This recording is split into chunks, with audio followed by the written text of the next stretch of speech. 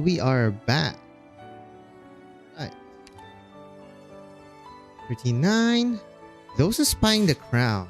It's no use fleeing. The bloodline's predestiny will always catch up in the end. Oops. Myriad souls lie prostrate. Howling knocks on the door from beneath. Tangible usurps the intangible.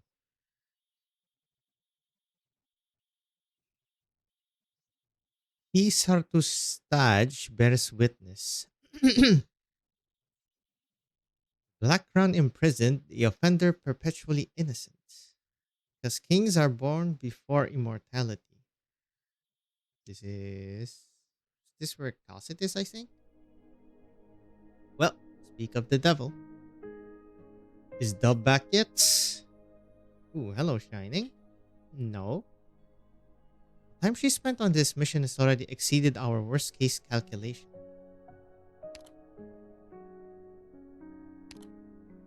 Sting? How's Nightingale doing? That. Shining looks past the window and at Nightingale, sleeping soundly under the trees outside. Not great. Concerned face. This has never been more stable than she is right now, but the amount of originum in her body is rising, and it's highly likely her nociceptors will be affected. This can't be an ordinary infection symptom. Perhaps it's due to the sarcastic witchcraft devices on the battlefield, or maybe the whispering of the revenant. I don't know. There's no way I can tell Liz that I feel her pain, or I have no idea what's going on. But yesterday, she was happily telling me how she hasn't been feeling any pain in her dreams for a long time now. You're hesitating. You've been like this ever since you returned from the confessaris's place alone. Do you remember what you told me when you applied to come with me to Londinium? To heal Liz, Dr. Calcit? This goal I never wavered on, ever. We may not know the exact status of her illness, but we all know what it means to heal her. Quote unquote. Things we need to do will not change. On this I'm clear. I have faith in you both. The way you look at Nightingale isn't just with compassion. You're not just her doctor, she's healing your fears too. Her body has its issues, but she's a member of the followers, as well as your companion and not a delicate flower that needs your protection. The confessary secret is truly a sickening affair. We might only be able to uncover the truth by facing the abomination lurking in the utmost depths head on. I know you may be somewhat worried. But as I said when we first agreed to work together, Rhodes Island will help you if you ever need a hand. Okay, Dr. Calcit. Blue foul beast chirps as it lands on Shining's shoulder. This is Liz's usual way of greeting her. Liz is awake. I'll go fetch her. Birdcage. I'm fine, Shining. You don't have to look after me so meticulously. Liz, we were just discussing your condition, and there are some signs that aren't too great. The vicinity of Londinium has turned into a war zone, and there are some things that are affecting your health. Dr. Calcit and I are currently discussing our next course of action. This place is also just a temporary foothold. Shiny, come here. Closer. Not familiar with this sign. Alright. Look at you. Why wear that face when you've already made up your mind? You can't run forever. The way things are now, we might as well confront them with our dignity intact, right? I know you'll stay with me, so I'd rather stay here and be a little more proactive. Liz. Be strong, Shining. Your brows have been knitted ever since you met with them. Are you nervous? Oh, right. While I was napping under the tree earlier, I had a dream. I think we were children walking in a stream. Water didn't even reach our calves. It was cold, but very pleasant. We didn't speak, only walking along quietly. Then I woke up. I saw a strange foul beast pecking at its own plumage. It seems to be pecking at its bruise-covered body until it was entirely covered in blood. It gazed at me with a pleading look in its eyes. crying as it huddled in its own nest. But it was not liquid pouring down its face. It was white wax. Even its mess of feathers were all frozen. It was still chirping before it died. He Sartus He Sartustaj. Sartustaj. Okay, that's much easier. Bears witness. It was a strange melody that sounded like He Sartustaj bears witness. Ancient Sakas language. Liz? Shining spots of black foul beast. The music also just died. Resting on the tree, weakly nesting on a crown made of dead branches. It looks back at Shining, and a trembling cry resounds from its syrinx, a rhythm permeating. Ancient Sarcast language. Black feather floats from the crown of dead branches. It covers everyone's vision despite its tiny size. You led me here, and so I've come to take you home, Liz. Is it Salus or turn from whence you came? The structure is so fragile. It seems Cerese's blade is sharper than I imagined. Okay, it's Confessarius. Watch out, Shining. It's fine, Liz. He can't harm me. You regressed. It will be a challenge to return your body to its peak condition. That will eat into my experimentation time. What's peak condition mean for Shining? You think you'd willingly leave that sordid lair of yours? The black fowl beast rests on the dead branches in the Confessari's hand. Its robust body is covered by an abundance of feathers, shining with luster. It was reborn so easily and instantly from corruption. Seems like you're anxious about something as well. I've already arrived at the gate. We made great strides in our experiments, even just knocking softly on the door. You must attend the final ritual. Monster meltdown. Skill 3, baby. Angry howling. 5 minutes will be enough, Salus. Stop her with your line. Do not let them hinder. Oh, okay, they're both here. Of course. Hey, she has the black arts as well. Black curtain of satin drapes down. Binds the howling monster in multiple layers, giving it less and less space to struggle. Aimed howl. Arts are black? That Amius? What have you done to her? No, they didn't defeat her. They've been able to present the King of Sarkas to the leader unharmed. It's a pity. No matter, even just getting a glimpse can let the fate take another step forward. So, little creature, don't disturb our leader at work. Follow me elsewhere to wait till he's done. Man got caged. Monster. Dr. Calcid, you're in no shape to exert yourself. Said last time that our next meeting would be on the battlefield. Oh? Then why are you concealing your sword even now? You swore to sever your ties with our lineage when you left home. This whole time, I've been looking forward for you to return and fulfill your promise. I gave you time, but you disappoint me again and again. We were supposed to produce the next me. We would have created the most intangible bloodline in the last 100 years. Jesus, man. The wreath right there. Ugh.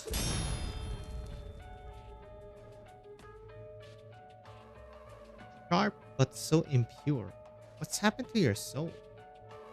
Do you think you still have hope to cling on to after leaving us? Liz, come back. I won't. Let you manipulate me. Hello? Oh? You're a creation that has surpassed my expectations. You're supposed to be just a shell, and yet you can touch me. Now, Shining. I can't hold on much longer. Strange feeling surges from within Shining.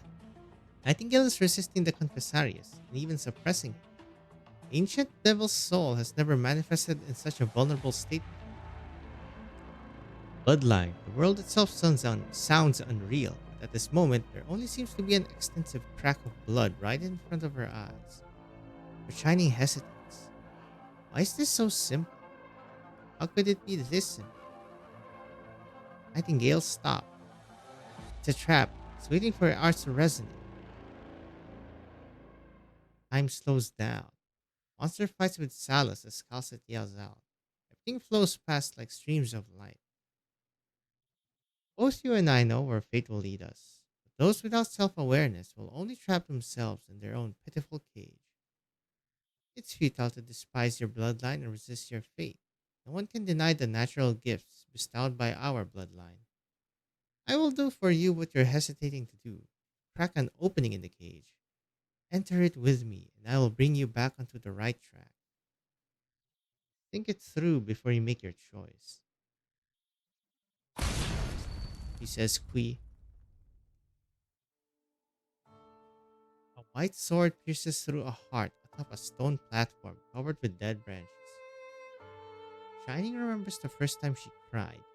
She remembers just how amazing it was, the birth of an unexpected emotion. A brand new soul is carved anew under the blade. I've seen pain, your tears. Accidents are bound to bring surprises. You could have stopped your explorations here and now, but you just can't bear to destroy the ignorant consciousness in that hollow shell. So you sew memories into the empty husk instead. She's Liz. She shouldn't. You did this of your own free will. Build up this consciousness with a name, with Liz. Oh, maybe back to the dinner party.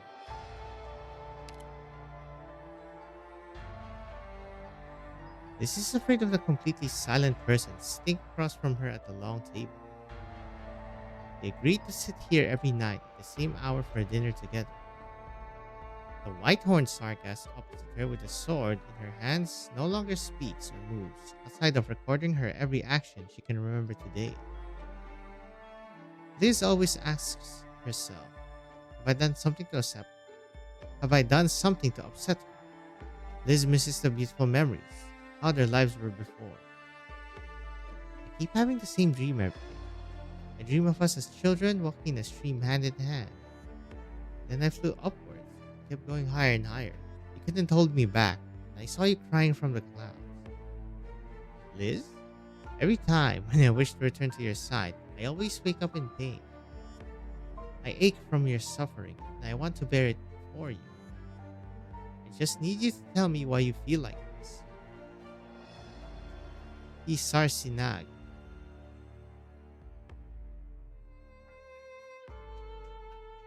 Isar Sinag. His name means inseparable hope, our destiny. Poor Liz. She thinks it's all her fault because of the momentary kindness you showed her. I've already abandoned that sinful name. I'm called Shining now and will always be.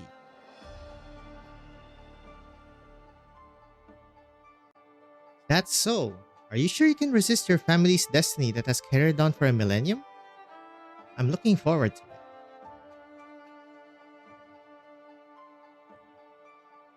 Convalis? Liz holds the blue foul beast rescued from the river in her hands. Their indigo feathers are trembling. The cold river water makes her shiver. She thought Kisar Sinag would get angry at her, but the sorrowful Sarkass merely weaves a brand new birdcage for Liz. Put it inside and it'll stay safe always. Sorry, Kisar Sinag. I didn't mean to endanger myself by going to the river to save it. But I just couldn't watch it die. I became fond of it the moment your family gifted it to me. It likes to fly freely, but once it gets too far away from me, it seems to lose its life and falls into the river. You say I did something similar yesterday, but I have no recollection of that at all. But I'll listen to you and put it inside a cage. I'll keep it safe. Please don't get angry. I promise you something so foolish as this won't ever happen again. The cage has finally accepted their own duty, and And you have also realized your own destiny. The more fragments and lies you fill her up with, the more confusion and suffering she goes through.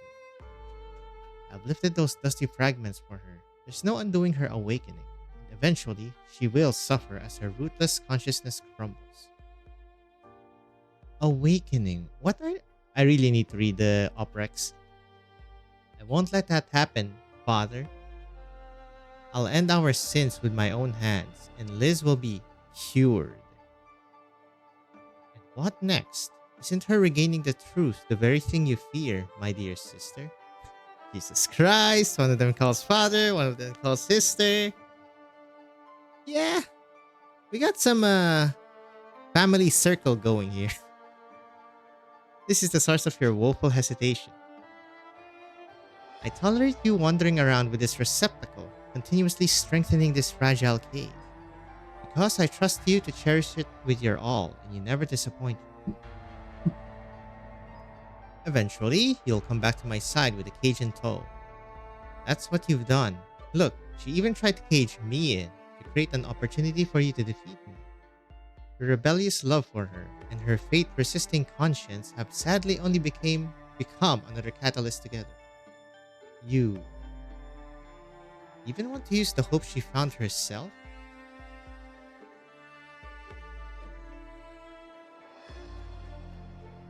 Shining? Are you here? I can sense your breathing, but I can't see you. I'm here, Liz. She can't hear your voice. We're walking within her tattered consciousness, inside the cave. Shiny sees the blue foul beast, huge enough to fill her vision. Giant gray eyes look down on her. She is unable to see herself reflected in those eyes. The foul beast's sharp beak opens and closes. A mellow voice trails from nowhere. Shining, there's a vague question echoing in my head together with a name that stings me, but I can't recall it at all. I might be able to remember it after we leave this place. I've found I can share the pains of others and slow down their lives withering away. You said we'd go to the faraway places to find a way to cure me. And maybe I can cure others in pain along the way too. Where's Nerl when you need him, huh? She's submerged in those disorderly and fragmented memories, and will eventually lose herself in them. Or perhaps she'll go mad, or maybe she'll end her own life before that happens. But you know how to solve this, Kirsasinag. I've taught you. Draw your sword and cut down your blood relatives here and now. Our souls will reconnect with your sword as a bridge, and you will give birth. That's so fucked up. To ancient power. This is your inescapable destiny. Come one with me and use the remains of your bloodkin to nourish your consciousness that will stay shattered otherwise. Forgive me, Liz. Ugh. Oh, did she sheath or unsheath? Penny clutches the sword in her arms, and the confessarius hand is already pressing on the scabbard. At last, Kisar Sinag. Day and night are about to pour out from the sheath, but a single hand holds onto Shining's sleeve. You can get close up. Shining, I like your new name much better. Liz. I feel like I've slept for a long time, lost myself within an infinity of fragments. But I heard your voice, and you guided me to a place buried underneath the countless fragments. I dug up some of my splintered memories there, and I still haven't remembered them all. But I've recalled a question that I should have given you my answer to long ago. I forgave you long ago, even before you resolved to seal all the memories of that laboratory away. So I'm angry with you for deciding to act on your own without asking me. Liz, I've always loved the name you chose for me. Don't run away and bear everything by yourself. Didn't we promise to face it all together? Tiny sees Nightingale's eyes in her smile. When she comes back to her senses, the hand has already quietly slipped away from her sleeve. Pretty sure this is before Near Light. Tragedy we have here. the ending has already been determined. You killing me will turn you into the breeding ground for the next in our bloodline. Or you can look on helplessly as you watch me take her away and drown in your regrets after. It's all the same, sister. Oh god. Sir, we need to retreat. Hello, Ascalon. Ugh. Payable soon. And by soon I mean 6 months. How many bloodlines have you yet to touch, Chimera? Show me. How many times can you put blood back into your body and tell yourself your own fate? Confused growl. Angry howling. Excited cry. Is that the fucking Damasti? Your little monster's copy is quite cool. Is this because you're not as strong as you were before your rebirth? Or is Dame Calcit, beloved of all tribes, even more injured than I thought? Disdainful roar. Yep, that is definitely the name of the Confessarius. Okay, how did I pronounce this again? Hisartustaj. Hisartustaj? The other part has chosen you. So what will you bring him? The name Hisartustaj itself is the answer. Inextinguishable hope. Isar Sinag, the cage is already awake. If you continue to keep her by your side, she will only, like the dewdrops of early dawn, evaporate and fade away in the light. I will take her away. I will help you maintain her. I will help you make amends. I will forge this cage into a crown. And then we will be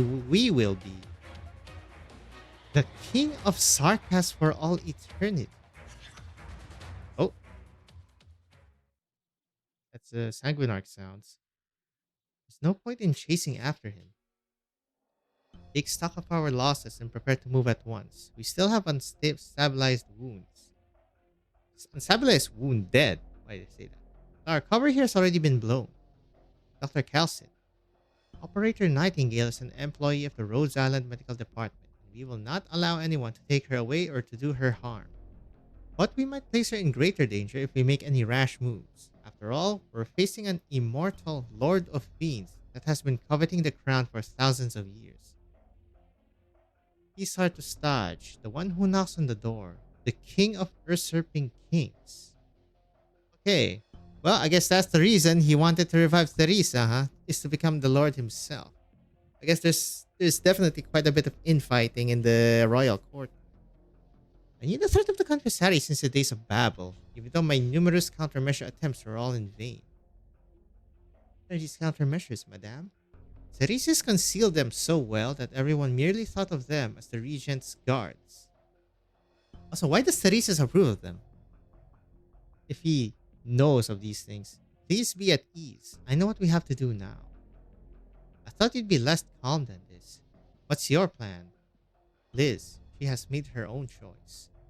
Choice even I have never dared to think of. Daring, aggressive, and also the most effective method. It seems like the one afraid of loss and death has always been me. What I need to do is to catch up to her. I believe in you both. How's Amia, Ascalon? She and the doctor were also beset by the Confessari's surprise attack and are now with Logos. Ami has been affected by some kind of witchcraft. The one who they call Salus tried to seize the King of Sarkas's power from her directly and failed. But Amia's current condition is very strange. She's fallen into a coma. It is Sarkas-induced coma. Amia's connection with the Lord of Fiends is only growing stronger. So we can only place our faith in her. We also discovered several of the vampire's art circles, accompanied by some illusions from history. The doctor mentioned that the originum used to build these art circles was very special. Special, quote unquote. Well then, Lord Damasti, I thank you for your assistance. What do you seek from us? We seek change to hone ourselves and meaning. We seek the meaning of living a long and disordered life. You will show it to us, and we will verify it. That's all.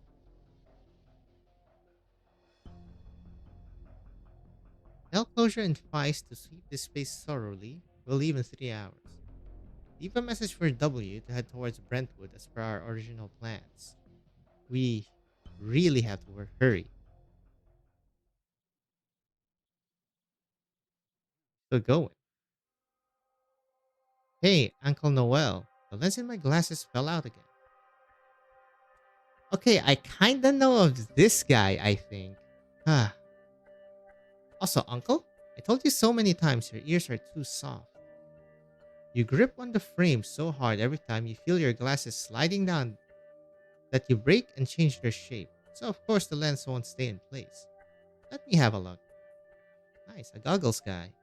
It's because you gave me such a heavy pair to wear. But I found a better method. Look. Susan. Little Susanna pulls out two leaves from behind her and wedges the stems on her ears with the tips resting on her nose bridge. Ah, glasses of green, fashioned with leaves.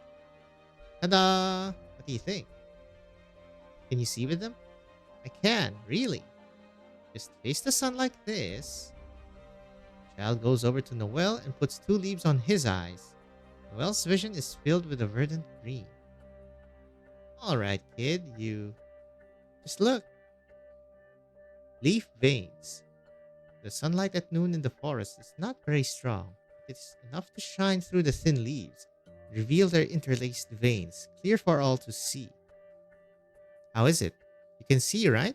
You won't see anything interesting with that frown always on your face, Uncle Noel. He stares blankly at the sun with the leaves covering his eyes. I can't see anything at all.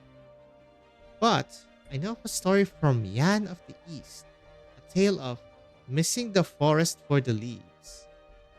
Or trees. Nuh-uh, not listening. You're as boring as ever, Uncle Noel. The child with the glasses made of leaves comes and goes like a breeze and disappears into the distant camp in the blink of an eye. Yep. It seems like you don't get along with the children, Mr. Noel. If it isn't Tallulah, done with work. I told that story to my son once. However, he didn't like hearing my stories either. Maybe I'm just not suited for it. You have an abundance of experience, even if you only know it from a smattering of phrases. An average downtrodden Victorian optometrist who fled here after his shop was taken away from him amidst the war. He sympathized with the infected who were being discriminated against, so chose to join their group and help out a little with his abilities. You've always displayed a respectable character ever since I got to know you, Mr. Noel. It's because of that, Please speak your mind, Tallulah. I'm just curious why a long-lived like you would deign to conceal your identity and do such insignificant things. You do be chillin'. I noticed. Of course, this is still much better than the worst-case scenario I thought of. However, you can't deny it, and we'll speak of it no more. I'll tell Nine, though. I won't. What is his... It's like a walking cane? Noel smiles, plucks a leaf, and fiddles with it. A bag. It looks like a cane. There are actually many Victorians who I'm well acquainted with that know my identity. I only wish to avoid scaring my travel companions. Who are these Victorians who actually knows his identity? But I'd like to correct you on one point, Tallulah. I'm not deigning to act like this. My longevity aside, I doubt I'm any more talented than ordinary people.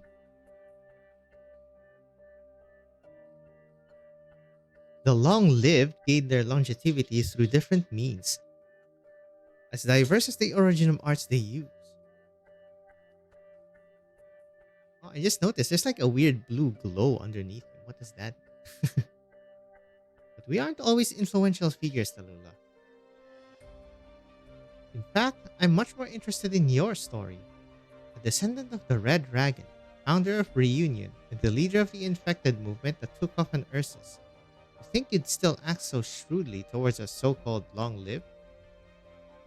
Who exactly are you, Mr. Noel? Just some guy.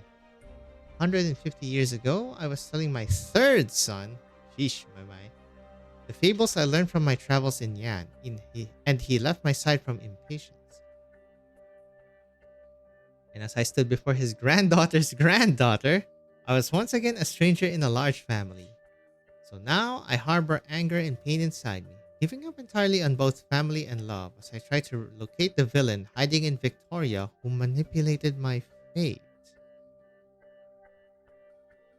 Okay.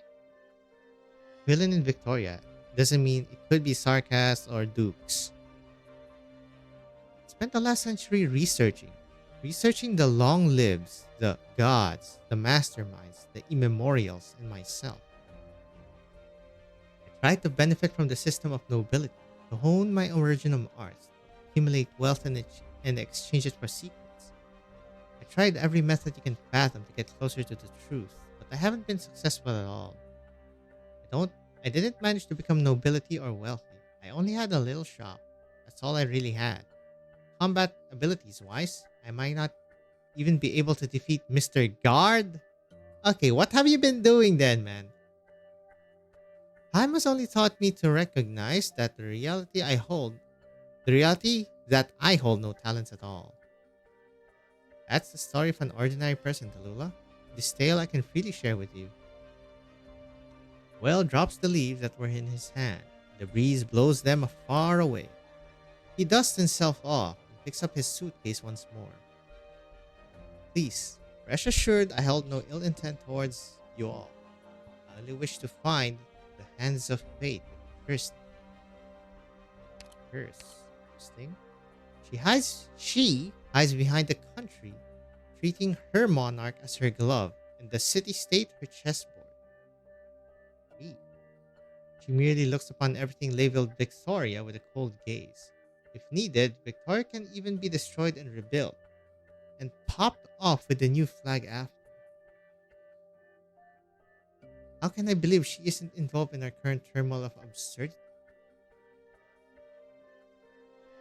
She's definitely hiding within the Dukes, watching the Sarkas and Victorians engage in mutual slaughter. Bloodshed and sacrifice are merely heartless parameters and indicators to her. Perhaps you might have been manipulated by a similar pair of hands before. You have royal blood running through your veins after all. She has no reason to let you nor Alistair's daughter go. I do know another conspirator, but he doesn't deserve to be called a god, nor can he manipulate my fate. But that's exactly how they live on, Tallulah. I want to know how to kill them. Or perhaps how to kill myself. That's one way to say it. It's getting late. I need to fix little Susanna's glasses. Mr. Noel, Tallulah. The reason why I willingly tell you all this, and why I joined Reunion, do forgive my selfishness, it is due to the intuition I've honed by the extra century I've lived. You too have resisted such a predetermined fate. All of you here have. Alright, that's just a story note. Let's go! Promised land drifts. Make staunch your ego and confront the lamentations of their souls. Blood altar, bum bum bum bum bum. The altar seems really good in this one. Try him. Mr. Chungus. Can I replace you? Chop, The chop. law itself has no power. It calls for enforcers. Ooh. I think this is too much. Can remove one for something. Can add a Surtur. The ever classic Surtur. 私が必要か Yep. Looks good to me.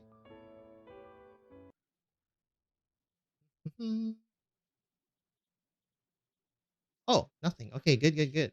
I thought it was insanely long because the front was really. A silken river. Oh my god, they should just Heaven and increase earth this. bolster me upon Prevents departure. nearby. Blah, blah, blah. Okay, so it blocks the bomb. On receiving damage, reduces the attacker's attack speed. When defeated, leaves behind two of the thingamabobbers. Okay, interesting. 奴らが今回の殲滅対象か。 Look at this spectacular sight. Now, hearken Pretty to the nice. song of the distant sea. At strike, and sunder the tides cleft. 1,000 moves in one breath. Don't just block. One strike, Pretty sure one and of them is sunder just the hammer. tides cleft. Retract, and leave no peace bereft. Dags att välja vårt byte. Oh, it's here. Questo ti farà tacere. Unsteady posture, wavering intent, much to learn yet. Strike, and Nature should not be disturbed.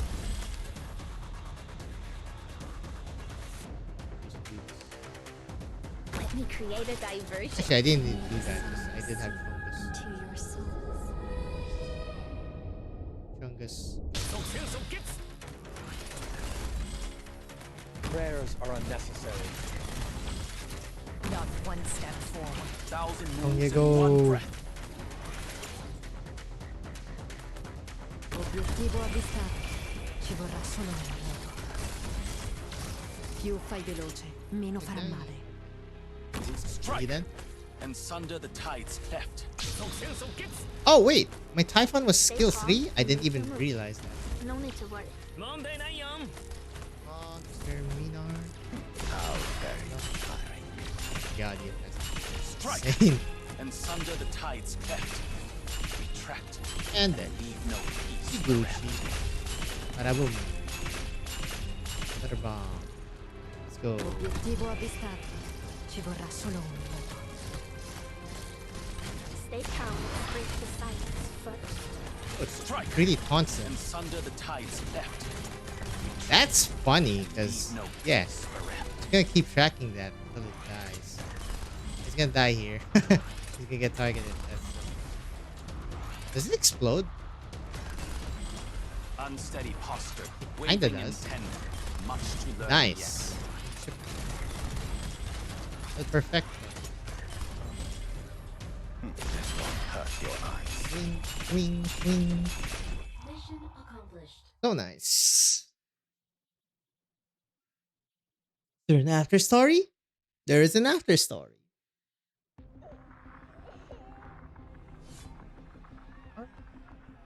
Ami is conscious?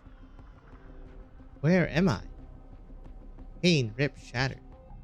Every bit of suffering is piled upon my body. Every person killed silently is myself. No, I must.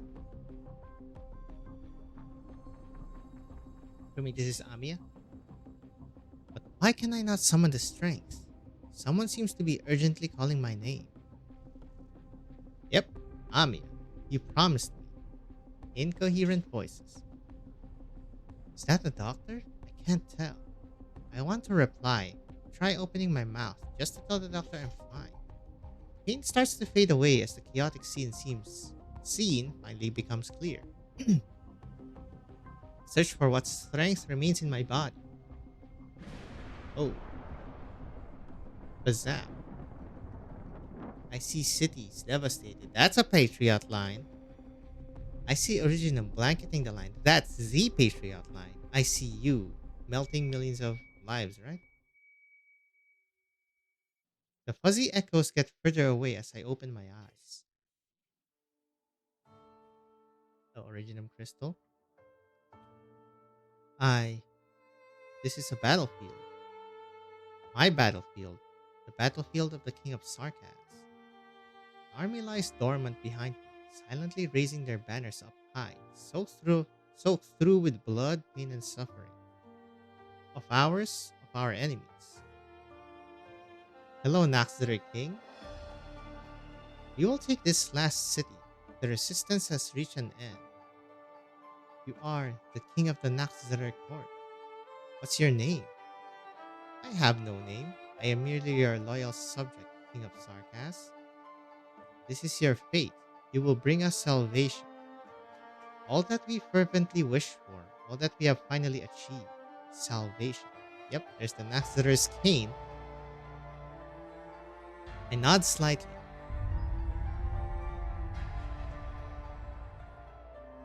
Groaning cry fills the air, declaring a new chapter of destruction. The earth beneath my feet swerves, curls, all because of me.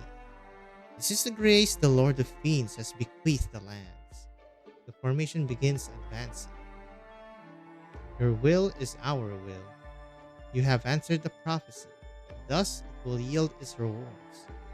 Please leave it to us. This battle will not drag much longer. Prophecy. Prophecy. I once heard that. Hello, Teresa. You look exhausted these days. Amiya, you can't go on like this. You need to rest. Teresa. Is that it? I'm exhausted. Fought a difficult battle at the Defense Forces control tower with Dr. Calcet taking a serious injury. Our Port has been locked down. All its residents left for dead. Are at the tender mercies of Victoria's catastrophes, but our military is yet to give up. Within the Sargonian city of gold, the Zayedan millennium-old roars nailed shut in their coffins. The Wailing Sturme, that's the next event, boys. Victoria, his Wailing Sturme spires rotted and crumbled, not a tune ever to ring out again. The eternal holy city of Laterano, its pure white cathedral dyed in black, their ancient betrayal paid in full. Even under the tides, the arrogant Aegir bow their heads to me. For those still trying to uphold their dignity, I claim them one by one. Still haven't seen Aegir, man. They need to continue the Seaborn. In all of these, one solitary figure remains constant. Is all of this my doing? Is all of this my doing? These are all the things you need to do, Amiya. You have come to the origin of it all. This is also our fated end. I feel something flowing out the edge of my eyes. Teresa raises a gentle hand and wipes my tears away. Don't be like this, Amiya. King of Sarkas, personally placed this crown upon your head and brought to you this pain and glory. We will face it together. This is the will of the myriad souls. Cannot deny it. The more you reject it, the more you suffer. The more you resist it, the weaker you are. Oh, darkened face. Teresa's face begins to blur. All of them are telling me this, all at once. Across millennia, all the sarcasm within the myriad souls, they are all telling me this. There is no rebuke, no terror. They just truly wish for me to be at peace once more. We have seen so much defiance of fate. Prophecies manifest early before those who defy it, and it is clear as day where they will ultimately fall. We are grateful for those pointless challenges. Through their struggles, they weave an ode to heroes, yet the heroes themselves are destined to perish. The more you reject it, the more you suffer. Because you understand, all choices, all struggles, all fatigue, the sorrow you swallow, they bear no meaning. Rejecting it only embitters the gentle hand of fate. The more you resist it, the weaker you are. Because you realize, all fights, all resistance, the blood we spill, our haggard words, they have no destination. Resistance only fills your destined home with thorns. Why bother? Why bother? I only wish for you to rest. Close your eyes, Amiya.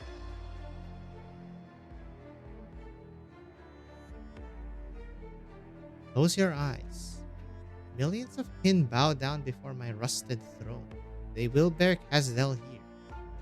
The king spurs them. The king drives them. The king enslaves them. This is your mission. This is my mission. This is my predestined fate. A good ending is never earned. This is fate I tasted too much. That's another Patriot line. I fought fate so many years. In the end, I could not win.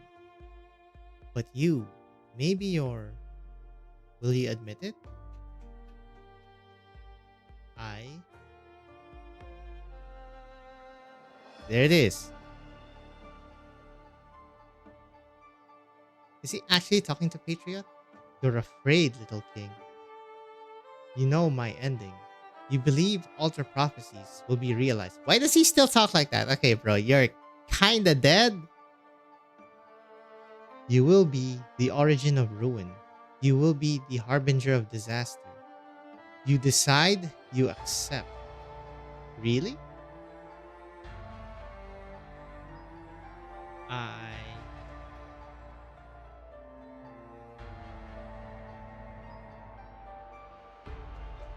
Without exception, Amia.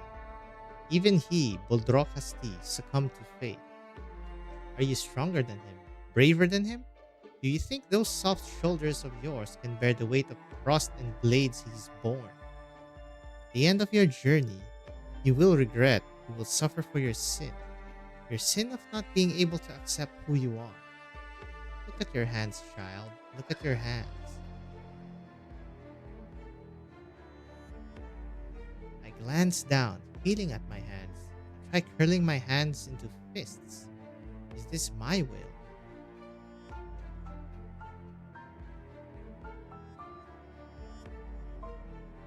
On the vast battlefield, I stand alone.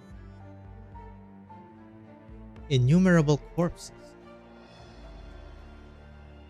Excuse me. The black crown hovers above her head. I see you, black crown on your head, melting millions of lives into nothing but memories. It's a Patriot line, but there's also the trailer where there's like a glitchy effect on Amia. I see the Lord of Fiends enslaving all peoples everywhere. You will regret. You will fall into regret just like me. The final destination is still here. When death approaches, you will realize that all prophecies are inevitable.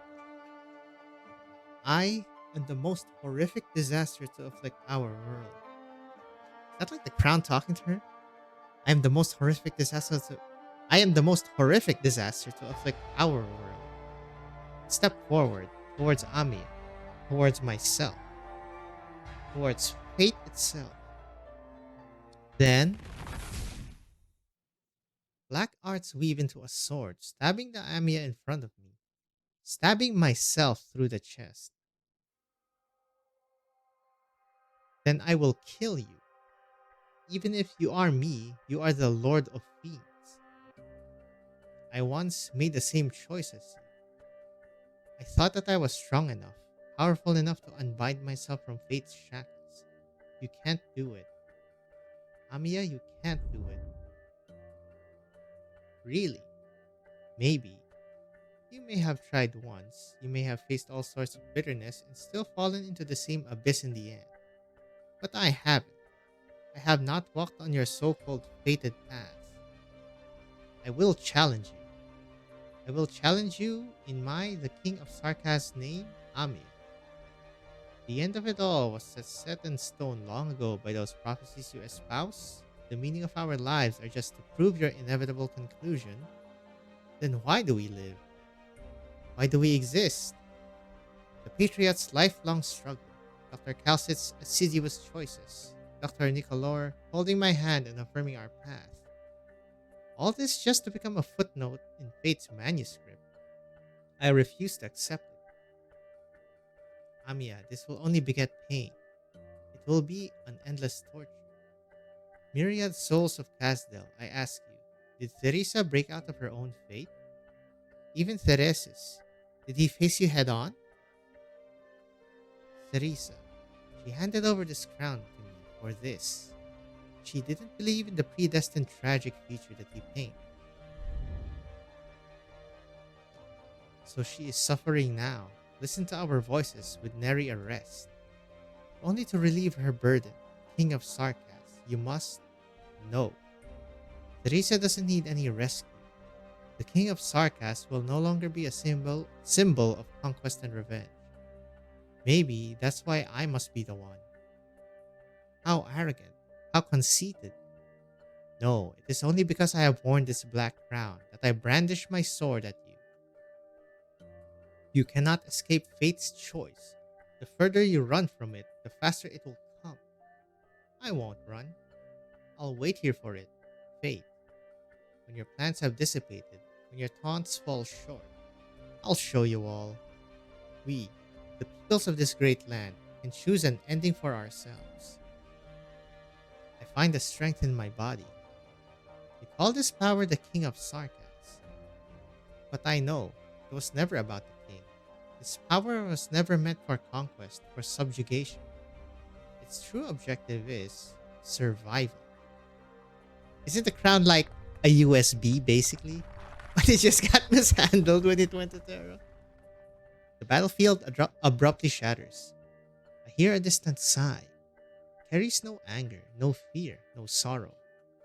Just a sigh. Was this a reply from the myriad souls, or just myself sleep talking as I awake from a nightmare?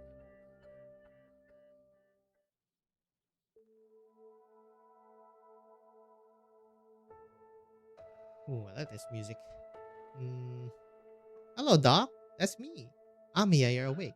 I like that they're doing this instead of like the dialogue boxes. A familiar voice beckons. I feel those lingering emotions dissipate. Do you feel alright? Any pain? How's my arm? Kinda rickety, you know? Got hit by Confessarius witchcraft. Did you have a nightmare? The doctor's voice always calms me down. I'm fine now. That's an eerie ass sound.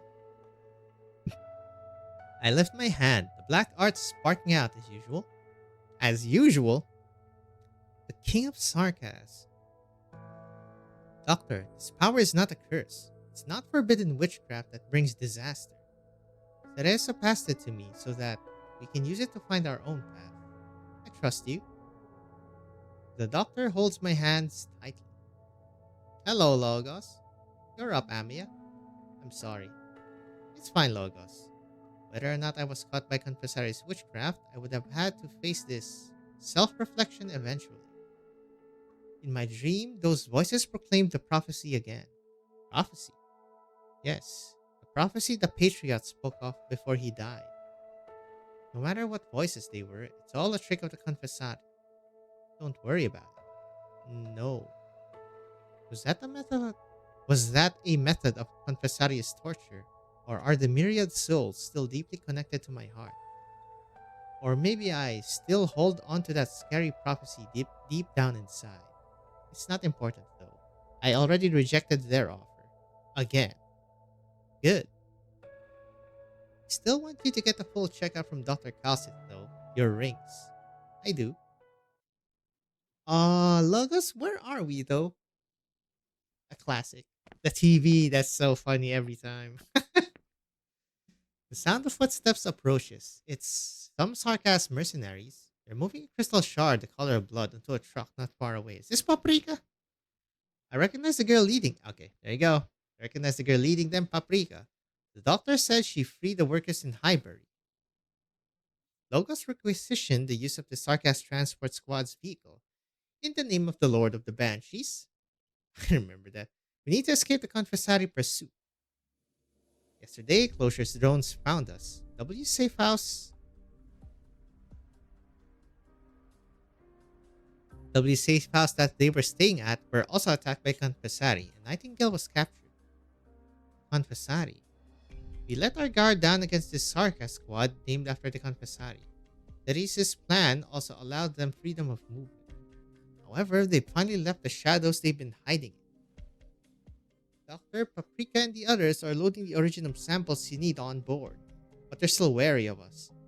Right now, they're only listening to me because they fear me. I might have to resort to threatening them with real curses soon. 5 batches of crystals should be enough. Amia's recovered as well. Then we will head to Brentwood next and meet up with Dr. Calcit. Doctor, you look uneasy. What's worrying you? Fear that Theresis isn't looking for any sort of vampire witchcraft device. What he wants is an even more unsettling power. Mr. Ferran Mood, sir. You calmly place your pieces to plot your victory. Doctor, a Wei Chi player like you is a truly rare sight. 1311. Oh, I should probably get this anytime then, huh? Oh, hello, Delphine. Sorry about the happy Windermere We can family. save each other the trouble of introducing ourselves, and I'll treat this contract as a token of you approving how we cooperate. Can we get back British. to work now, Doctor? Who? Oh, a short one. Customized for visitors. I'm Felice. Remember Delphine's expression when she got the violin? I should have gotten that unforgettable pout on camera. Anyway, since I'm already here in Heidenspiel, I ought to pick her a uniquely Leithanian gift for your friends. Recommendations. I'll give her another present to make up for it when I'm back in Wintermere. Can't. 1311. Yep, that's bloody alright. It's red. A town amidst the clouds. This place is enshrouded in false peace. Interesting. 5 tiles are no longer available. Okay. And this theme is fine. Put Typhon on Golden Glow. I think Golden Glow is better. It is global. Is there really a use for me on the front? Um, I have a 4 block, a 2 block, 1 block. I think we're fine. Probably. Before or after? Okay. Here's the before.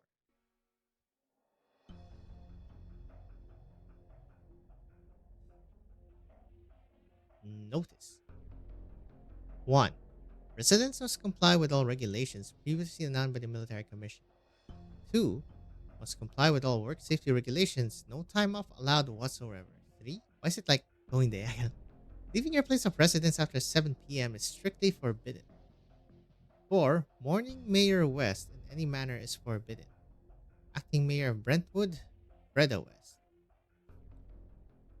That's weird.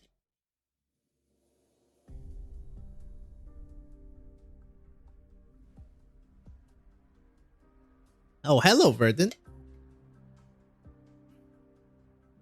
What are you doing here? Still don't have the seed.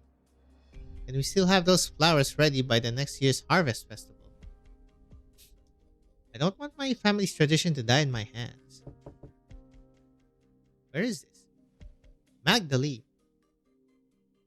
Come in. Good morning, Magdalene. Were you drunk last night? Heh, old Hank and I had a teeny tiny taste of the mayor's leftover booze. I'll let you in on a little secret. Mr. West had more than just fine wine brewing in the celebration. He was hiding a whole cannon behind our backs. The last time I saw one of those, it was the harvest when we were 10. I'll definitely invite you to a dance during the gun salute at next year's festival, Magdalene. You're still really drunk, you know that? I just hope that the flash powder hasn't gotten wet with all the barrels it was stored alongside. It'll only be a few more days. Once we're finished with that bloody thing the devils are having us build, they'll leave us alone. Then, when the time comes for next year's harvest festival, we'll get to celebrate the return of our normal lives all night long. Oh, that's mega cope. When did you start hanging clocks in the greenhouse? It's a long time past the time everyone's supposed to gather to head to work. Are you skiving off work today? Oh god, skiving. They won't notice a single man missing. I'm getting ready to head there. I know there's a back alley behind your greenhouse that leads straight to the work site. Strange though. Them devils don't often loiter around here. The door's over there. I'll head there right now. See ya. Kick. Wait, Will, don't open that door. Watch out! Ow! Magdalene, did the flower pot crack my skull open? Nothing happened. You're still drunk. Door outside is that way. I'll take you to the work site. Right, I gotta remember to bring a bouquet to mourn Mr. West. It's a shame he didn't get to taste the wine he was brewing. Yeah, just do it secretly, I guess. You didn't see the notice he put up today? What notice? Ugh. Never mind, take this flower. Oh god. Bye, my child. Brentwood has visibly deteriorated over the last few years. Although Mayor West racked his brains to try to turn things around, his ideas all yielded little results. Though caravans once visited in droves, none of them are willing to visit this forgotten town anymore. Everyone has been suffocating thanks to the ever-approaching war and the worsening situation in Londinium. Oh, wait, what? I can't remove the text? I wanted to see them mining this original vein. 2 weeks ago, all of us gathered at the top of the town hall tower and saw a catastrophe cloud rising in the sky in Londinium's direction. Mayor West hesitated for half a day and gave up on sending a team to Londinium to find out what happened. There were only the rumors that war has broken out. It was only when the sarcasm came that the town regained its former vigor. They hired all of us with food. Everyone scrambled to line up for work day after day and gave everything their all in exchange of the limited food there is. We're all very industrious. In a few short weeks, the thing that they had us built is already starting to take shape. With the promise of survival dangling in front of us, we strain to forget how Mr. West died. If there's no one working the farms anymore, then what is the harvest festival that everyone is so looking forward to actually celebrating? Hello, Mr. Sarcas, sir. Will, they're coming this way. Wake up. Hello? Who are you? Reda. Damn it, Will. I told you not to drink so much. Sir, this man broke the rules. I'll be taking him to confinement to reflect on what he's done. Looks like you enjoyed the power we've granted you, feline. I just don't want anyone to break the rules.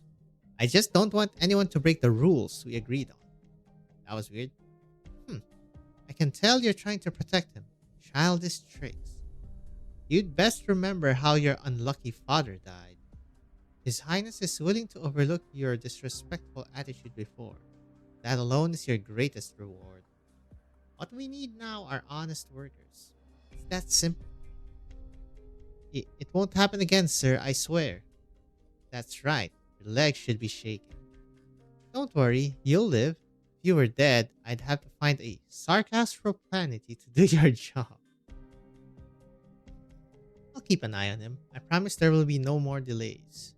Better not be. I don't care who picks up his slack as long as one of you does. Not you. Now get back to your posts. I don't want the boss to chew me out. Not you. Scram. You have some sort of at least higher authority here? Magdalene, please, let me take care of him. He'll sober up in confinement. I'm sober. I wouldn't dare fall behind on the schedule they set. Wait till you can stand before you act tough. If you pass out at the work site, I won't be able to save you. I shouldn't have given you the keys to the warehouse yesterday. Are these flowers for me? Of course not. Got them to mourn Mr. West. Don't let him hear that. You didn't see the notice I put out today? He had too much to drink yesterday, so... Sorry, Freda. I was only going to have a little sip. But that bastard Tom started spouting nonsense. He says you're a haughty traitor riding the devil's coattails. Managing to get by these days only because you kowtow to the devils. Old Hank and I were proper pissed off. Challenged the bastard to some drinking games, but we got careless and didn't stop. What they think doesn't matter. Never mind. Give me the flowers. Let me take you in my father's place. Maybe you could hold a ceremony for Mr. West in the warehouse he was secretly making his preparations in. The Sarkas rarely go there. Thanks, Magdalene. My guess is that you got the flowers. He's not smart enough. But you should go back. I just heard a group of outsiders appeared in the village a few days ago. Not the Duke's army, but they are armed.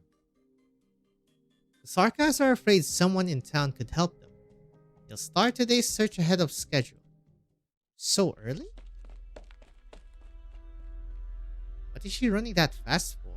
Is she in a rush? For your own good, I suggest you stop bothering her so much. She has her own troubles to take care of. Now go. Sober up in confinement. Ah. How does Magdalene have? She's storing some no-nos? Uh-oh, that's not good. My men saw you go to the worksite, gardener. Do not exhaust my trust in you. How can I get rid of him? I hope he hasn't found anything. You hung up the clock I gave you. Very good. It'll help you remember your work hours and not to leave your post. He's got mud on his hands. Did he turn my daisies soil? I didn't give my subordinates permission to muck around with your greenhouse. You might as well just search out in the open. No need to be so cautious about me. Or are you trying to look for these? Whew. Good thing it's just those seeds. These seeds are not on my list of approved transactions.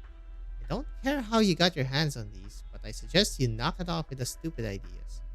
From today onwards, we'll deal with any suspicious individuals directly. Why am I even telling you this? Anyway, better stay in line. Don't do anything stupid. It's so quiet. It's eerie. Should I turn around and look? I like the flowers here growing. These roses. We don't have them in Castle.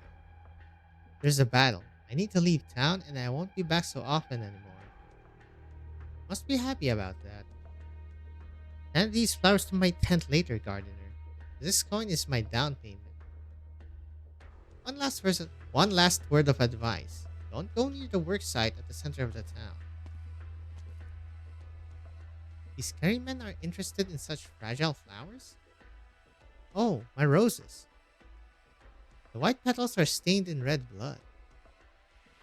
Was his hand pricked by the rose's thorns? He didn't feel any pain. Weird sarcasm. Oh no. It's safe now. Are all of you okay? Oh. Well. Well then. Free at last. Such a tight squeeze inside. Easy. You were just about ready to fight him, weren't you? I know we can't bring trouble so soon. Sorry, Rock. And I'm Feist. I didn't expect them to start looking so early today. I heard there's a group of armed militants outside the town. The two of them look at each other. Sorry for all the trouble. Magdalene, right? Things here are a little not like what we expected. You know, a greenhouse is probably not the best hiding spot since it has to be see-through. The situation is a bit awful, I suppose. But there's a surface level peace maintained here. Do the villagers serve the Sarkas? Rock. Although the face of the young man named Feist shows many signs of battle weathering, you can nonetheless see a fearless courage in his eyes. Rock seems to be his partner. I can imagine the two of them fighting alongside each other. It's been some time since I saw such zealous vigor in this town. It's not a problem. It's true. Our town is working forward the Sarkas. Normal for Rock to be having doubts. You told me you were refugees. I'm guessing you must be more than refugees to escape Londinium, seeking supplies? Sorry about that. We didn't tell you who we were before. We're with the Londinium Citizens Self-Salvation Corps. Londinium? What are you doing here? It's a long story. We'll have time to talk more about that. First, could you tell me what the Sarkas are building in the center of the town? Some sort of Peranmut device. Hal, our consultant, is worried about what's being built here. Feist and I have tried getting closer to the area, but the Sarkas are guarding the place very tightly. You can only see a giant blood-red crystal. It's much bigger than all the other ones we've seen in both scale and complexity. I mean, The thing we are building here isn't unique to this place. We believe this is one of the Sarkas combat art circles. But Brentwood's might be even more special than that. Our forces are planning to strike this place. Our fighters are not in the best shape right now, but with your help. Where the hell is Clovicia? She kind of definitely went AWOL after the freaking raid last chapter. War. Ever since the news came that the Dukes have made it here, more and more of the town's residents have been talking about that ever distant war. I won't say distant, it's kinda happening inside. But they only ever let their imaginations run wild lamentably away from the Sarkas's view. They only ever boast in their drunkenness that the Duke's fleets will follow the routes they whimsically draw on maps to save Victoria. They fantasize about how the Sarkas will run away from Brentwood as they shout their rallying cries. Yeah, they kinda let him in. But what exactly is war?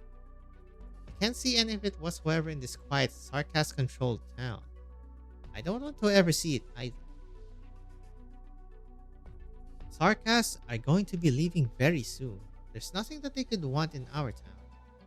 Feist, Rock, you two should be on your way soon.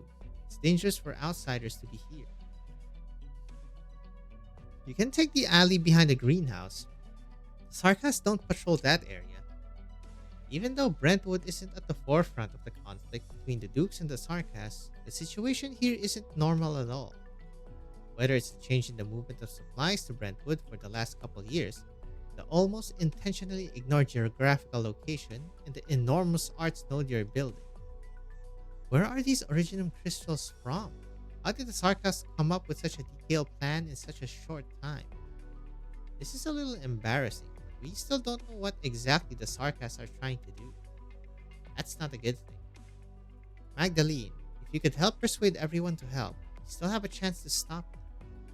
Even if it's just helping us figure out the situation of the Sarkas garrison stationed here. Oh, you can stop hiding. Hello, Freda. Hello, self-servation corpse. Feist, the evacuation room we were planning to take off is still open. Let's see how this plays out. We can't give up this chance to get them on our side. Dr. Calcit's right. The military commission is planning here has to be extremely important. Relax, I was just passing by and I thought I would think of my friend. Magdalene, Will said he forgot to say thank you and asked me to thank you in his stead. He's always had those unrealistic fantasies ever since he was a kid. This doesn't feel quite right. Sounds like Will is the drunkard who almost opened the cupboard we were hiding in. Shh, let's not get into that. Fred, I'll leave these two self-salvation. What was that? That was weird. Freda, I'll leave these two self-salvation corps members to you. See, this is why I just say SSC. Do you need me to fill in on your situation? On their situation? No need. I heard everything outside. Freda, the mayor. The mayor of Brentwood was my father. He's dead. Okay, so not why. He's dead. Fortunately, he's the only one who lost his life in this town so far. I'm afraid I have to turn down your request. I respect your bravery to stand up against them, but I can't pull all of the town's residents at risk. My father had the same idea and he's already paid the price. Resistance would only bring unnecessary sacrifice. You mean necessary sacrifice. Sarkas camp is not far from the main entrance to the greenhouse. For your safety, please leave quickly. Brentwood will take care of its own. Peace doesn't come easy, and I'm afraid of breaking it once more. Freda, don't you see the problem in that? They made me a promise. They'll leave as soon as their plan is complete. You trust the Sarkas's word? I have to. Rock, let's go. Feist. Mayor Freda. We will be working in the surrounding area. We're waiting to rendezvous with the other teams. If you need assistance or things take a turn for the worse, you can find us there. That's our promise.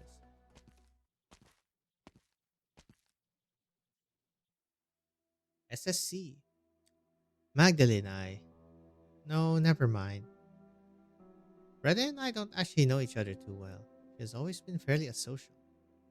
If it wasn't for Will making all kinds of excuses to drag Freda here to buy flowers from me, I likely would never have even known her. Perhaps like everyone else, I would have seen her as a crazed lunatic who's slaving away for the sarcasm and dragged everyone else into that along with her. I could even have forgotten that she's the same age as me. How are you the same? Whatever. You did save all of us after Mr. West gave his life. Looks so much older.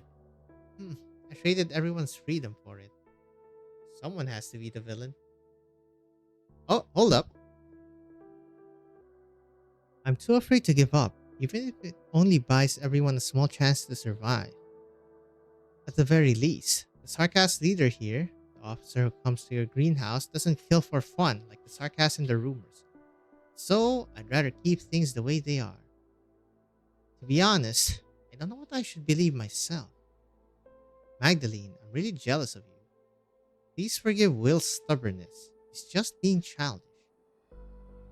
Never been mad at him. Have you received the seeds I secretly bought for the next year's celebration? There were some setbacks, but I have them. That's good. Hopefully they will lead to the most beautiful flowers by the time the next year's harvest festival is here.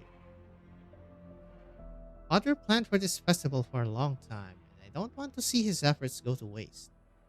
Please help me with this. It's my pleasure.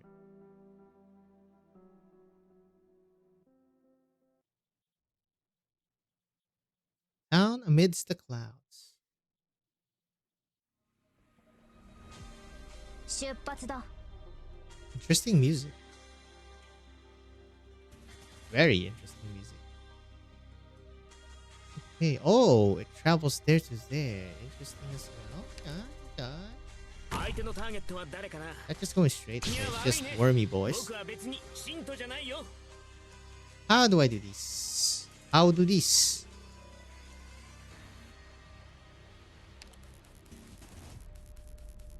And put Mr. Chungus.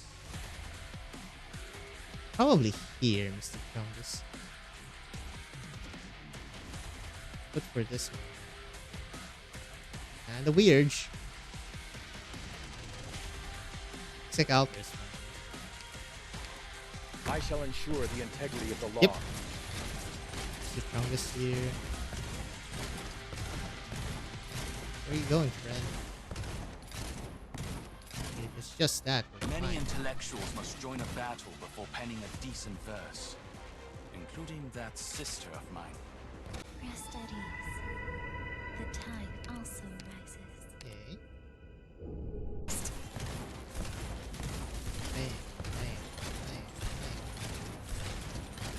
Let's put Hoshi here. Magma will dredge up Originian veins. Okay, how do I kill these fools? Kinda can't. I can try chipping them with eggs. It's funny. Oh, they're moving themselves. Okay. God, that slow is insane. All this time, you still tend to war for Oh, I can put someone solutions. there. Never mind. I lied. May the sun seep into your souls. Sounds always explode when they... Not one step forwards. Look at Executor go. That's a fun. Unsteady posture, wavering intent, much to learn yet. At 1,000 moves in one Jesus, breath. this button. One unsteady Okay, posture, wavering intent is active. much to learn yet. Yes, you do AoE when you prop. 1,000 moves in one breath. There you go. Move it. Move it, buddy. Ah, it seems like Executor should have been here. Strike and sunder the tides cleft. Retract and leave Oh no my peace God. left. That much, huh? Oh.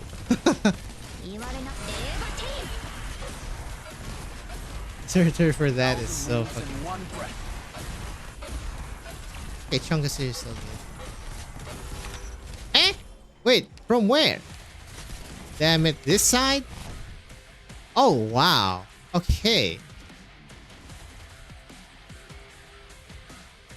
Okay then. Not enough there, huh? Fine. Oh, You get out of here! Go! you get out of here. Yes, ma'am. So I should have just started that faster. Also, Golden Glow hits them first. Very interesting. I think they have taunt then. The shield guys. I want everyone to get home safe. Was Executive here better than here? Still not quite sure. Probably.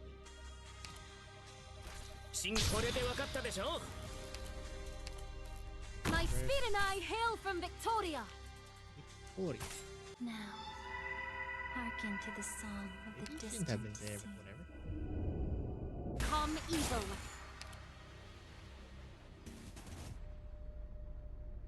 Yeah. I'll do my best. I should hit those things. Many intellectuals must join a battle before penning a decent verse, including that sister of mine. This too is an opportunity. I shall ensure the integrity of the law. 悪くない。誰が戦場で旗を武器にする。いや一匹も逃げられると思うな。 My kin, the time is nigh. At your strike, That's and so sunder good the for tides China. left. Pretty much for Retract and leave no peace bereft. that's a recovery. いや悪いね。 Oops. 僕は別に信徒じゃないよ。 At your strike, and sunder the tides, unsteady posture, wavering intent, much to learn yet. Hey. Assumo le posizioni designate. Oh shit. Create a diversion. 1,000 moves in one breath. Chongus, why are you leaking? God damn. Thankfully, the Did he actually volcano not didn't want do to that? keep me that Ain't bad. no way, brother. Did that a while ago, though. So surely 5 block is not enough for that. It's kind of insane to me. You can just choose それじゃあ出発し stronger ようか。 people in case みんな this is even 僕のルートに沿っ remotely て行動してね。 unfortunate. 主の名を掲げ、この誰が戦場で旗を武器にするんだよ。 Just like the old days. My speed and I hail from Victoria. Now, hearken to the song of the distant sea. Quite hard. Unfortunately. Cannot tell what's the maximum. Now's the time to help everyone out. もう誰が戦場で旗を武器にするんだよ。 Volcanic soot contains lots of originium particles. Let's Hada. Can I?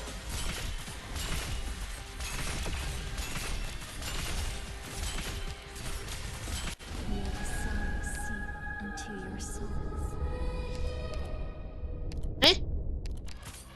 From where? Is there another blue box I'm not seeing? Crap. I guess I just should have changed him to Exalter. Not sure why even Warriors must having face trouble with this one. defeat. Don't lose heart.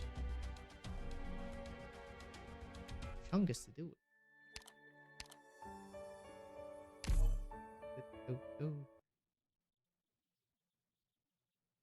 Yeah, Muinar there fast. It's pretty good. It's Muinar. It's I pretty want good. everyone to get home safe. もうこれで分かったでしょ。 These so-called foes. Not even. My speed and I hail from Victoria. Rest at ease. The tide also With the rises. skill, once your skill is down, just swap me to Exalt. Look at this spectacular sight. Alas, it is now a battlefield. I shall ensure the integrity of the law. 文句には悪いね。僕は別に信徒じゃないよ。 How very Not one step forwards. No. May the song seep Oh, she really into hits your it. souls. After all this time, you still tend to war for solutions. Assumo le posizioni designate. Follow me! That sound. 誰が After all this time, you still tend to war for solutions. Died? Dinar died. Unsteady posture, wavering intent, much 1,000 moves in one breath. Can do that, right?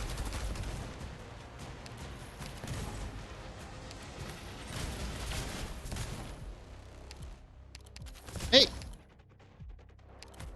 Qui non è successo. After all this time, Very. you still tend to war for solutions. Assumo le posizioni designate. Is it my turn? Unsteady posture, wavering intent, much to learn yet. We just need La Bamba.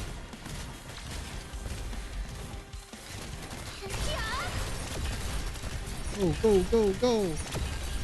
Moving out! After all this time, you still tend to war for solutions.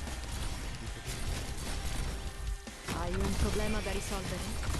Should be fine. Più fai veloce, meno fermato. Hit, hit, hit, hit, hit, hit, hit. Unsteady posture, wavering intent, much to Oh my learn God. yet. The instant stop. Benevolence shall save the Earth particles. Violated taboos hold no power. There you go. Standing by. Now he's dead. Unsteady posture, wavering intent, much to learn yet. Much to learn. See? Easy. Chungus.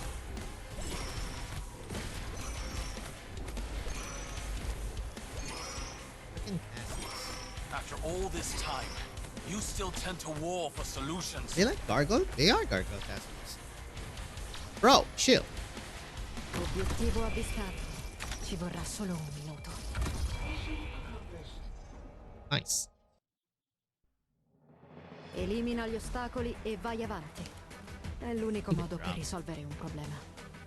Wow. Well, that's everything's different. RNA manganese.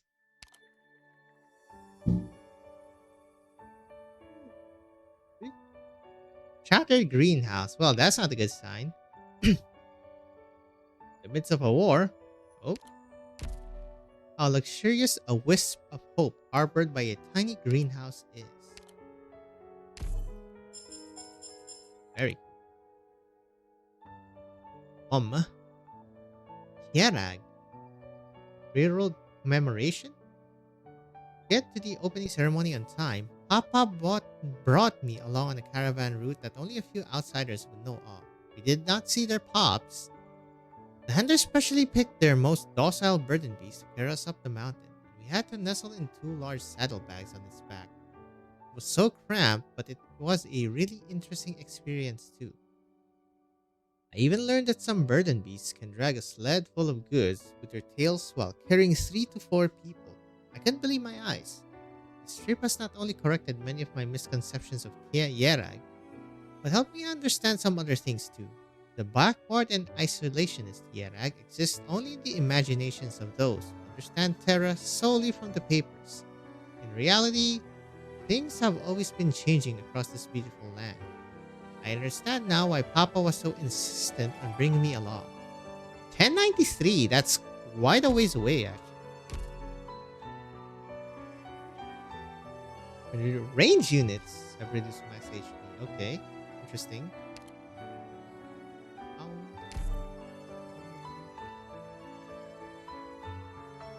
Sorry. What happened to the greenhouse? I like greenhouses. Hey, nice candle. Close up of Magdalene. Close up of Magdalene. They're doing this quite a bit only in this chapter, I believe. I'm a fortunate woman. When my grandfather passed away in the sunlight that shone upon the greenhouse with his favorite flowers in his hands, he had already arranged everything for me. I'm going to live the rest of my life as both of us had hoped, in this town, in this tiny little greenhouse. That is, until they arrived. I was incredibly fearful that my life would be ruined, but that sarcasm gave the order, so my job remained here in the greenhouse. I'm still the town's gardener. It hasn't been a week since the 2 SSC people arrived. Likewise, it has been a week since I last saw the sarcasm officer who would turn the soil for the daisies in town.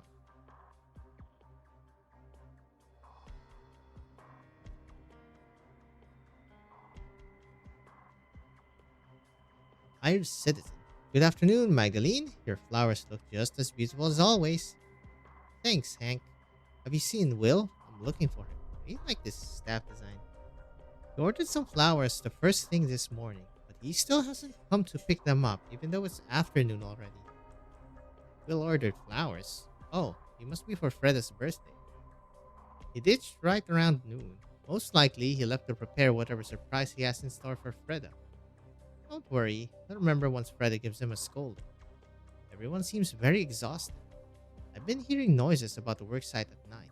Has no one been getting any proper rest?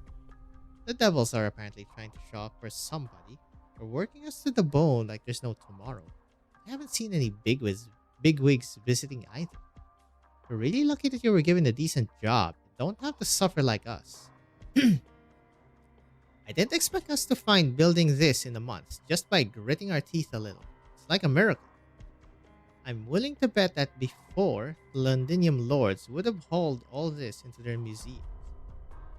I thought you used to hate this job. Magdalene, the world has changed. You should try to get on the sarcasm officer's good side too. You have nothing to lose, pet. Pet. You say pet. Thanks for the advice. I'll think it over. Hank's suggestions are always so sincere, but his idea has left me terrified. At night, whenever I can't sleep, I'm kept awake by the noise coming from the square, as though there's an iron hammer striking my head repeatedly. And occasionally, I'm jolted awake from my dreams by those strange rocks. They also having the dreams, huh? Can't help but to think back on the worries of those two SSC people a week ago. Perhaps the sarcasm changed more than just the way we live. Oh yeah, it's gonna change a lot, friend. Again? How come the cannon fire is sounding closer lately? I heard there's more than one group of folks who want to take over Brentwood. If they come to blows, it'll be a hot mess here again. What's wrong with the way things are now, with everyone getting along? I won't say that getting along. I hope this is going to delay our work. Oh my god. You are such a top. Magdalene, finally. That devil who keeps visiting you brought others to wreck your greenhouse. What? Someone snitch? Someone must have snitched. Oh boy. Are you done? I said it's impossible for those Victorians to be hiding. That's not for you to say. This house is clearly useless, and it's only still standing because you insisted on keeping it around. Who knows what you might be hiding here? Ugh. We're all fighting to the death for His Highness, but thanks to you and how weak you are, we've been letting chance after chance go to waste. What's your tone, mercenary? I'm still a member of the royal court and the commander here. Relax. If I find any guerrillas hiding here, I'll off you immediately and apply to join the royal court on the achievement. Jesus. I did not mean to press that. Now lose that pacifism of yours. I'm getting sick of them. Your actions are a serious interruption to the military commission's plans for this place. If it wasn't for your setbacks on the front lines fueling their ferocity, the boss wouldn't be having us rush everything to finish our job so quick. So you might as well shut up. Damn, the infighting is real. My greenhouse. No. Don't move. Just watch quietly. Ish. Black soil buried all around them. The daisies, roses, bluebells. Their rhizomes were all mercilessly crushed under their feet. The new buds growing toward the sunlight too. Reda asked me to plant these seeds for the festival. She was really looking forward to it. She said it would be the biggest harvest festival in 10 years. All of us were looking forward to it. But now the new buds are no more. Relax, your fingers are bleeding. Don't try to break free. I'm saving your life, Gardener. Let her come. Better that she wants to fight. That way, I can just kill her and finish this right here and now. You're too soft on this town, Commander. Larry won't kill me. Ugh, what a drag. Flowers mean nothing to this war. Armories, explosives, incinerators. That's what you really need. The very last new buds here are crushed. Grandfather, we won't have fresh flowers during next year's harvest festival. Not anymore. Let me go. I'm calm. You found what you were looking for. Count yourself lucky that I didn't. Then please leave. I thought you'd have a bit more guts than those idiots at the worksite. Victorians. Smashes the place, doesn't say anything, and leaves. This guy. Don't move. Your fingers need bandaging. I couldn't stop them. I had some setbacks on the front lines. Soon there will be another here to take over for me. He has other plans for the town. There's an opening in the cement construction about 200 meters to the west of the town's entrance. The guerrillas nearly blew it open. They won't give this chance up, so we need to fix this opening by 5 a.m. tomorrow. What a weird sarcasm. Why is he telling me this? The roses can still be saved. You must find a way to plant these poor things again. If that opening piques your interest, take these roses and cut through our camp tonight. It's the safest route. If somebody stops you, tell them you're delivering an order for me. Of course, I'd be very happy if you could stop by and put a rose in front of my tent.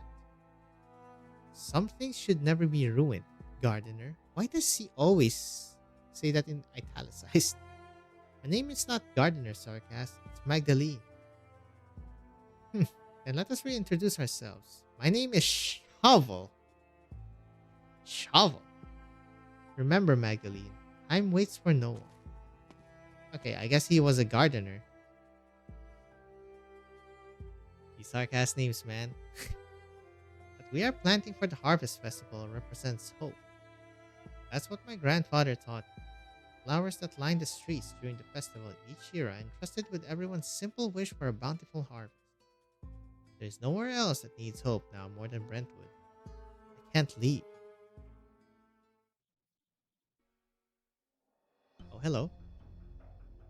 This tent should be in this direction. I have to take the flowers there as soon as I can. Freda? What's that? What are you doing here? Magdalene, where are you going with those flowers past curfew? That's the direction of the barracks you're going. Hurry up and leave. It's fine. I just wanted to come outside for a walk. Right, I heard from Hank that it's your birthday today. Happy birthday. Will ordered some flowers for you, but he never came for them. If you see Will, please remind him. Freda?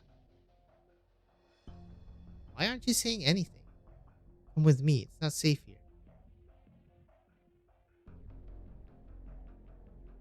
Huh? These flowers. Will left them here to mourn my father. I've been keeping the warehouse locked, only occasionally lending him the key when he wants a sip of alcohol. The cannons here. Did Mr. West prepare them for the festival? How magnificent. It's all my fault. Something happened to him. He was stopped by the devils at the Sarcas barracks just now. He came to me earlier than usual for some sort of surprise, but when he found out I was going to the barracks to report on our progress, and he said he'd escort me there, Sarcas shouldn't have any reason to stop Will. You've never done that before. I don't know. I'm scared. I didn't have it in me to say no when they asked to take Will in. I've been following their every word. I gave them everything they asked for. Why did they want to take him? Why? Did I do something wrong? Maybe they only have a few questions for him. Look at the bright side. They still need him to work for them. Right, that bloody thing isn't completed just yet. I'm sure they still need Will. I have to stay here at the barracks entrance and wait for him. Retta smiles. I'm not happy about this one bit. I know I'm lying to her. I'm sure she knows that as well. However, this is all that we can do right now. These days, we all need that tiny shred of hope to poison our minds. Hope. That's not a good sound. Reda, did you see that? There's a strange creature climbing on the house's beams. I don't know if creature is exactly the right word for it. It's staring at me with its black body. The terrifying being's feeble limbs are no longer attached to the beams. Finally, it lands on the flowers used to mourn the mayor before it dissipates, turning into a drop of blood and dyes the flower buds. Was it looking at us just now? Yes, it was looking right at us. Oh boy. They got. Shattered greenhouse. Honor your orders! Move out! There is no La Bamba. What am I looking at here exactly?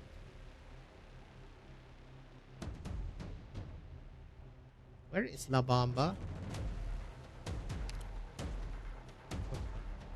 Oh, it wants me to push it in the hole?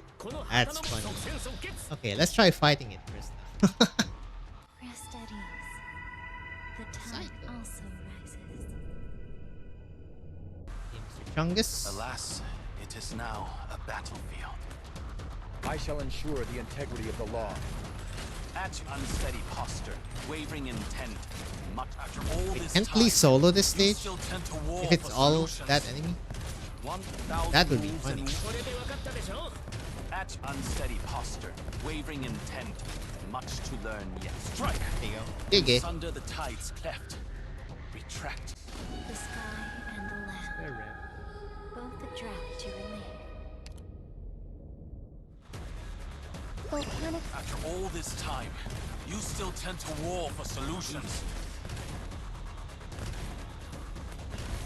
なんで即戦即決信号は安定いつでも行けるよ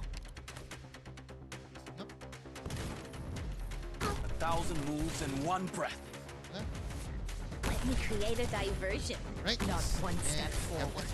Yay. This should be done, so. Unsteady posture, wavering intent, much to learn yet. Wait, that did so much damage. The delay guy? Huh.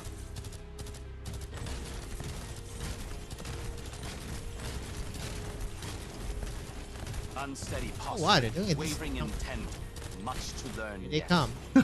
Oh boy.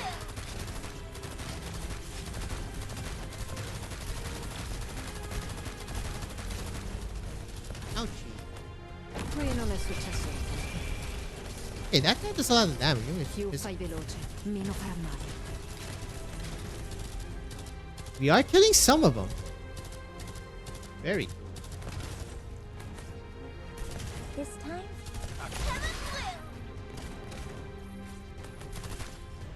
this time, we Get can hit make up by- for the missing data in the last report. These so-called. Hey, yeah. Unsteady posture, wavering intent, much to learn yet. Okay, you just need some defense, and they don't really do that amount of Your request target confirmed. Strike! And Man. some that slower attack speed. Quite killing.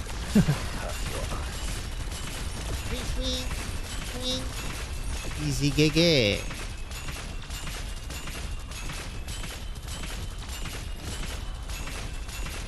Size them up, boys.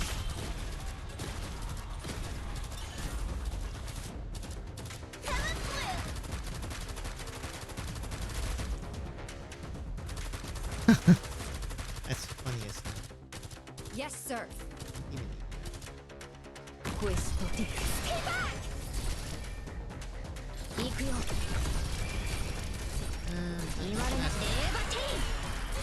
there you go. Okay, I didn't even need Lee. But yeah, Lee would have definitely soloed those slugs. or the military of still seen worse. Cool. Okay, hold up. Let me just... Okay, we're back. 1313 and Carcass Bones. Oh, interesting. Before us are the Sarkasli troops guarding the Ferrenmut skeleton. We must defeat them to continue forward. It doesn't say anything about... Yeah, no crystals. Very interesting. Oh, we're just going in. Okay. Yeah. Oh, yeah. What will it feel like Oh, when their arms penetrate this body? here we go. Oh, God. Personal arms measure protects the Ferrenmut skeleton when surrounding friendly or enemy units are defeated. Recover a certain amount of HP and gains increased attack. When defeated, leaves behind. Oh. 主の名を掲げ、このこれで分かったでしょ? These There you go. so-called Queen folks, R for you. not even worth. Rest at ease. The tide also rises.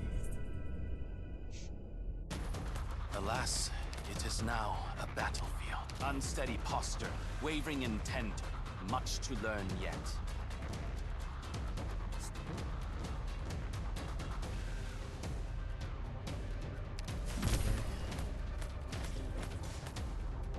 I shall ensure the integrity of the... 1,000 moves in one breath. I'm going to hurt your eyes. Doesn't hurt. Yeah. 僕は別に信徒じゃないよ. Target confirmed.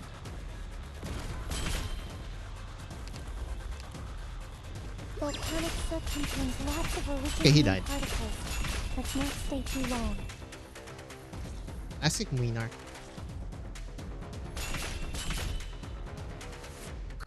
The sky and the land, both a drought to relieve. いや悪いね. 僕は別に信徒じゃないよ. 信号は安定. いつでも行けるよ. Follow me. There you go. One step backwards. That attack speed still kinda sucks a bit.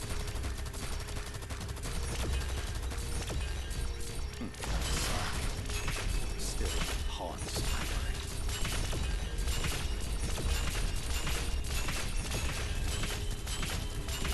Swing, swing.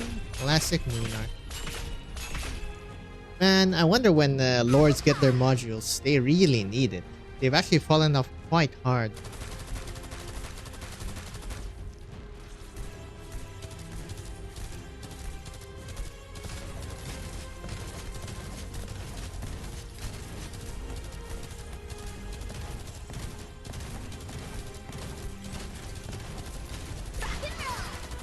Mission accomplished. Nice and easy stage. いい連携だった. Wait. ハイタッチ. Oh my god. I knew it, dude. I knew something was wrong. God damn it. Nobody saw that. Significantly increased. Sure. Didn't make that much of a difference, no?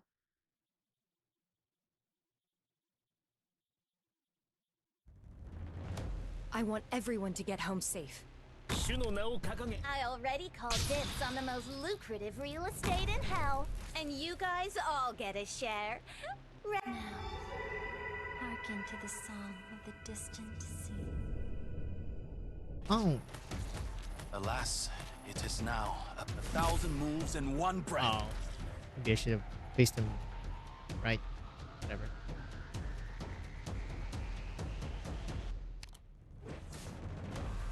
Prayers are unnecessary. なん即戦即決. Strike and sunder the tides cleft God, okay, that is very significant. and leave no peace. Volcanic soot contains Ah, lots they're of killing my originating moon. particles. Let's not Strike and sunder the tides cleft. Retract. The to your souls. ね. 僕は別に信徒じゃないよ. Yo. Strike and sunder the tides cleft. Retract and leave no peace bereft. Not Okay. one step backwards. Your annihilation is the most common result.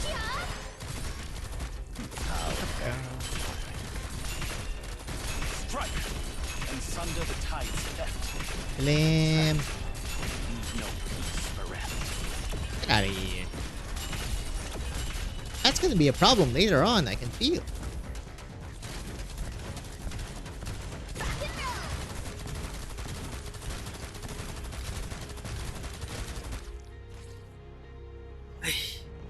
Okay, so these little bastards do arts damage, huh? Still wondering what's the best counter for these guys. Unsteady posture, wavering intent, much to learn yet. To learn. Mission accomplished. 話にならない。Oh, guess I did 2. Set of 3, unlock. 13, 14. Fireworks, Seer Scarlet. And the fireworks no longer represent celebration, and we bid farewell to our former lives. But altar, 1 loading point, falls 4 tiles on the battlefield are no known. I'm assuming it's this. Oh boy. Interesting stage. It's kind of weird.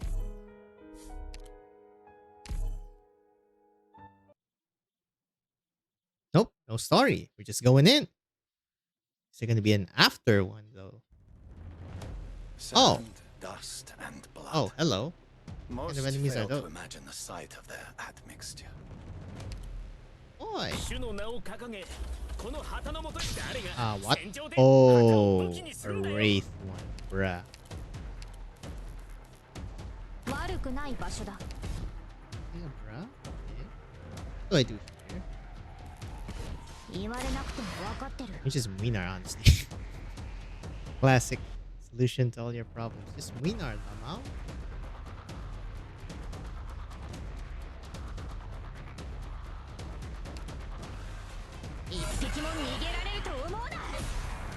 Just like the old days. Rest at ease. The Oh, tide God. also rises. Oh, that's a problem. Qui non è successo niente. Assumo le Access. posizioni designate. Look at this spectacular sight. Alas, it is now a battlefield. これで分かった Unsteady posture still haunts my mind.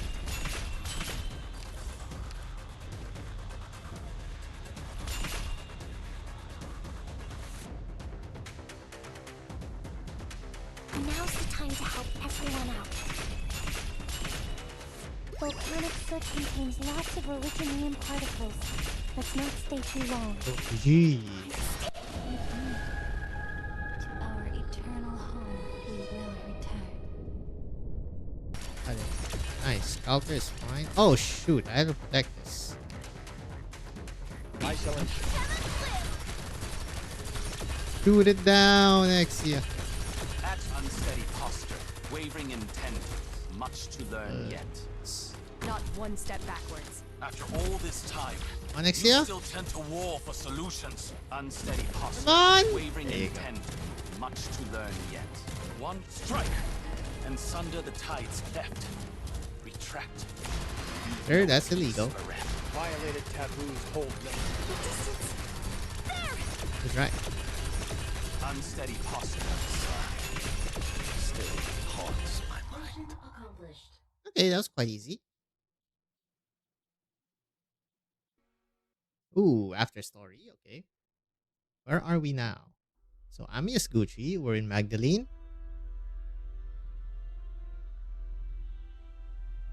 Fear. It's a tolerance that we are naturally born with. Just like how plants are able to adapt to soil that make havoc of their own rootstocks. Oops. Keep forgetting it's not that button. To shatter our will, they need to spread a much great dosage of fear in Brentwood. Breda is the greatest testament. She is so fragile that you could break her simply by bumping into her, but she persisted among the crowd of terrifying men up until now. But I can tell that she needs someone to confide in and vent her fear. Will, he's not mature enough. It's not very likely he would understand how Freda feels. Perhaps I can help her.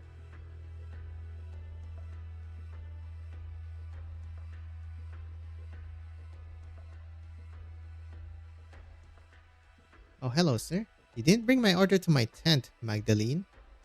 And you didn't leave Brentwood either. A pitiful decision. He seems very feeble, even more so than yesterday. What happened? Why didn't you leave? This is my home. Do you have a new order for me? I can bring it to you along with the flowers last night. You don't have to worry about those orders anymore. I'm here to say goodbye. I'm leaving soon to fight as part of the Naxxra's King's army. Alright. Goodbye, if that's what you wanted to hear from me. You're too naive to the point of foolishness. Everything that I've tried to protect always courts its own destruction. Perhaps I've been wrong from the start. I don't understand what you're saying, Shovel. I used to be incredibly jealous of all of you. Victoria used to be the noblest and strongest nation there was. Naturally, you possess many great things, and rightfully so. With the metallurgy originated and the steam knights, you conquered another empire. With your mystifying art and rich academia, you attracted all of Terra's geniuses. Yet now, you've halted your outward conquest. Now, your rulers only indulge in parties and wine, only ever boasting about the medals on their chest. They crush their own glory. They are destined to be replaced. Still have this wall clock. Time really flies. Town citizens must all have gone to the worksite. What do you mean? Your deaths are unavoidable, Magdalene. The Sanguine Arc is an impatient man. That's why the ritual was pushed forward, and under that feline's leadership, the mission was indeed completed most marvelously. Everyone here will be the key to the ritual's activation. Of course, that includes you. Ritual key.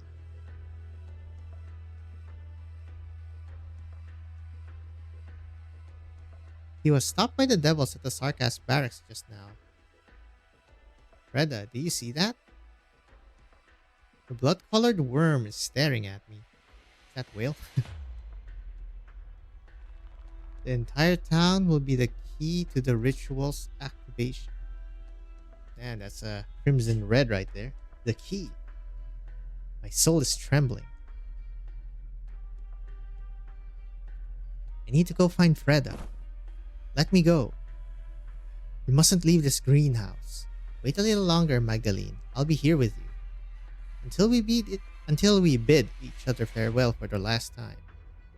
Why? The people of the town have never done anything against your wishes. Freda and everyone fulfilled each and every one of your requests. His Highness decided to carry out this war, and your dukes responded. This outcome has nothing to do with us or you. All we need to do is follow our orders. Then let me warn the people at the worksite. Just pretend you don't know anything like before, please. I serve His Highness, and I won't allow you to quash this ritual. Not unless you make it past me, Magdalene. Can you do it, Gardener? He grabs me by the hand, but places it on a pair of scissors in his hand. There seems to be a ray of longing burning in the depths of his ashen eyes. What is this prideful man longing for? Release? Pity? Or is it perhaps that word that I can't bring myself to touch? I notice that even though the two of us have spent a very long time together in this greenhouse, I've never actually truly understood this man. I have to leave now, just as he said. There is no time. I'm sorry. I can't stand by and watch anymore.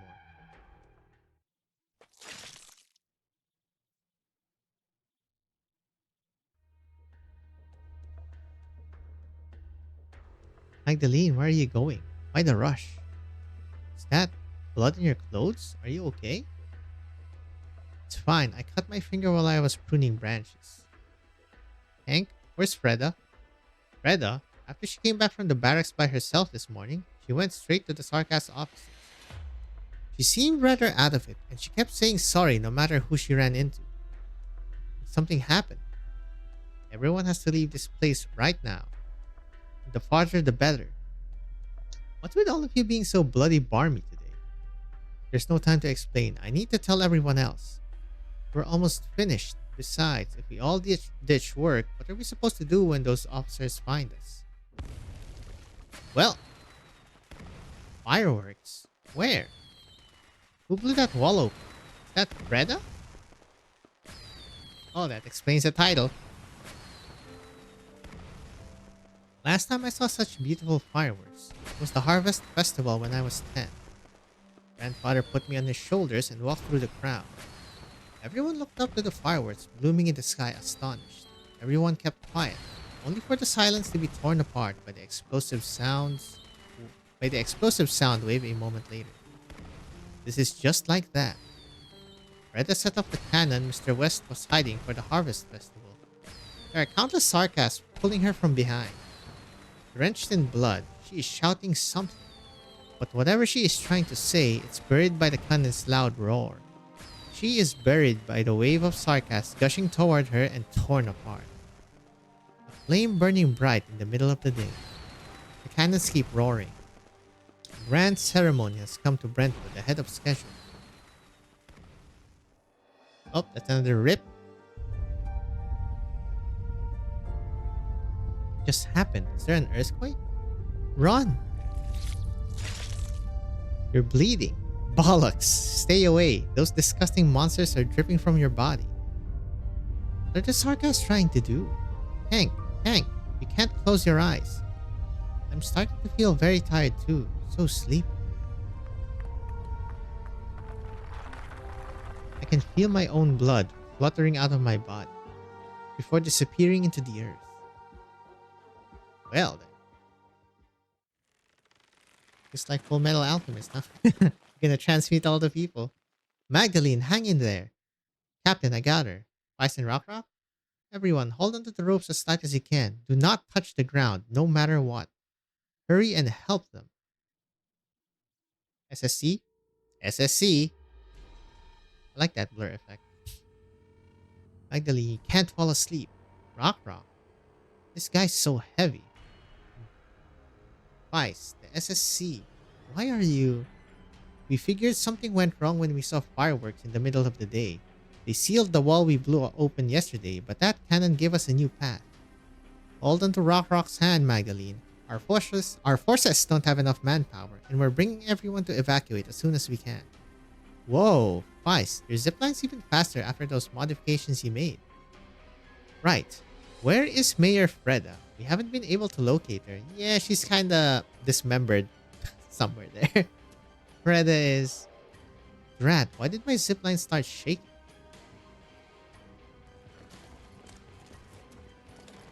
What about that weak garrison commander? Where is he hiding this time?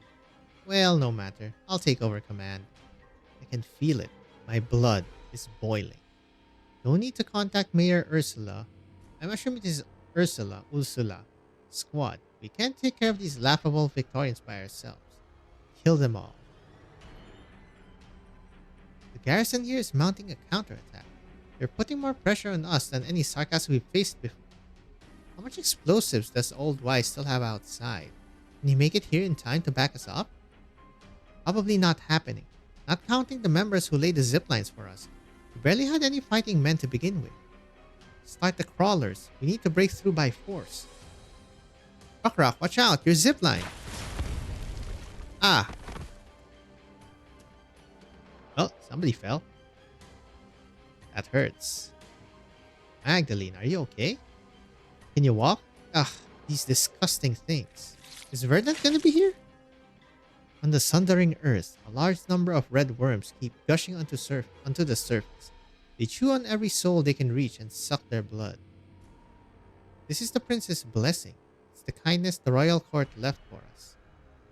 Kindness is putting it mildly. In our bodies, our purest blood is now awakening. Let's waste no more time on these Victorians. Rock, you should go. Feline girl named Rock takes out a dagger from her waist and stuffs it into my hand. A large group of sarcasts are closing in on our location. Magdalene, get ready to fight. It's not that hard. None of us had any combat experience before. Take a deep breath and make up your mind. I mean, you have an arts unit. Make up my mind? Right. Just like that sarcasm officer who collapsed among the fluttering petals. I grip the dagger tight. Yep. Excuse me? It sounded like a missile. A shot rings out. Artillery fire. I thought we used up all our explosives. Quick, Rock, Magdalene, now. We were contacted by a few old friends. They bought a whole backup unit. They even have an identification code. Ah. There it is. It's horns. Is it the military? Victorian, right. The military is responding to the war. Exemplars? They must be a group of ice-cold men. They're here to kill the Sarkas and save the Victorians. They? The Exemplars. Oh, sorry for Mr. Shovel, sir. A thick, roiling cloud of dust is kicked up into the air all over within view. Again and again, bright flashes of light suddenly erupts across the ground. What is that? A tank? I can hear a firm, preserving female voice coming from Feist's communicator. Yep, it's Horn and Exemplars. This is Tank Fire Team Horn. All units, make sure to stay clear of my blast zone.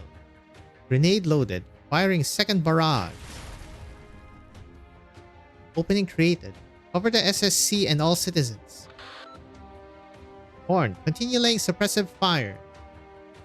Those art circles. We need to find a way to stop this bloody witchcraft.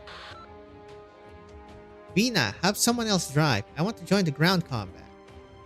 Anna, eyes on the road. Alright. Get the tank as close to the core of the art circle as possible. I'll take care of that thing. Vina, you have other tasks.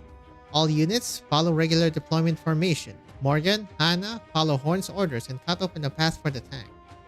Lieutenant Shearer, Dagda, Delphin, take command of the ground forces and form a defensive line. Stop the Sanguinarch's worms. I'm on it. Acknowledged. Mr. Misery, I'll leave the commander of the enemy forces to you. Well, that's perfect. All you need to do is boldly execute your plan. You better not die, buddy. You still have some Mandragora explaining to do. Feist, it's been a while. We shall exchange pleasantries later. I need the SSC to help set up a zip line that will take me about the art circle. On it.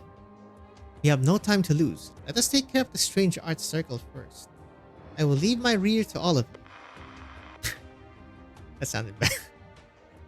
While I was still trying to identify the squad that suddenly came to our aid, the blonde feline has already ziplined to the center of the battlefield. Bonk. You whack him with a shield. She descended from the sky and bombastically made her way into the center of the art circle, blood red pillar of light. The sound of rocks blasted apart rings throughout the entire battlefield. Thump. Oh wait, or is that she just a hammer? I can see each and every swing of her large sledgehammer. Well, there you go. In that red light. Forward. Okay, Siege Altar has to be Earthshaker. It has to be. The feline's voice ignites the tank's engine. I see a warrior holding a sledgehammer up high, leading the Victorians to retake our land. Look how easily our Victorian tank fire can blast that thing apart. We said as much long ago. Them bloody devils are no match for Victoria's military. Crush them. No, there are too many Iridium crystals in town. The mayor's office, the small town square, the library, those things we've been rebuilding day in and day out. We won't make it in time. Do be shaken. Is it over? No. Well, that was a quick answer. Oh, is he here? Or is the ritual just completed? Oh, hello. Okay, the ritual's just completed. The pillar of red light rises... Okay, this is also from the trailer. From the building we built and intermingles with the festive fireworks. There is a blood red color boiling in that dark abyss. The similarly red worms are reaching their antennae toward the sky. Man, why is the text still there? That is kind of weird, actually. There you go. That looks freaking nice. It's probably gonna be my thumbnail or something. The art circle has been damaged. The vampire's offspring has gone berserk. Seize this opportunity. Infantry units, stop advancing. Escort all citizens out of the art circle's range. Tank squad, follow me and push forward. Destroy the remaining Originium crystals in the town and commence search and rescue. Hell is invading my town. Literally. All while the formation's rumbling tank accelerates and blitzes in on the devils. Ooh, new music too. Huh? Oh. No, it's nothing. Let's get going. Oh, hello.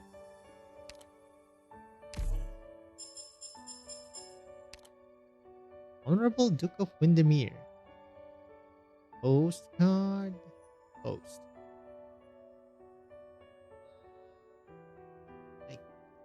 Something. I cannot. Amphelis or something. Very well. Kent Windermere, you've indeed fulfilled the promise made on our wedding night. I will no longer entertain any objection to my decision from anyone in my domain. Ken, our union has been the most unexpected thing to have happened to me since I inherited my title. When you tore through the crowd at the ball and barged into the command center to ask directly for my hand, your unabashed ambition deterred me from treating you as yet another frivolous nobleman. You gave up your family name and willingly subjected your honor as the Earl's second son to criticism. You received many a cold shoulder while attending banquets with me, yet never uttered a word of complaint. As such, you deserve compensation from me, the pledge I made to you at our wedding. That someday Windermere too will hear from Lord Kent has never expired. Attend the Duke's upcoming secret meeting in Londinium on my behalf. I have already appointed you as my plenipotentiary. Another thing, Delphine and I will arrange a private celebration at my headquarters upon your return. Amphelis. Okay. Windermere, Lynn Cardine, 1093-11. Yeah, that was before this. Yep. Well, guess we'll see where it all went wrong. I mean, we already know where it all went wrong. Briefly gathered, pool our information, communicate our achievements. We are about to part ways once more. Well, kind of sad. One more altar. This is an interesting stage. On God, on God. I mean, if I put the Chongus here, he can hit here and he can hit here. So nice for Mr. Chongus. Do heckin' love my Chongus. Question is, where do I put the Exalter? He should be fighting the worms as much as possible. Oh! I kind of like this only one. Definitely helps with the pace. The sunset weaves a silken river. Heaven and earth That's bolster me upon departure. Has to be this one first. They have to die first as well. Le tue ultime parole? Non mi Oh interessano boy, per we get big boys over there. Fortunately, the worms are here. I shall ensure the integrity of the law. It has to be here. Hearken to the song of the distant sea. Oh, Understood. Distance.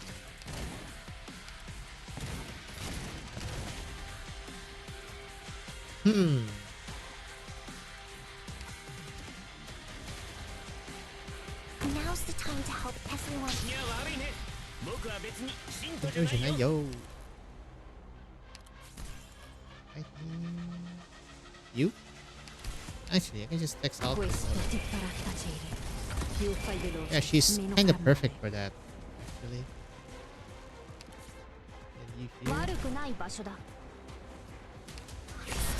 Oh my god, right, yeah. 言われなくしね。 Monster! Oh man, I couldn't farm, unfortunately. Forward. My Ken, the time is now. Bill is still hitting them, unfortunately. 私に指図するな。 Okay, now it's moving it a bit. Orders, please. Oh shoot. Who's gonna solo this? Look at this spectacular sight. Alas, Yes, Hoshi. it is now. Not one step forwards.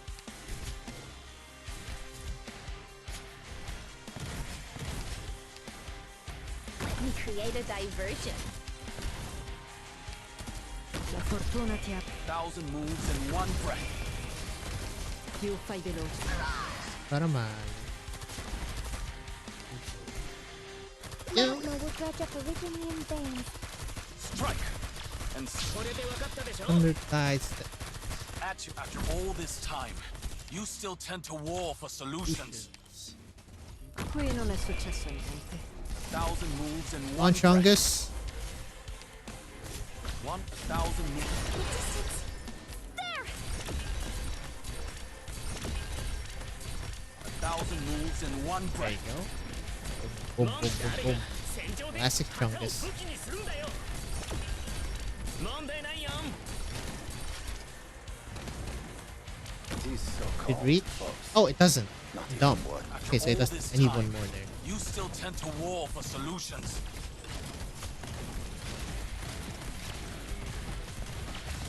Oh.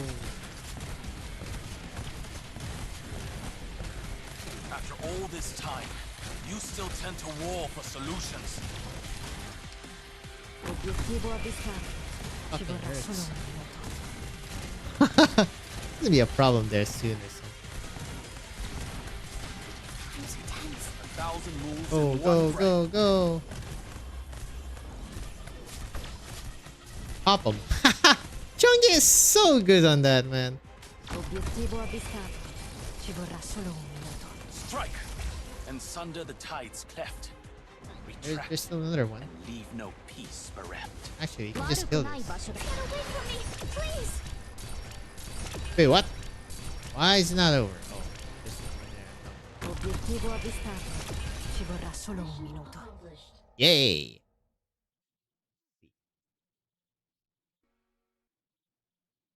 Sorry. Story in this has been quite chunky. I feel. I see gravel kicked up by tires pounding the glass. Similar sights keep retreating from the car window. Muddy earth, dried bloodstains, shell craters we carefully steer around. War flows persistently, like an oil slick set alight. Oh, no close-up? Surprising. The atmosphere outside the car is tense. Everyone remains silent. The driver is focused on driving. Paprika sits beside her, occasionally turning her head to cast a worried glance. In the cab, the miner casually oils his weapon. The shopkeep from Casdell mimics him. He cries out suddenly. Looks like he cut his palm. Casdell has grocery stores. Children gazing longingly at candy as they lean against the counter. Old folks complaining about the changing price of salt. Makes sense, but never really thought about those sights before. For me, Casdell is just a distant memory. When I was little, Babel briefly stopped near Casdell. I only remembered it from a distance, a sight like a steel monster crawling through the wastes, leaving debris and thick smoke in its wake. Teresa held my hand and told me that that was her home. I remember, at the time, I didn't know what the look on her face meant. Much later, I talked to the operators about Casdell. Mudrock called it a barren land of houses stacked on top of each other. Stormeye talked about an eternal furnace and crystal clusters on the city wall. Stormeye is Sarkas? I gotta check him again. W. She laughed an icy laugh and said, "If I were a bunny like you, I'd steer clear of the place." Castle feels like a vague symbol, representing all kinds of things. Pain, hatred, oppression, slaughter. I know these are all true, objectively, but they're not everything that is Casdell. Setting all that aside, I know it's the place where Cerisa sacrificed everything. Even Theresis, the mastermind behind this war, grew up there. What does the castle they envision look like?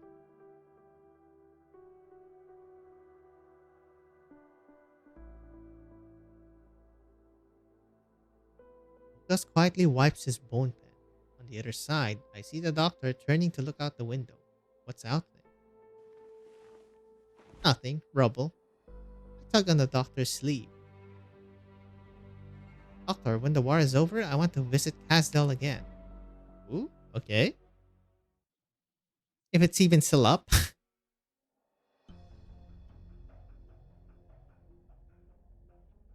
Stop the car. There's something strange up ahead. All units, prepare for battle. What is that? In the distance, the town of Brentwood is already coming into view. Crimson light rises from the center of the town, staining the surrounding land. The blood-covered veil gently envelops all living things. Ugh. This feeling is the same one that came when we were inspecting those art circles. Banshee, your lordship, what is this? When the war started, no one expected the land to be drenched in so much blood so quickly. Modern warfare, is it? Ha! I'm afraid the vampire has all the prerequisites he needs for the ritual to fall into place. Crystals on the other battlefields were just nodes resonating with the ritual. All this time, I've been looking for its center. Brentwood, this little town, has a special place in the vampire's wicked design. Can you handle it, Logos? This is an ancient royal court method, and they have completed the preparations for it. I need time. We haven't exposed our position yet, so we might be able to buy some time, but wait. What's that? Fire? There's a firefight in the town there, but who is it? Looks like they beat us here. A rather choppy meeting. The doctor looks calm. Right. After all we've been through, we finally get to stand shoulder to shoulder with our friends again. Lord Banshee, what are you going to do? You'll take care of the enemy, won't you? This power, it's a blessing from His Highness, the Prince of Blood, is it? The Sanguinarch. He's blessed the Sarkas bloodline. Yeah. The Ursine Miner swings his weapon and a sharp whistling sound rings out. He looks a little frightened of his own strike, almost losing his grip on the weapon. The driver and the shopkeep gather around him, investigating his new strength. Paprika moves a few steps toward me. Lord Banshee, I also feel a bit stronger. A little. Is it arm strength or my brains? I can't tell for sure, but I just feel kinda... It's a strengthening altar witchcraft. We've seen this before, but this one is on a larger scale, and it feels different.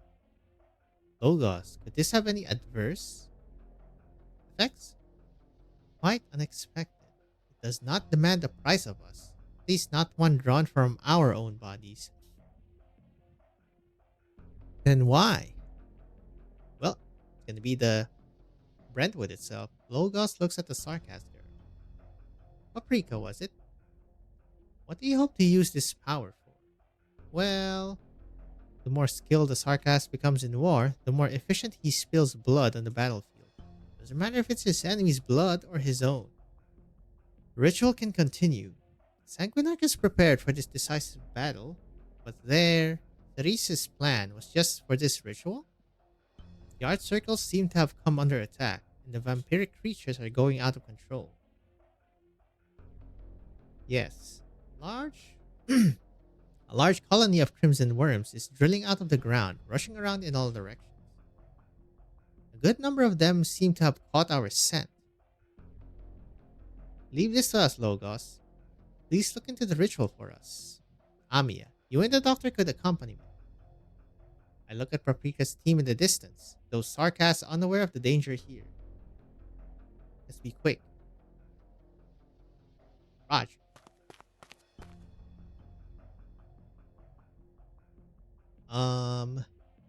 What are you going to do with us? What do you mean? I realized a while ago that, well, the ones who've been captured are us, right? I know the royal court guys pretty well, and you give off a totally different vibe. Your name is Amiya, right? You and this doctor are in charge. I think you're about the same age as me. And I can tell that Banshee's a pretty big deal. I can feel it. You can't fake that. But he's working for you? A few days ago, I met a Caprine lady who calls herself a Sarkas. Is she with you too? Just who the heck are you guys? Do you intend to fight us, Paprika? I can feel that the girl is not hostile. Well, I don't know. In the distance, the Sarkas let go of the sudden surge of power they're feeling for a moment and called out to Paprika. Captain, how did the Banshee get away? What do we do now? The cracks in the earth are spreading toward us. Why did they leave those two prisoners behind? Do the big shots from the royal court trust us so much? Yeah, be on guard for threats from that direction. I'll keep an eye on these two. You may be stronger, but you still don't know war. Or I guess none of you are ready to fight this war. Yeah, after all this time, how could we not know? I get a little closer to her, but she seems to misunderstand my intent and retreats half a step. Then, as if making a difficult decision, she holds her ground in front of me. And at this point, I realize she's about the same height as I am. I'm the captain of the transport team. If you're going to do something to us, you have to start with me. They're just regular people who answered His Highness' call to arms across Terra. They don't even know what they're doing. They just transport the stuff General Manfred says to move. The instant they answered that call, the Victorians would cease to call them regular people. And that's got nothing to do with what they've actually done. I think of the fires in Auchterig, the factory pipes in Sudin, the street corners of Norport. Survival of the Sarkas means the destruction of Victoria. Triumph of Victoria means the cleansing of the Sarkas. Those caught in the vortex no longer have the power to choose. Their units put under my control by the general. No matter what happens, I have to guarantee their safety. I swore as much to General Manfred. The general, huh? Then first things first, let's deal with these out-of-control bloodworms together. Tell your team to fall back. Don't take any chances. These creatures will suck dry any blood they can find. Doctor, stick close to me. I will use my power to clear the way for us, and for them. Doctor does have blood. Fractured, surging land spreads out before us. The vampiric offspring bathed in blood, indulging in the pain. Their bite is a touch of the Sanguine Arc himself. I raise my hand and close my eyes. I will stitch together this scarred land. I will hold the whispered fate of the myriad souls in my hands. A black rhombus, a black shadow. Black art surge from my fingertips. These twisted offspring deserve peace. Hey, little bunny. There's a faster way to seal those cracks, you know? That's double. Still guarding the outside entrance? Bang, bang, bang. It's Sarkas mercenaries? What's your footing, yarn ball? That's not a great place to stand. Huh? Oh. Oh, hello. Ines is here? My advice is to give that lunatic a wide berth when she's tossing bombs around. W's not the type a sweet little Sarkas baby ought to be close to. Oh, Ines? Thanks, and Ami... Wait, over your head there, that's... the Black Crown? You're the one General Manfred was talking about. Heard Manfred picked up a kid. Guess that was you. These Sarkas are under my control. You're their captain, right? Hey, let go of me. Who are you? What do you want? We're on a mission for the military commission and all the big shots from the royal court. Great, I'm here to enforce their discipline. Hey there, Amiya, and of course, Dr. Hodor. What's wrong? Your first face-to-face meeting got you feeling disappointed? You did spend more time playing the antagonist than working our side. I'm not used to it either. No. Thank you for your help, Hodor. We can talk about the other stuff later. As you can see, this little town is quickly becoming a war zone. Yeah, I do see. He has one eye. We've got some important intel to share with you. About this town and the lifeline hidden in its shadows. There are two forces attacking the town's Sarkas garrison. One is the SSC that Kosher brought out from Londinium. Looks like my safe house got trashed. I hope that old hag doesn't go peacefully. The other is a force made out of soldiers who once fought for different dukes, along with some workers and refugees. It's a pretty disorganized group led by the Siege.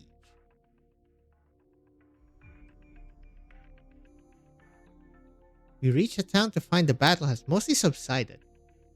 Logos has not yet returned from the town center. It seems dealing with the vampiric ritual is no simple task. I catch sight of Siege and Delphine, as well as Misery and Closure. along with fighters from the SSC. When we left Londinium, we never expected this rendezvous in Brentwood would be so difficult for each of us.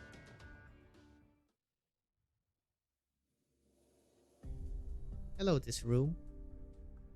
We make our way to a dilapidated house, but the atmosphere isn't the kind of exhaustion and relief you'd expect from a long-awaited reunion with friends. After giving me a quick physical, Dr. Calcett and the doctor take some crystal samples and move on to talk privately. The room falls silent, and all eyes turn to Hodor, leaning against the wall alone. The rhythm of his sword sharpening is as steady as his breathing. Delphine recognizes Hodor with a glance. General Manfred of the Casdal Military Commission's right-hand man. He was involved in the execution and assassination of many political figures throughout Londinium. Then Hodor tells us about a Ferenmut brought to Londinium by the Sarkas. Help! Shh! Quiet down, Sarkas profanity. We all turn to the Sarkas who have not yet figured out the situation. Where are we? Victorians and Sarkas mercenaries? It's okay, I'm still here. The situation is a little bit complicated, but you can trust me on this. You aren't actually gonna carry this dead weight around for the next phase of the plan, are you? Who are you calling dead weight? W, I promised Paprika that no harm would come to them. Rhodes Island, same as it ever was. Then let's have them stick with my mercs. They've had it too easy for too long. Might as well bring some new blood in to have some fun. Hey you, blue-haired feline. What's on your mind? You've been staring at us for a while.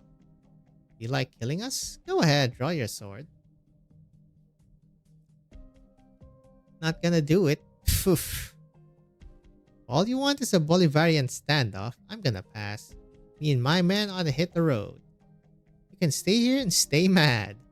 Oh, by the way, Ines, you're gonna fight the Victorians. Make sure you let me know ahead of time. Wouldn't want to miss the show. Lady Delphi. Amia? You're alright. I'm glad. I was worried. Amia, I'm sorry. I'm willing to trust Rhodes Island processes in choosing collaboration partners. It's just, I'm an intelligence officer myself. It's not as if I've never heard of this older gentleman. No, it's not just him. Even Misery and Ines. I can't help but think. I can't accept it, not at the moment. No, maybe I can't ever accept it. But for now, as I said, I'll trust Venus' judgment. If this is what we have to do, then let's do it. These scars won't be forgotten, nor should they be.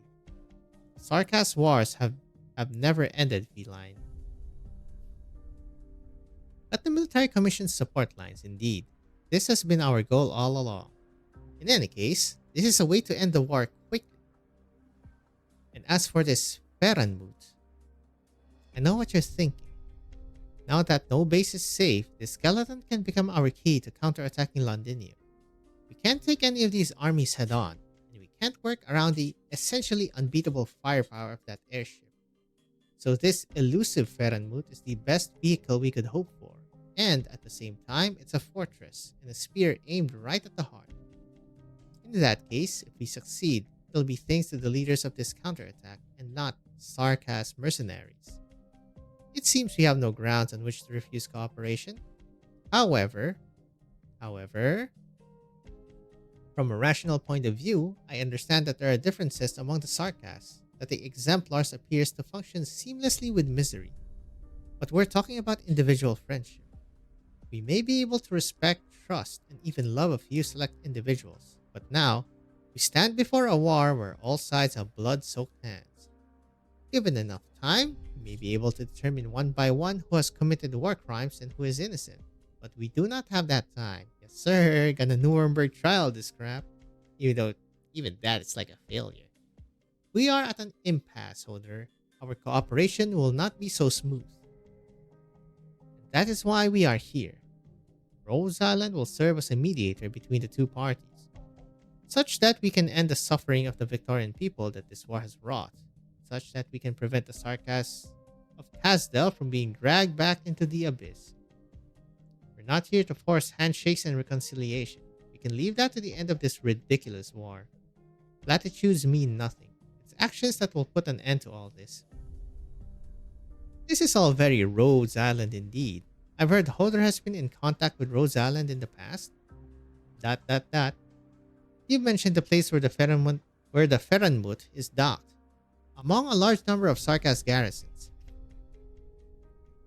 But if we're talking about the plan rationally, a small number of elites would do better than sending workers and street thugs to their deaths. Yes, you can speak openly, I won't mind. But my boys won't miss a chance to strike at the Sarkas.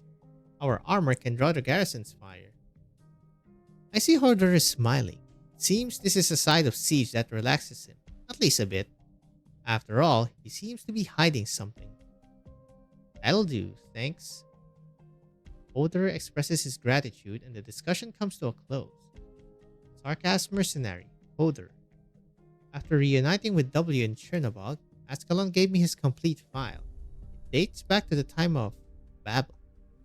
So I trust him. Amiya. This is our first formal cooperation with Rhodes Island. Yes, it is.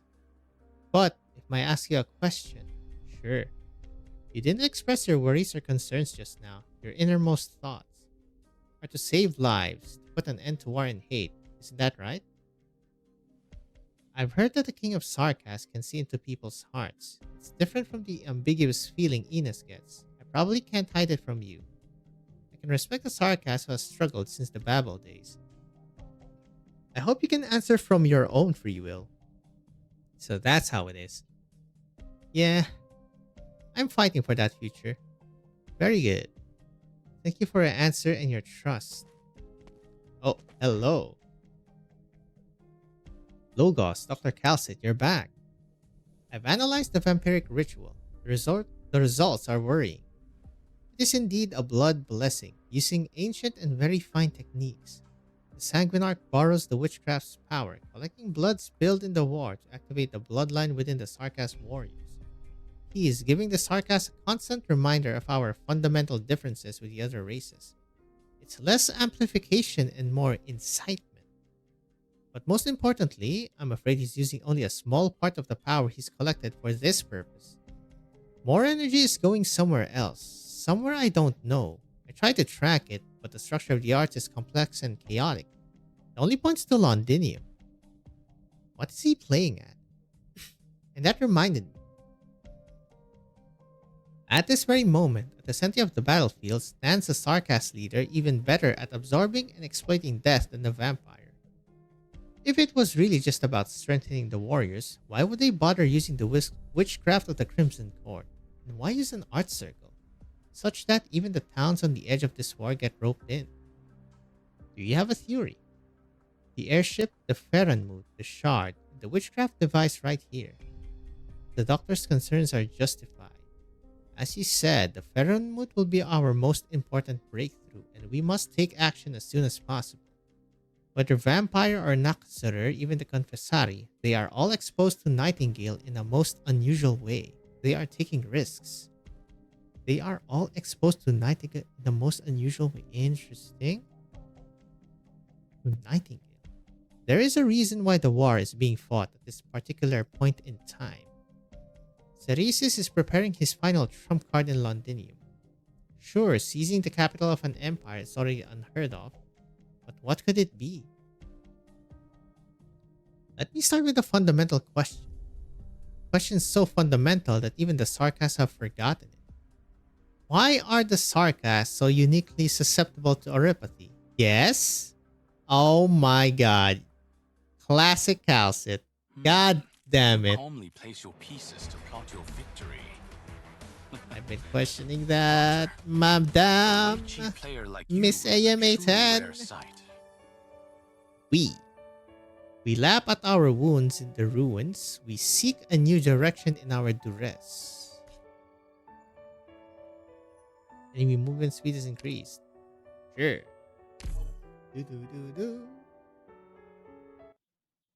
Sorry. Oh, close up. Reunion time. Hello, guard, sir. Sometimes I think that if there really is a creator responsible for these lands, he's one cruel bastard. Came up with a really awful disease where you feel your body being consumed, gradually being replaced by these crystals, helpless to do anything to stop it. You can feel your very self being removed from your body day by day.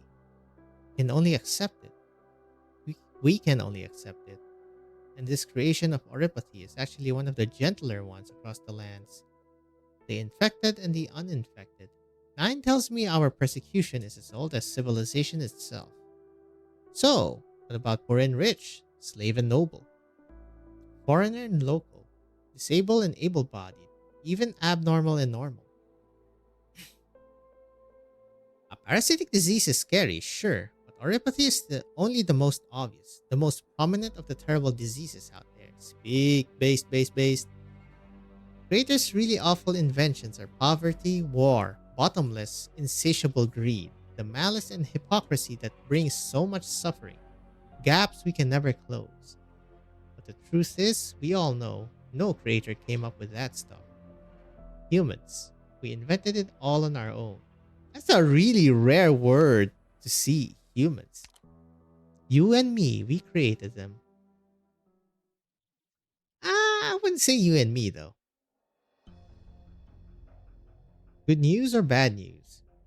The good news is that the workshop is still intact. The forest hid it good. The Dukes and the Sarkas never got to use it as an outpost. The bad news is, someone's living there. We saw lights. I walked up, identified myself, and the lights went out. Might be refugees or deserters. But they put out the lights. That means they're wary of us. Or fighters are ready for anything. No, let's not be hasty. They might just be cautious or fearful. Don't jump to conclusions. And anyway, Red's carrying a pretty long blade. Anyone want to play it safe? Why don't I go? I'll have a word with them. By yourself? That's enough. The more men we send, the more nervous they'll be. Besides, if they mean us harm, a few more hands won't make a difference. The sky to the south has been red for the past few days. Percival and the others even found an art circle. We need to move fast. There's some risk in that. I know. But we made it out of Chernabog. Fair enough. We'll be ready to provide support on the sidelines to make a breakthrough. This place was some kind of distillery before the Victorian reunion settled in.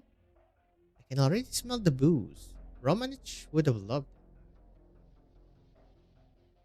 it. Little smiley smile. Hello, workshop. It certainly was a distillery. Secret distilleries like this are common enough in Victoria, dodging around punishing taxes imposed by the lords. They could be used to make crude medication for the infected. Soaking, mixing, distilling herbs would work, but purification? No way. Starting to admire the Victorian reunion, they found this place and turned it into a distribution center for medicine. When did they start calling themselves Reunion built all this? I'm not sure. All I know is that the building is just an old house covered in vines now. No movement around, no lights in the house. A figure flashes by the window. Red was right, there are people here, and they've spotted me. I dust off my clothes and fix my hair, trying to look more presentable. Hello, anybody home? No answer. Hi, I'm Guard. I got a team nearby. I'm pretty sure you saw them earlier. Don't worry, we mean no harm. The Victorian reunion used to use this workshop to make medicine. Brought hope to a lot of infected around Londinium. Its medicine even circulated among the workers in the sewers below the city's industrial districts. Whoever you are, you know the war is turning a lot more people infected. We want to get things going again here to help them. Since you're occupying the place, we need your cooperation. You can provide medicine or other supplies. We'll trade fair. Still, no response. Oh, hello. Doorknob turns, and I grip the hilt of my sword. After everything we've been through, I know it's pretty likely I'll be staring down a pitchfork or hatchet next. I'm numb to that sort of thing now. The door opens. Oh, hello. Reunion, you said? Your clothes. Who are you? Maze. Come in. That's quite a big distillery you got there, friends. Drink a bit.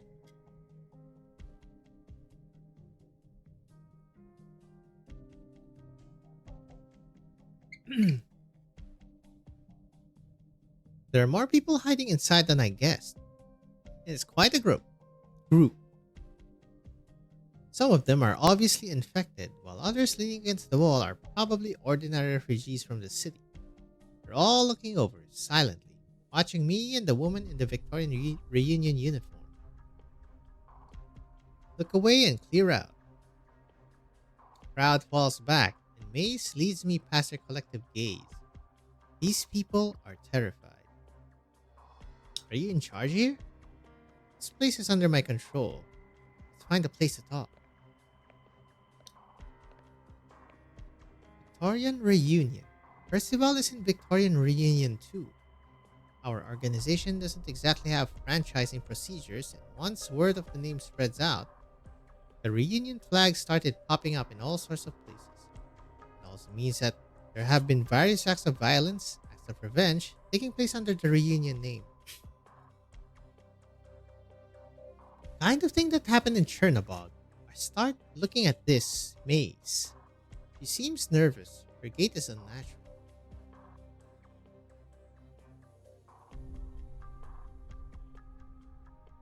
We're in the deep steps of the workshop.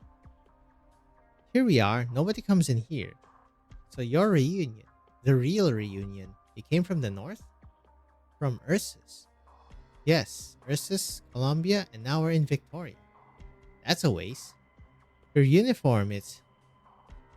I used a bed sheet.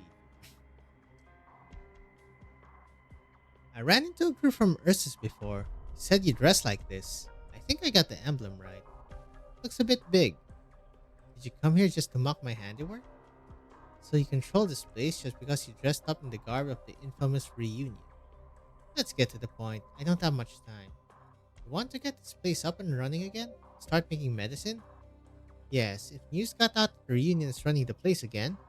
No. Things are more complicated than you know. We have all kinds of people here.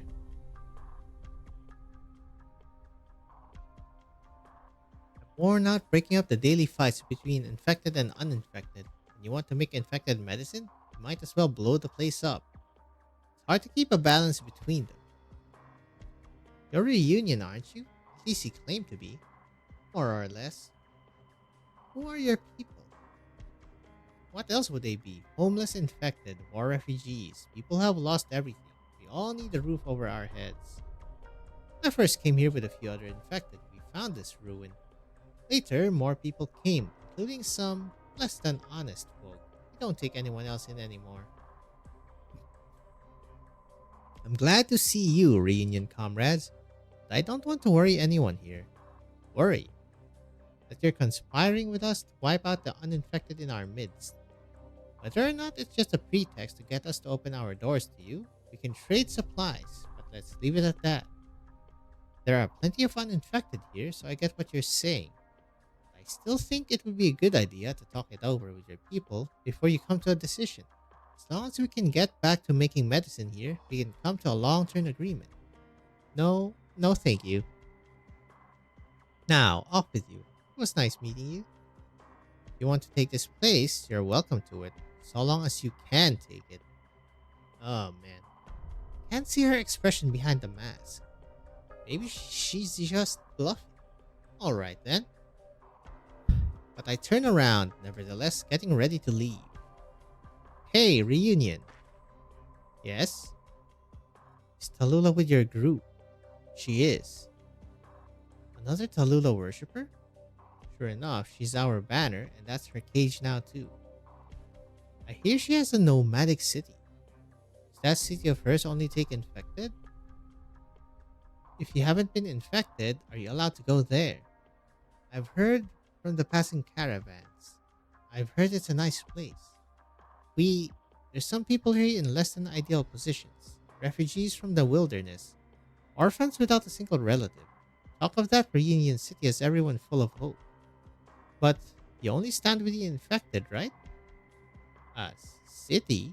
Yeah, about the city. There might be a misunderstanding here. Maze, do you know what they did? Did you tell them to do it? Have you gone mad? What are you talking about? Those idiots. He might have been a fighter in the war here, or some big important figure here to doom us all.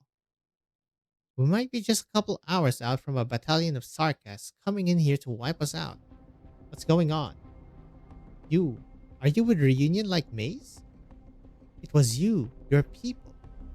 Those infected, they killed the sarcasts in the warehouse. Bollocks. He was infected too. He's going to explode, right? You need to deal with him. I'll take a look. Go quickly. You should be able to help. Okay, so what the hell is happening here? Kill the sarcasm. An infected one too? Almost goes without saying. On the ground lies the corpse of a sarcast. I know this guy. The sarcast who rode the motorbike. He was a junkman, going around selling stuff he took off the dead. He was clearly beaten to death, limbs twisted up in unnatural ways. His hands are tied. He must have tried to break free, judging by his bloody wrists. The gathered crowd is mostly silent. I feel a chill, leaving me briefly speechless. He's dead. The sarcasts aren't so strong. Here, the medicine he had on him, and some stale bread. One who did the killing doesn't look well. He indifferently breaks off in a piece of bread and hands it to someone beside him. He deserved it. Someone spits on the ground. One of them notices me, approaching me while chewing a piece of bread taken off the dead man. You're with your reunion, aren't you? Mace never told us how we could join you. I remained silent for a while, calming myself down. I lower his hands for him, spotting the original crystals growing on his arm. Why did you do it? Did he threaten you? Try to hurt you? Huh? Why? It's as if he suddenly loses interest, stumbling over to a nearby crate and taking a seat. When the sarcast burned our farm and humiliated my daughter, did anyone ask why? He wasn't a soldier. He wasn't a murderous devil from Castle. He was just a wandering hawker, selling his wares on the battlefields. He even helped you. Huh? What does he mean? Was he a reunion too? I am reunion. You lot must know what it is reunion fights for. Sure, you're fighting for all the infected. This man that you tortured to death, the one who never even got a chance to share his name, wasn't he an infected? But he was sarcasm. Oh, here we go. Medicine and compassion cannot help the infected in a way that matters, but solidarity and strength can. That's what happens if your foundation is on shaky ground, boys. Solidarity. Infected have no homeland. They share the same fate, the same sorrow. These people don't understand. They've never thought about it. But what about us? Will the veterans from Ursus on the team treat the infected from Kashmir as well? Can Sancta infected coexist with sarcasm? Even at Rhodes Island, What about the future? If we succeed one day and the Emperor of Ursus vows to stop massacring the infected, if he agrees to grant us land and cities, in this beautiful, seemingly impossible future, will the infected start killing each other? Will we fracture, collapse, and give them another chance to butcher us? Hey guard, his corpse. It's glowing. It's about to disintegrate. Well, time to run, boys. I had no idea his condition was so serious. Or did he really not leave any medicine for himself, trying to save money for some future that would not be his own? Get out of here, now! Run! He's gonna blow, folks. Mace, how do you process the infected here? That room, the innermost one. Hurry, we have to throw him in there. Damn it all. I need a second protection for the nose, mouth, and wounds. Mace and I lift the sarcast's corpse and kick open the door. Upon opening it, my personal original monitor started beeping incessantly. I've never heard the alarm going so intensely before. Just how many infected were processed here? Every inch of the room is covered with a thick layer of originum dust, crystal clusters forming in the corners. Danger is no longer sufficient to describe the urgency of the situation. I don't know when things are going to get out of hand for this place, but putting a disintegrating infected in there is definitely not a good idea. No good. Move, move! What are you doing? Why is the body... There's too much originum in here. How many infected have been processed in this room? Well, it was years they were being processed in there. There's originum dust in the air. The place won't survive a violent disintegration. Get everyone out, now! Ah, so this is how it happens, huh? What? Don't you get it? The original environment here is extremely unstable. The place could blow at any minute. So we leave and go where? Everything out there there's no time. We're talking about reunion here. They have an entire bloody nomadic city. Run, get them all moving. I've contacted some of our teams on the outskirts. They'll take some of you in. Ugh, there's still some booze left in the distillery. If there's an explosion, the whole place is going with it. And that. Hey Mace, where are you going? Yeah, about that nomadic city, sir. There's no nomadic city.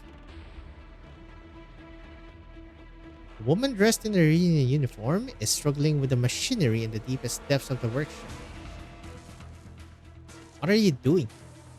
Help me pull that lever. Did you work here before? But you're not infected. Thanks for not exposing me. Pull harder. Where did you get that reunion outfit? It used to be a reunion base. So many died here. Don't test my patience. It didn't do anything. That's what they all say. I was a worker here. That reunion lot took over the distillery and they needed hands to run the machines for them. It's just the mercenaries hired by the Lord attacked, and I ran. I'm not infected. Why should I die here with those reunion? So why did you come back? Why? Because I had nowhere else to go, damn it. What other reason would I end up trading my life for a secret distillery? I'm not infected, but sometimes I feel like I'd rather be with reunion. At least they have something to fight against. They have a purpose. Pull harder, it's stuck. First, open the switch for this unloading port. Reunion left behind a whole lot of material. Doctor said this was the cheapest painkiller formula. They were working on it for a long time. It only relieves pain, but that's enough, right? With this, can I be a genuine part of reunion? That is, I might be allowed a home in your nomadic city. Oh, that's too much false hope, buddy. A nomadic city, huh? I take a deep breath and throw out a kick. It makes me sore. The lever finally loosens. The machine comes to life. The giant hopper tilts to one side and what falls out of it is countless petals. She hurriedly picks up the herbs scattered across the ground and carefully piles them in her arms. I don't consider where exactly I am. I feel like this could be a beautiful sight. Just like that city. You don't have a city. But those reunion guys all said, well, I mean, a nomadic city. A city, you know, people without a home, people with nowhere to go. The infected across the world are growing more and more numerous. Not that the disease is becoming more virulent, it's just that the world is becoming more cruel. The great worthies have so much to say about the modern era we live in. An unprecedented era of high-speed battleships, nomadic cities, of industry. How enlightened our era is. How tragic our era is. Stand together.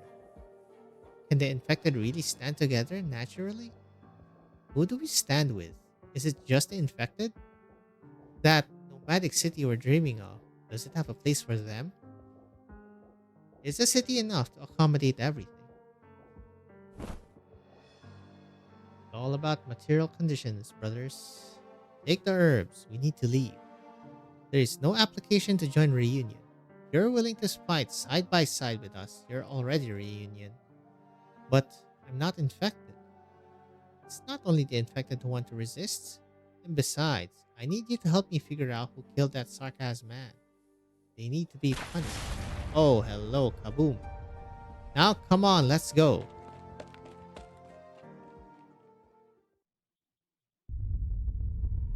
Oh, the place is collapsing. We make our way through the gigantic tanks. Some places have already started collapsing. The air is full of the pungent scent of alcohol, smoke floating in from somewhere. This workshop, where the Victorian reunion began, is about to go up in flames. We're almost there. Quickly now. Waves of intense heat hit. May struggles to stay standing. The herbs in her arms are lifted by the hot air. Ah, my...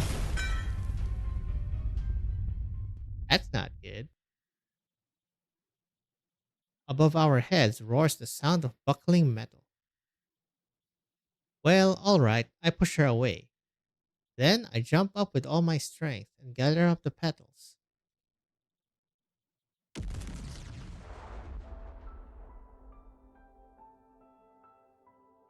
Collapse. It's hot. The sun is burning. I'm burning. I'm burning. Okay, chill. Is that the exit? A few steps further. But they're watching behind me. Those eyes. Are they judging me? Or just judging my insignificant death? What did they expect of me? I can't think about it. I can't. Maybe I let them down with their deaths. They should hope for a more meaningful end for me. Like, I don't know, dying on the steps of the palace in Deity Grifferberg? Anyway, not here. Not dying for an uninfected woman I just met, holding some broken petals in my arms. How could I face them here? But I still need to face them. Oh boy, how are Nine and friends gonna react to this one? Take them and go. The exit is right ahead. Don't lose them this time. I might have crushed some of the petals. Give them to a woman named Nine. She knows what to do. Don't dawdle. Move.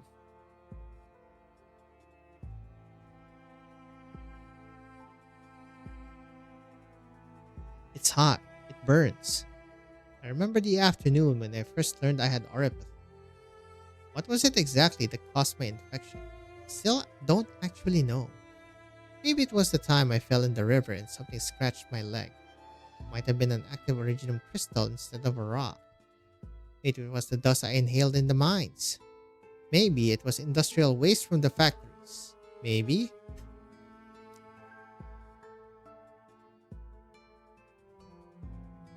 But when I got home, the smell of smoke in the room hadn't dissipated. My luggage was packed and placed on the table where we usually ate together. I found a salt lake, but I wasn't lucky. Maybe I chose the wrong place. There was no boat at the time. I owe a lot to the Rhodes Island operator who came over and talked to me when I was sitting by the lake. 9, Red, Percival, Tallulah. Ugh. I'm not sure if I'll be burned to cinders by the time you find me, but I hope this recorder survives. You ask, are we fighting for all the infected? Whether they're despicable, upper class, or even royalty? Or are the people we unite with the people who we want to fight alongside only the infected? Only them? Oh, this is really good, huh? We, quote unquote, because of the infected. The sunset weaves a silken river. Heaven This and is- earth What bolster the? me What is this? upon departure. Interesting, I guess. Also I illegal. already called dibs Highly on the most illegal. lucrative real estate in hell, and you guys all get a share. Rest easy. Now, hearken to the song of the distant sea. See. Real and The time to help everyone out. At strike, and sunder the tides heft. Retract, Oh. unsteady posture, wavering intent. Much to learn yet. Oh my god, excuse me. なん即戦即決 I need slows. Interesting. At At your 1,000 moves and Summon it.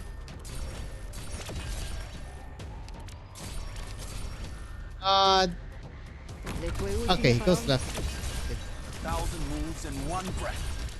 Più fai veloce, meno farà male.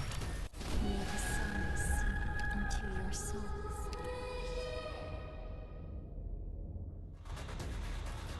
Okay. My speed and I hail from 1,000 moves in one breath. Oh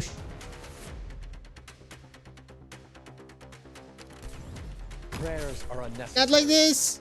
信号は安定いつでも行けるよ After all this time, you still I'm tend so to war bad. for solutions. Okay, so Elysium goes in the middle then. All warriors must face defeat. And then Lose heart. Exalter goes there.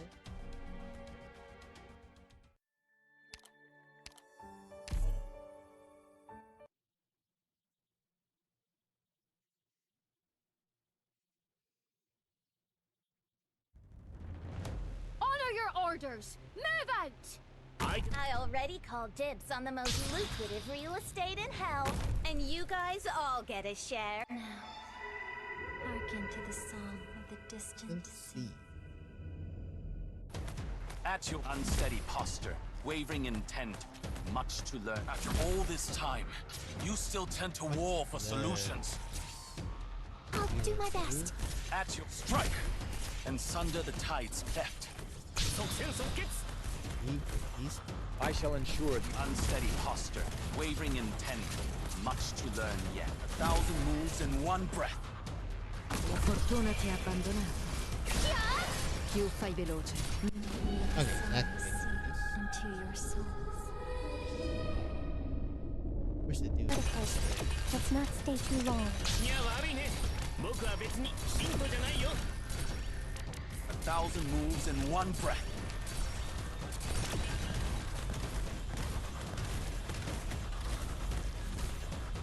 These so-called folks, not even worth drawing.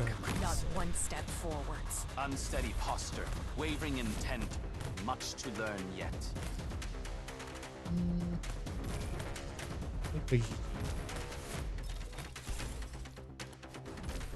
Let's just do this. I could have put her here. I am dumb and 1,000 bad. moves in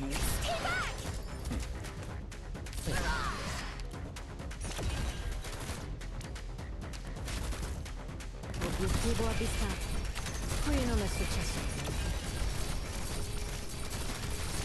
Più fai veloce, meno farà male.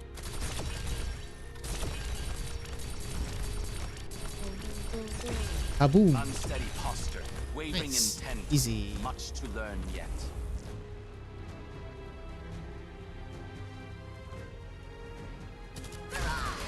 Maybe one and go. Yep. Le tue ultime parole? Kongi really does so much Non damage mi now with the interessano rocks. Più fai veloce, meno farà male.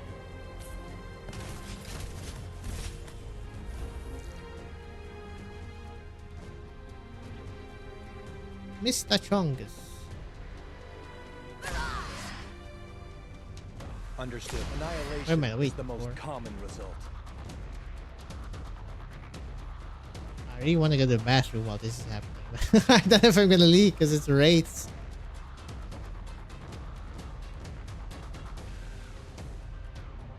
These so-called folks, not even worth drawing my Yeah, soul. things left are wraiths.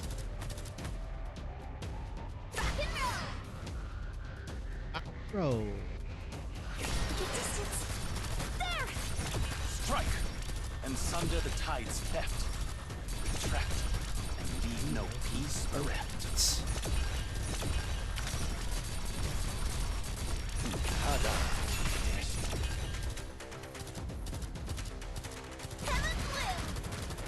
Nice chunk his ass.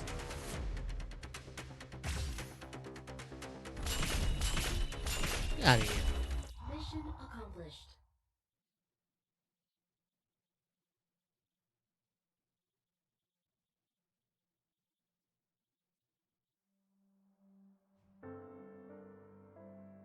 Longman? I was still in the LGD, I used to spend my afternoons going around the city. Okay, this is 9. I knew very well my duty, what I was expected to fight against. We wielded law and order as our weapons to curb chaos, resolve disputes, fight crime, and right wrongs. Back then, I thought people were just so easily corruptible. All of us are born pure and without flaw, but evil creeps in with age, like how mold corrodes every branch and leaf on a plant. I used to think this land could be rid of evil, if we were strong enough, selfless enough. I held that belief until I became infected, until I went to Lungmen's slums. And I realized that justice is even weaker than men are. When mutated plants grow from dirty soil, are the flowers in the greenhouse qualified to critique their twisted forms? Do they have the authority to cut off their branches? There is no way we can talk about the same kind of justice until we share the same soil.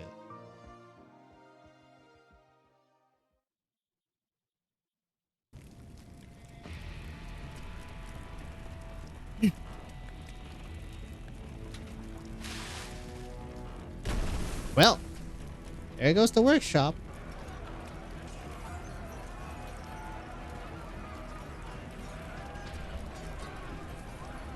Hurry, get everyone out of the building and as far away as possible. My stuff's still inside. It's all my family has. What stuff? Pillows and a mattress. The last of the belongings I took from my home. Are you mad? Follow me to the back where it's safe. You haven't gotten infected yet, right? Better count yourself lucky for that. The crowd's so chaotic. So many people running out from there, we don't know who's infected and who isn't. There might even be some wanted fugitives among them. We don't know where they even came from. And this fire. We're not far from the battlefield. Who knows what kind of attention we'll attract? We could leave right now. We're not responsible for this fire. 9. Make your decision. People are screaming, crying, falling into the mud, falling back up to their feet. The fire burns a rosy red behind them. It was an infected who started the fire. Some infected exploded, so that distillery. What's that got to do with us? Wasn't it you lot who brought that sarcasm here? Not us. It's all because of you, infected. We could have hidden here for so much longer if it weren't for you. What the bloody hell did you just say? Did you already forget who took you all in? You dare strike me? You... Enough. Incessant bickering. Endless verbal abuse. If you don't want to move, I can send you back into the fire. Reunion. You and Mace are the same gang. If it weren't for the infected, if it weren't for you infected, and what if we weren't infected? Open your eyes. Not the ones who caused you to lose everything you owned and made you huddle together in an abandoned distillery with nothing but the clothes on your back. We're no different except for the stone in our bodies. We had everything taken from us by this disease, but you haven't experienced how hard it gets, and yet here you are in the same wretched plight as us. What do you know? Ever had a finger chewed off by a machine on the assembly line? Been thrown out of a factory? Had your house burned down by some lord? You yell about the injustices you suffer, but you're not the only ones who live unfair lives. The Viscount who burned down my home, everyone says his son actually has oripathy, but so what? A bigwig like him can just send his son to a fancy hospital in Colombia. But us? Me? He burned down my house with my 2 children inside it, just because I couldn't pay my taxes, just because I talked back to him. And no one dares to care, because he's high and mighty while I'm disabled and poor. Not the only ones enslaved by your fates, so why does it seem like you're the only ones who can actually stand up to those bullies so brazenly and even kill them? Why? Because you don't want to remain enslaved in those chains. No one ever said you couldn't fight against it. There's no way I can do that. I don't have your original marks. Don't make excuses for yourself. It's not like every infected comes with powerful arms. 9, we're already grouping up. Are we evacuating? Tell Red to bring a few of his men to monitor our surroundings. Battlefronts near us are currently at a deadlock, so the warring parties might be unable to spare any manpower despite a distant fire. Percival, help me calm down the people who just escaped. Get their names as you examine and provide medical treatment. We'll stay here for one more day at most to be safe. Got it. I'll help. I'm familiar with burns and respiratory block. Oh, we haven't been able to contact Guard yet either. Yeah, about Mr. Guard. We're not sure if he made it out. Don't worry, I'll find him. Both made it out of Chernobog after all. 9. The concentration of Originium dust particles. I was already rushing towards the burning distillery. I've entered a scene like this before, back in Longhorn, multiple times. As an LGD officer and as a slum resident. Oh, and as a slum resident. Ooh, flashy backy. Fire means loss and also destruction. I always see tears falling upon charred remains. Sometimes they're from infected, and other times they're regular citizens. At moments like these, rumors will spread throughout a spectating crowd. Casualties were a few infected, or perhaps they were regular citizens. Maybe it was an infected exacting revenge on his neighbors who had harassed him, or maybe his uninfected neighbors were fed up with all the sick people hiding just next door. But no one has ever questioned why fires uptown are always extinguished and as soon as possible. Class war, baby! While the big blazes that destroy several buildings and cause an unclear number of casualties always happen in the slums.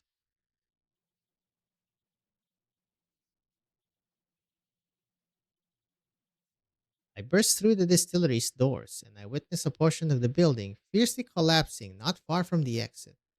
A single hand extends from the metal and debris, holding onto Guard's recorder.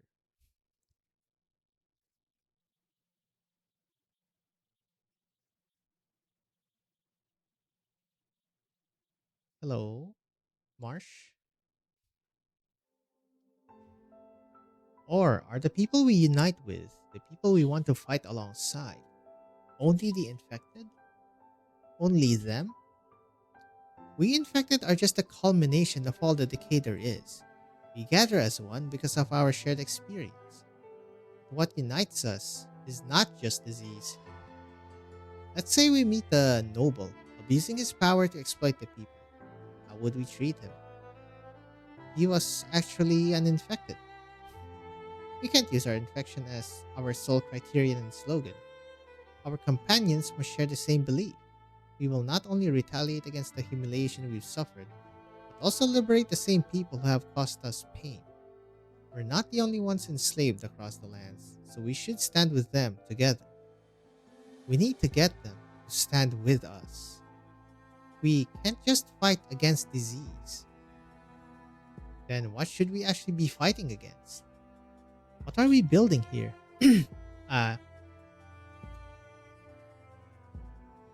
Many years ago, when I have just become uninfected, I really loved drinking. Back then, Ace warned me that if I carried on with that hobby of mine, I'd die with my drinks someday. And here I am, in a distillery. Well, that's actually fucking funny.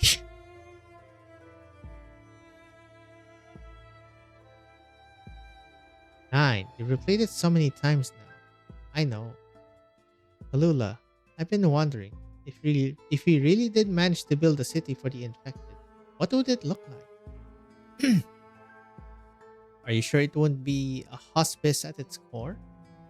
All we do in that city is to wait for everything to be covered in a blanket of disintegrated Originium dust for our deaths to come one by one. Yes, we can't just wait for our ends to come like this. Hello, Mr. Noel, sir. 9. Kalula. What is it? I'm thinking of leaving your group for a bit. Yesterday, I met some people among the refugees who escaped from Londinium. They mentioned some matters I'm very concerned about, that maybe someone I've been seeking this whole time is still hiding in there. So I'll be heading over. Interesting. He's going solo mode. Londinium isn't safe at all right now. I think Tallulah already told you about me. You're a long-lived. Wow, they're calling it long-lived instead of ageless. Yes, there's no way for me to die. I've become more and more sick of this reality of mine. You want to kill yourself? How did you get your longevity in the first place? Longevity? How did I first come to realize the joke that fate played on me? Had my share of happy days too. Came to know the one and only wife I've had. Had children, a family, devoted my heart and soul to original arts research. Of course, I was the primary focus of my studies. Children grew up while we grew old. Everything was going as natural order of things. Until my wife died in an accident, war broke out, and I was forced to leave my children. I suddenly realized in the years I spent as a refugee that I hadn't changed at all. The emperor started the war. The king was hanged years later, and then the dukes' conspiracies came to light. Afterwards, the sarcasm. I didn't change a single bit in all those years, until today. I have nightmares every day, and in them I hear a voice I don't recognize. Or maybe it's every voice I recognize calling out to me together. Pain makes you live forever, and only happiness can kill you. Actually, I was already aware of this early on, but what can I even do to feel happiness and relief? Especially after witnessing death after death and experiencing tragedy after tragedy. We're in an era of suffering and despair, so I shall go look for those hiding behind the curtain. I have no right to make you stay. There's no need to say your goodbye so quickly. If you wish to return to the nexus of the war, we might not have to go our separate ways. Is that so? I thought you would return to Colombia after gathering up enough hands. Running to another place will never put a stop to anything. Fair enough. Perhaps the foes we're facing are fundamentally similar. Okay? Also, leave a bouquet of flowers for guard on my behalf. I will. 9. Percival, you. I'm fine. I just got some smoke in my eyes. We're done registering the third batch of infected, and all 7 of them have gotten medicine from this workshop before. Told me many infected used to gather and live in a tiny village near this forest to access the workshop. When the workshop was destroyed, most of them left or died, but some still remained close by. They were all drawn here by the huge blaze. Indeed. I look at the petals given to me by the person they called maids. The reunion doctor here spent their life here for these herbs, and according to her, Guard also died for them. I recognize most of these plants. The infected used to choose them for pain relief before modern pharmaceutical companies were a thing. Perhaps the effectiveness of our crude drugs can improve by referencing these, even if just by a little. We can't simply wait for our end, watch ourselves wither away. There's more work to be done. Guard, we didn't manage a clean conclusion on our last discussion. I have to make a decision on my own now. 9? We want to hold a little farewell rite for Guard, and it won't take much time to do so. Right. I'll make some flowers bloom here. Oh, he died in Victoria. The enormous blaze burns throughout the night. We finally abandon our efforts to recover Guard's body. Red finds a beautiful sturdy tree, its trunk perfectly pointing up towards the sky. He digs a hole and buries that cute towel of Guard's in it. Flowers grow around the freshly dug soil. Floral patterns on that towel were too crude. A garden like this suits him better.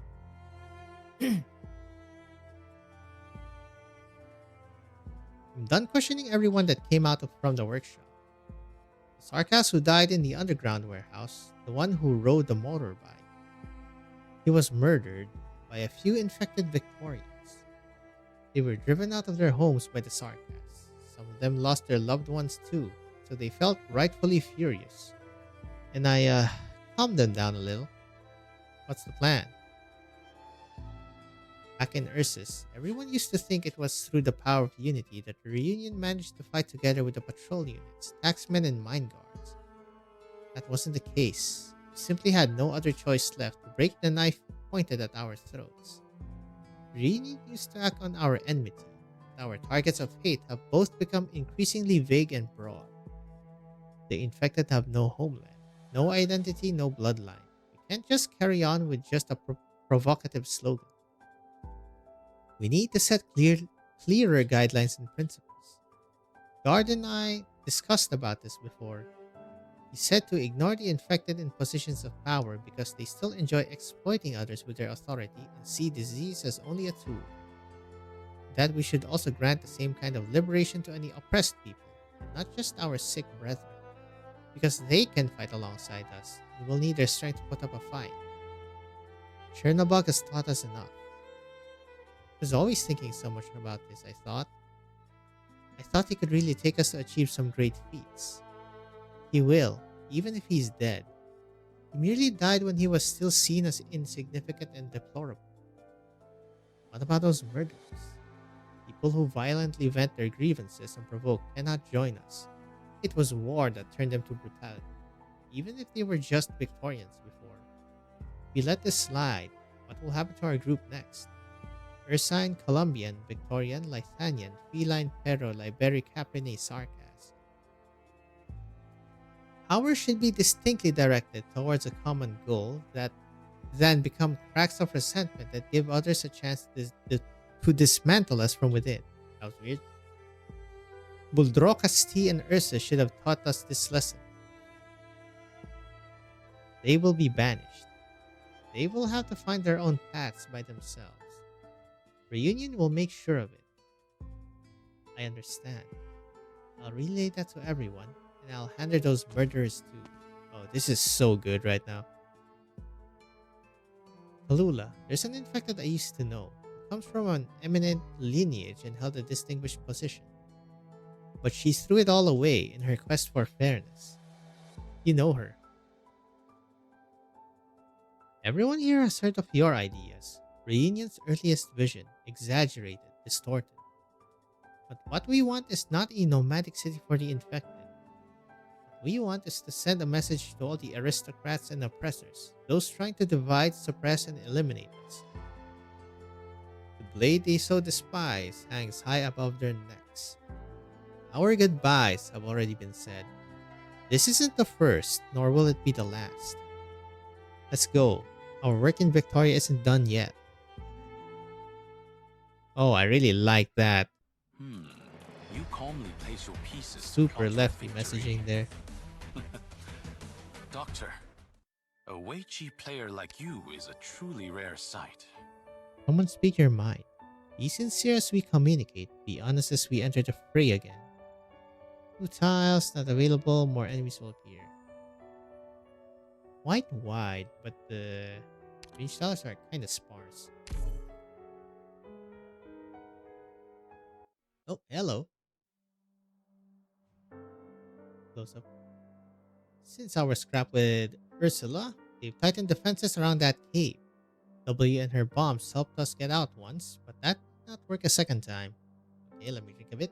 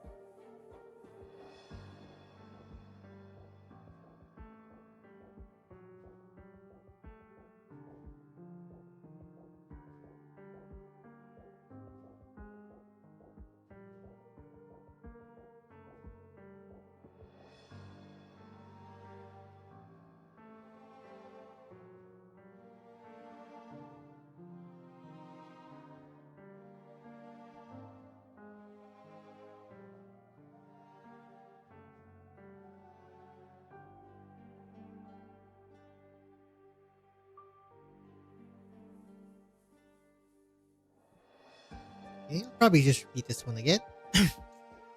Since our scrap with Ursula, they've tightened defenses around that cave. W and her bombs help us get out once, but that may not work a second time. We haven't been able to get close again. I'm sure the drifting bones haven't returned yet. That is, I was sure until we all had the same dream. Same dream? The ash-bleached city engulfed in flames, the shattered walls, the charred corpses piled in every corner. The city did not leave with a dream until we opened our eyes.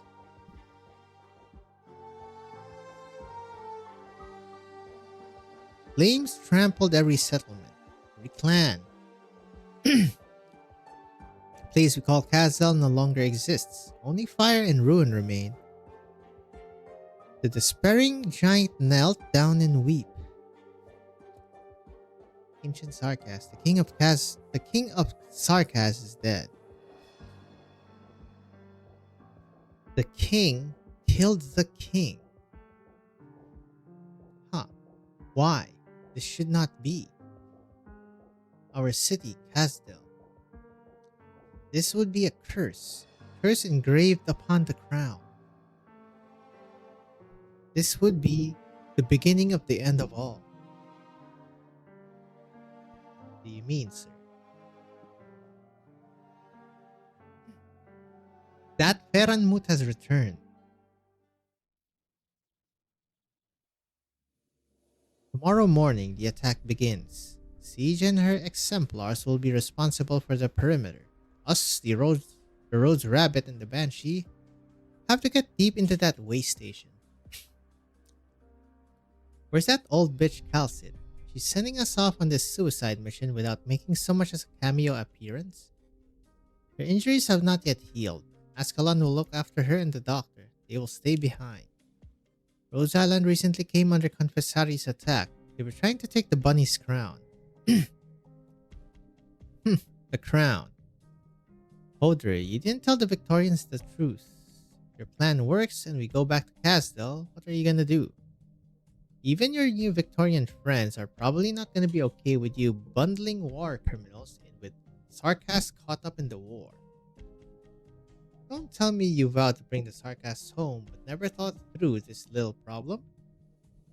Like, are you gonna head off to teach a class on historical reflections to this bunch of grunts dragged off the battlefield in that Castle Basement University?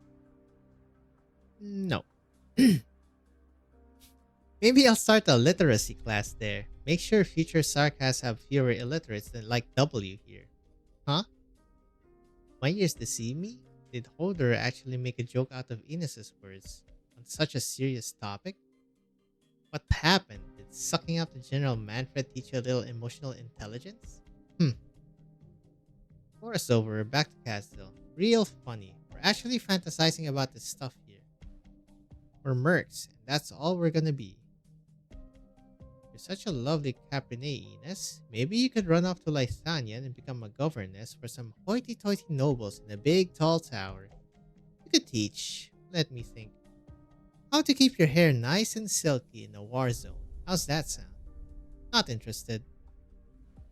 What the hell are they doing? What are you daydreaming about? The battle's about to start. No, I just... Ines's gaze shifts down to my feet ever so slightly. It's looking at my shadow again. What is it showing? I don't know myself. I'm rarely so calm before an op.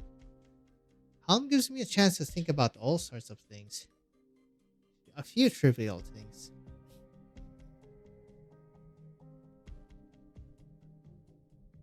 I remember you said you wanted to open a shop in Kazdel.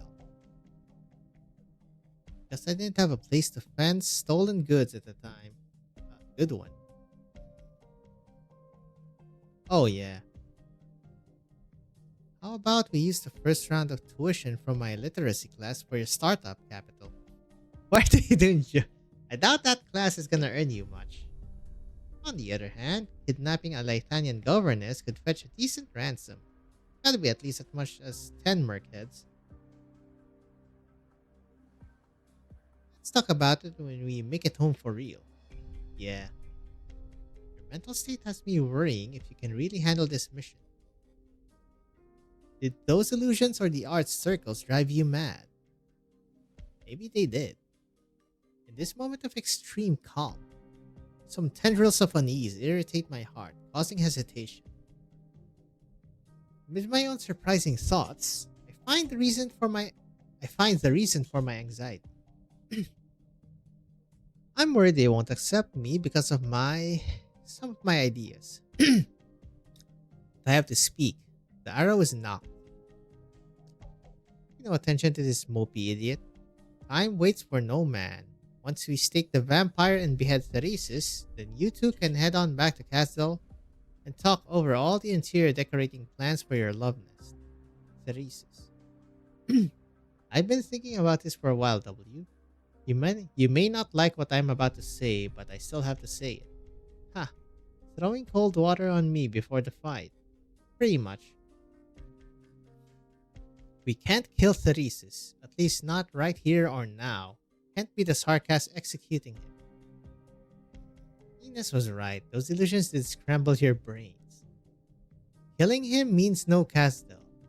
Whether now or for a good long while after the war, he has to be recorded as the regent and even be praised by some. Are you out of your mind? I really don't feel like joking about this. We still need to stop the war, and I haven't changed my mind. But Theresis has taken his place as a cornerstone of the Sarkas' future. Asdel won't survive another split, and this war, it can't end with another Sarkas betrayal with another Sarkas civil war. Remember the plan I was talking about before? We need the Sarkas here to pull out of Victoria before everyone hears about his death. Once everyone knows the Sarkas have failed and the threat of Theresis is gone, what happens then? The Dukes will slaughter every last Sarkas in Victoria without mercy. The revenge killings will spread to other countries in Centrum, and all civilization will have a justifiable excuse to exterminate the Sarkas. They'll put together a coalition, just and reasonable, swift and decisive, to divide up all of Theresa's and Theresis' legacies. Can't you picture that? To be honest, I don't give a shit about any consequences of Theresis dying. All I'm here is for the part where he dies. Coalitions slaughtering Sarkas, weren't they doing that already? Does Theresis dying mean all the devils are just gonna lose their will to fight back? Ha, no way, I don't buy that. He sent the assassins to kill Theresa, declared himself king, and dragged all of us into the mess we're in today. We don't need to sacrifice ourselves for his castle, for his... Don't think you can keep yourself out of it, W. I thought I was gonna really let her have it, really tear into W, this sad woman. Do you think of yourself as nothing more than a merc? How many people have you brought? From Union to where we stand now, how many Sarkas have you gathered? You're carrying their lives on your shoulders. I don't fucking care. But W is wavering. I know her too well. It's not like she hasn't thought about it. She isn't an uncaring leader after all. Looking at it objectively, a whole lot of mercs have stepped up to follow this mad woman. You have to care. You think you can just keep on killing people, keep on burying bombs in the dirt?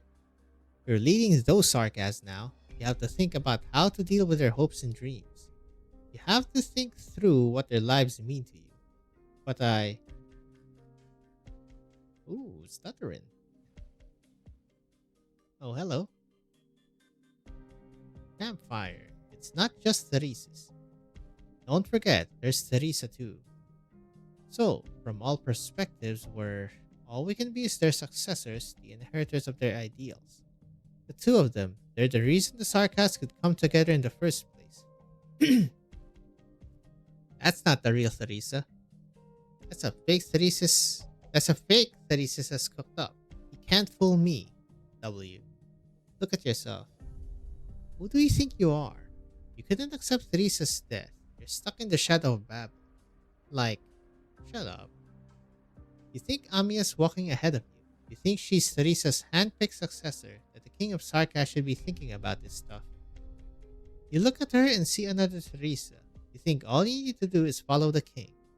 Shut up. Are you trying to gross me out? You think you don't deserve to inherit anything.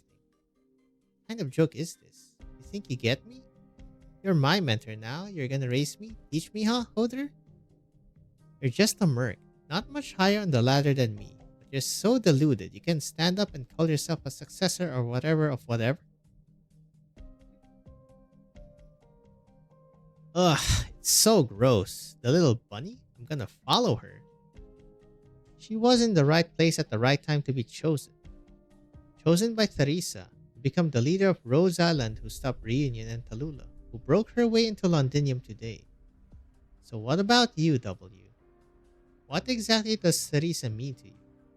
Some distant ethereal symbol who once gave you a place to stay? One specific flesh and blood royal? Or the path she stood for? I... For this land to fall into peaceful slumber. Ugh. So that's why I say she's a fake.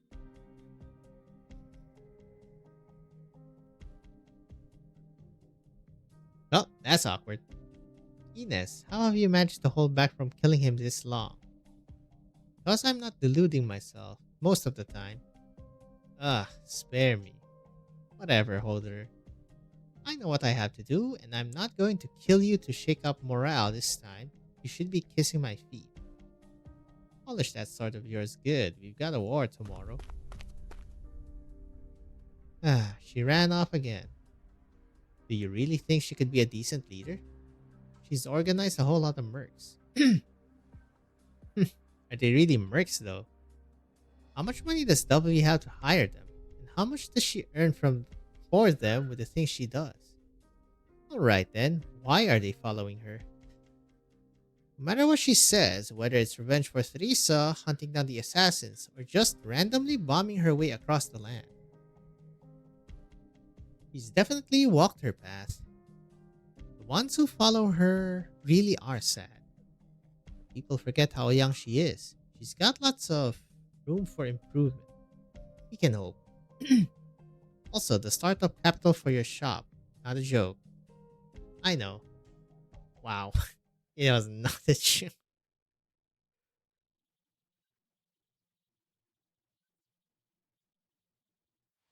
The Exemplars is fully equipped. Some of the Londinium SSC volunteered to join our team. Yes, tallying up the remnants of the various ducal forces we've gathered, refugees who wanted to join the fight, and these militiamen from the SSC, we have the strength of roughly 6 or 7 platoons. Siege, we'd best formally establish the military structure of the Exemplars, appointing officers such as our chain of command. Lieutenant Shearer, this team is not a true military unit. It is not the Victorian Arc. True, we have some soldiers, but aside from you and the remnants of Duke Windermere's forces led by Delphine, the rest are ordinary folk who want to fight.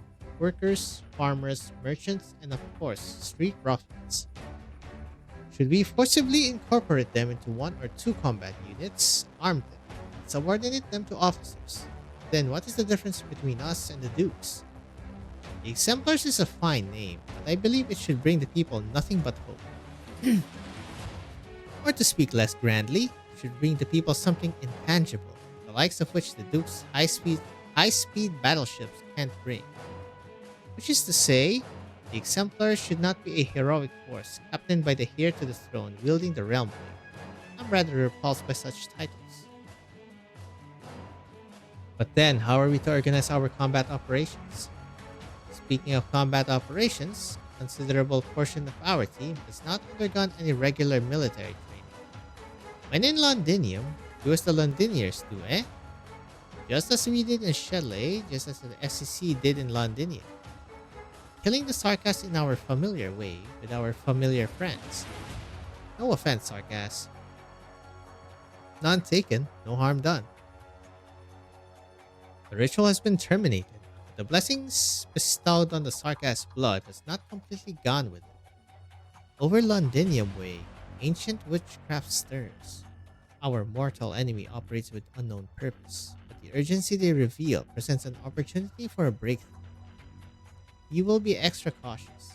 Then, let's snatch that bone back. Let's snatch that bone back? What do you mean, Hodor?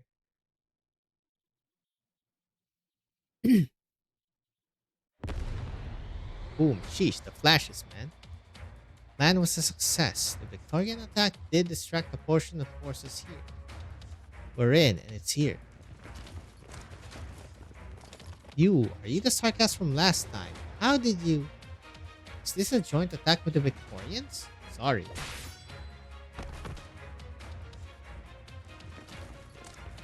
Goons. Kill the traitors. Kill these Sarkaz traitors. Ursula isn't here to welcome us. Olga's guessed right. Looks like she's too busy. Ha! Didn't let me come in last time. This sucker is huge. Can I blow it into 2 halves? No, stay with the team. Get onto its spine and seize its operator. Amiya. Yes, I feel it. He's here. Follow the Banshee's gaze to the shadow cast on the rock. A hint of blood invades my nostrils. Does this skeleton have veins?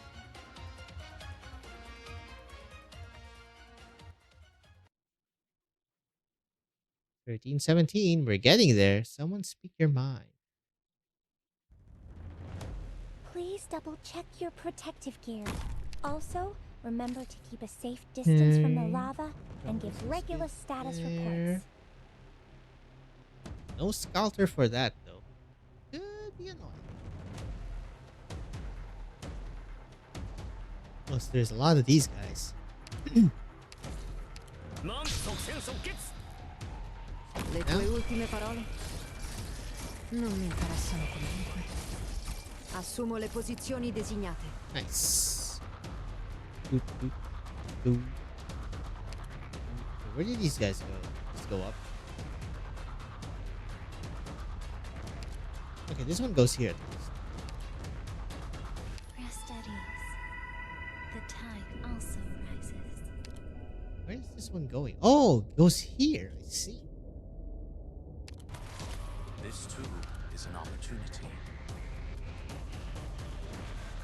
Now's the time to help everyone out. Strike and sunder the tides. On GG. Retract and leave 1,000 moves in one breath.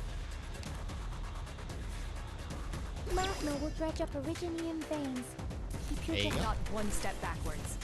At strike. Oh, I should have put Hoshi Sunder the here. I am tides da. Retract and leave no piece Hey, there's- bereft. No, those things have. Right. Oh, let's just kill them. Llama. Strike and sunder the tides cleft. Retract. Leave no piece bereft. 1,000 moves in one breath. I'm sorry. May the sun seep into your souls. 1,000 moves in one breath.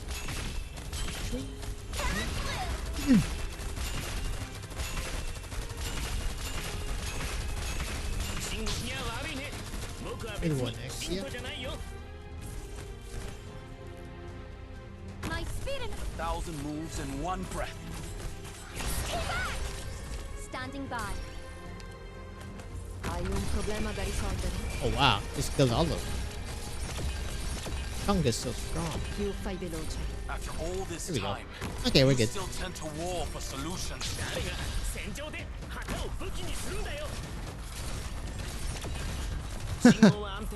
Chongye did so. Oh, hello. Ursula. Unsteady posture. Ow. Much to learn. There you yet. go. One should spar from time to time. Ah, boom. Più fai veloce. Meno. Got him. Hey, Ursula. 1,000 moves in one breath. Oh, something evaporated upwards.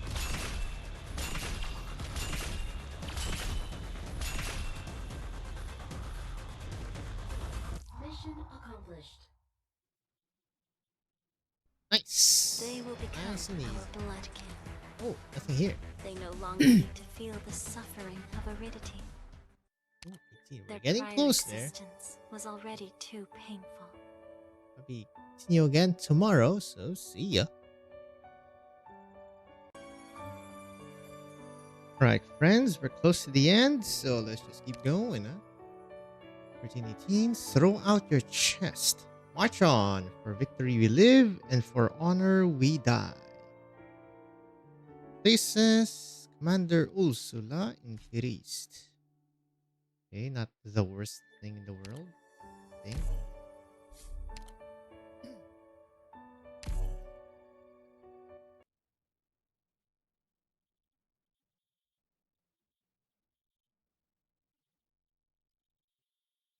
It's going in. All right.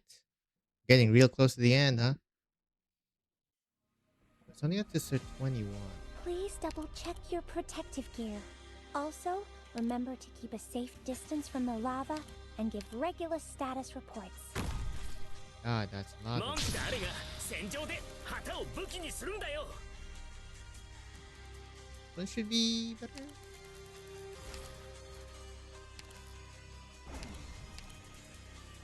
Look at this spectacular sight. Alas, it is now a battlefield. Rest at ease. The tide also rises. Do my best. Clear it already. One unsteady posture, wavering intent, much to learn. Unsteady posture, wavering intent, much to learn yet. Actually, just let At your Mr. command. Chungus hit. At your command, 1,000 moves in one breath. 信号は安定。誰が戦場で。 Just GG it. Unsteady posture, wavering intent, much to learn yet. At your strike, and sunder the tides left, Active? and leave no Oh, it does go with this bereft. one. Red Strike. My kin, the time is nigh. Oh, Let me create a diversion. okay, we have a problem here.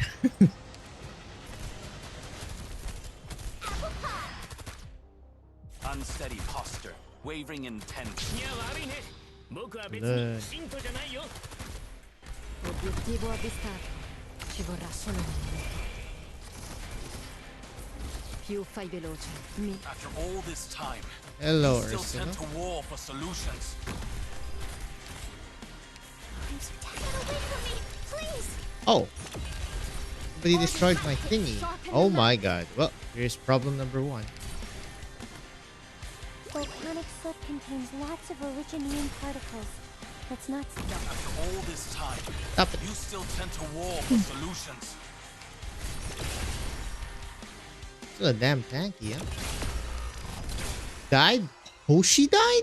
Holy. That's not good. questo ti farà tacere.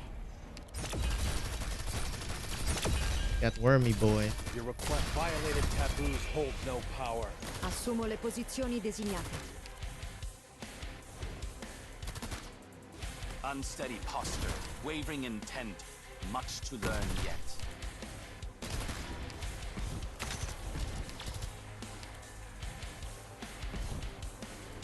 You. So-called foes. Not even worth throwing. Wait, did it already explode? Kill you. Don't those particles have no place here? I'll send them away. Hey, that's illegal. Hurt your eyes. Okay, thank God. Unsteady posture, wavering intent, much to learn yet. Who? Where?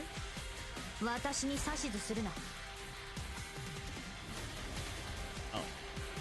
Yes.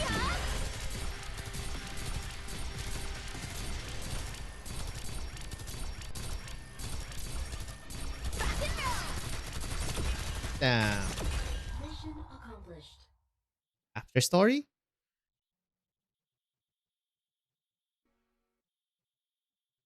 I think they should do this more often.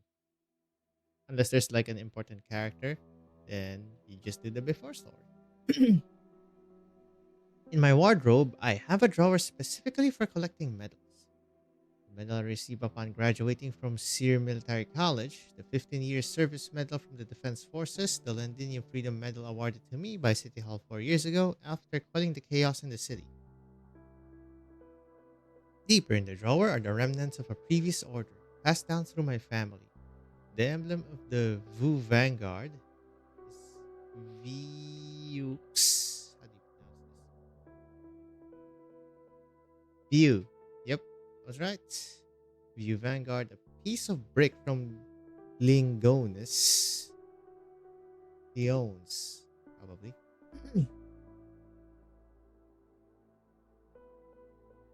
Gaulish, the Jumpers.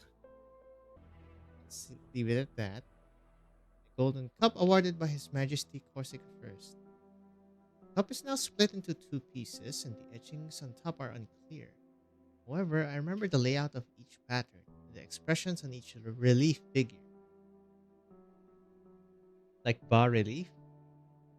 This is all that my parents, uncles, and aunts, all that they hope for. The glory of gold, a glory that cannot be denied and would never fade. About that, there's kinda no goal right now.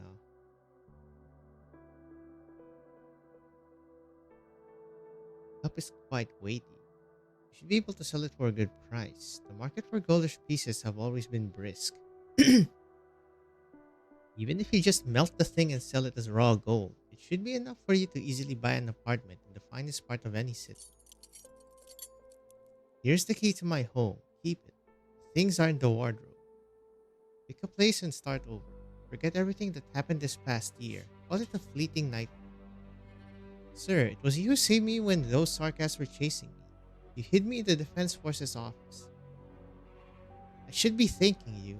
I'm no longer a member of the forces or your goldish compatriot. Okay, hold up. You didn't have to take it. If you find anything else in the house you like, it's yours. The memories mean little to me anymore. You'll want to hide here for a while yet, until the situation stabilizes. The military commission has disarmed the defense forces. As it stands now, you're no different from the Victorian civilians to the sarcasts. But our comrades are still outside. Some of them are, unsettled. I want to save them all. They've all been captured. I handed them over to the military commission myself. You what? The anger in his eyes deflates before it can reach a peak. A coward. I evaluated him as much in the past. He may have some courage in battle, but ultimately, he is a coward. He survives here with me in ignominy. He can't be compared to those warriors who resist the sarcasm. He could never compare. Could I? I don't care. It's been a long time since I cared. Sir, what are you going to do next? Me? Sanguine Arc of Vampires has been waiting for me for some time. Stay here. Wait until it's all done before you go. If you want to live, you'd best pray that when you open the door, cheering you here is Victorians and not the devils. Drink a bit.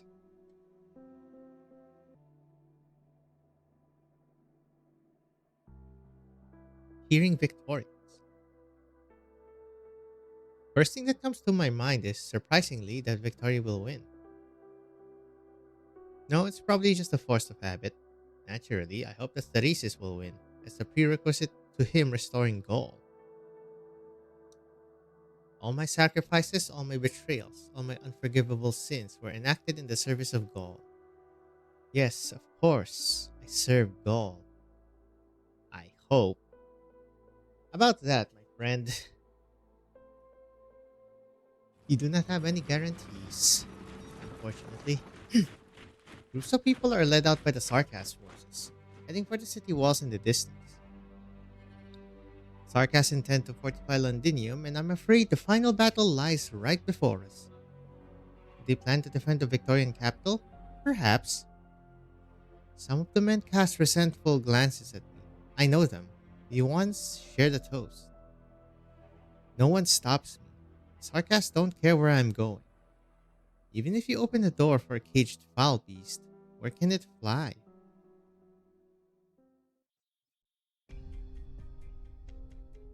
Hello? Oh, there you are. Renee Leto? Miss MIA Clovicia over here? I didn't expect to encounter you like this. The hell are you doing? This may be a good sign. At least you haven't been executed by the Sarcasts. Do you have time to chat?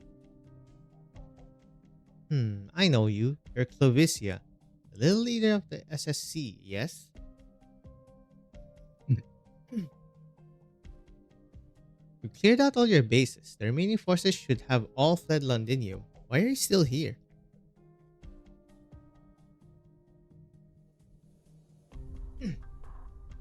Some of the things go to the defense forces, and some go to Castor for keeping her promise. Her Trilby Asher did indeed ensure the smooth evacuation of the SSC. The Duke of Castor. I guessed your identity a long time ago, but now, no matter which of the dukes you're vassal or puppet of, I no longer care. I may not know how capable you really are, but Londinium as she stands is no place for a rebellious child to be wandering around. Go back to your hiding place.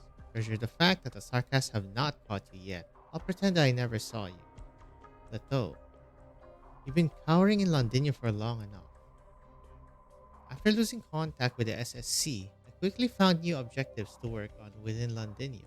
We were betrayed too, and I don't even know who the traitors were. But I don't have time to dwell on that. The situation within the city far surpasses our understanding of a nomadic city under occupation. What's happening now is something you won't find in the history books. I know that better than anyone. But have you seen what's going on outside the city? I've seen the Sarkas art circles, the red light in the sky, the war machines in their many forms, things unlike the military equipment of any ordinary nation. I've seen hex crafters floating in midair, seizing control of the sky, forcing drones and arts alike to fail.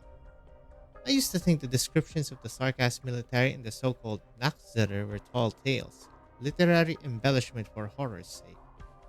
I don't think that anymore. When death itself opens its doors, what man-made hell do we face? And what of the dukes? The ducal armies, they're resilient, grand, but they stand on the horizon, out of reach. I suppose you may be feeling guilty and melancholy, perhaps mixed with a dash of pride? You ponder the cruel choices you've made, but your mission is now accomplished. I guess you proposed a deal to Theresis regarding the nomadic cities that once belonged to Gold. Londinium is too small. She can't contain the Sarkas' ambition. He is simply using this place to provoke the expansionist lust of Terra's other powers. Do you honestly believe he cares at all for your goal? Londinium's fall is complete, but you are no fool. You see it.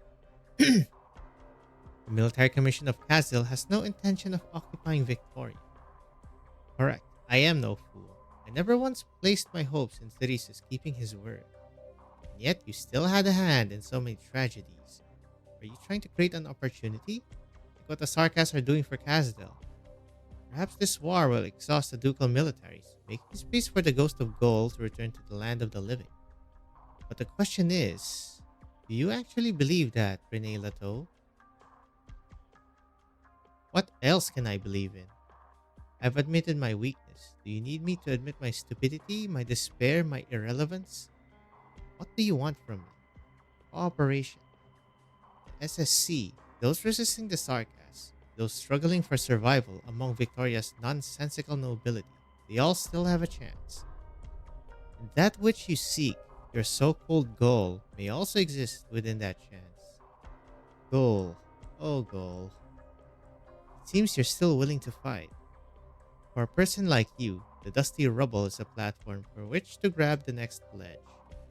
For you, those like you, for the military commission, you are strong enough to subvert a nation, change the course of history, not to mention manipulate the fate of one or two men like me.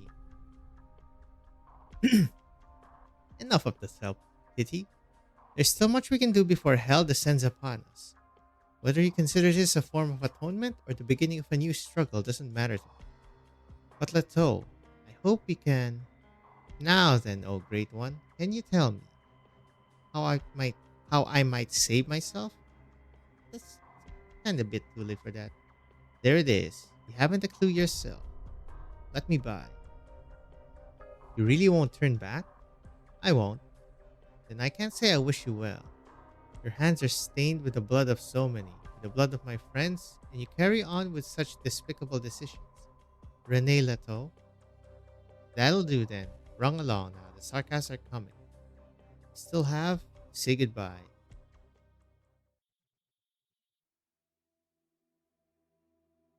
Well, better not have done it in the first place then. Okay. I'm gonna translate this. Screw it.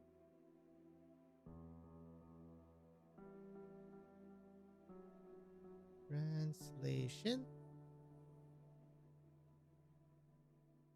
Okay. Say Inyons banyak nos you the lambs.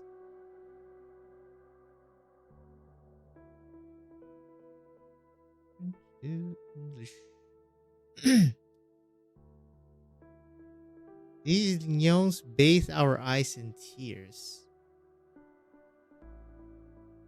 Le champ de bataille est charge de amertume et de pain. The battlefield is full of bitterness and pain. Freaking French. My séjour viendra, say certain. But that day will come for sure. Pour juger à mort.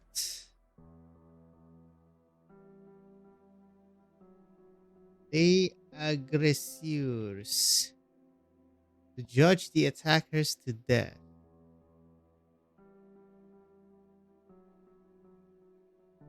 Judge the attackers to death. Oh, thank God, the French is done. Imagine being French, am I right? A view vanguard living in the city. Why is he the first thing to come to my mind in this moment? Hello. Name, rank, unit. Isn't that one of the Ursus? Your baton is pressed against my waist rather harshly, sir. Permezla. Report. Name, rank, and unit. Soldat. Lyon's Youth Vanguards. 2E Regiment de la Garde Satante. Caporal Lato. Yeah, it's this guy. My unit. Well, he's ghoulish. Yes, your unit. I've never seen you before. You have. You're just forgotten, sir. Have I? L'Empereur Sa Majesté, she ordered me to recover here. I want to know what's happening on the front lines. The Roy Sorcier, the wicked witch king. Did our fleet destroy him? I saw it on television. The Victorian Duke with a great, big, huge beard. His army. If they wish to praise Sa Majesté, our great emperor, you will stab him in the back too? Sir Londinium has fallen. C'est bien. Good. I'll be promoted to the View Vanguard. You, it's not your time yet. You still need to prove yourself. He's nearly 90 years old. What the hell are you even doing here? He's been not entirely there for quite some time, forgetting nearly everything. Yep. Senile old man. For decades, his mind has remained in the golden age where the Goldish men joined Corsica once marched into Lythania. The nurses always said he had only a year to live. But he's still here. He's lived to see gold become history. He's lived to Londinium teetering on the edge of her grave.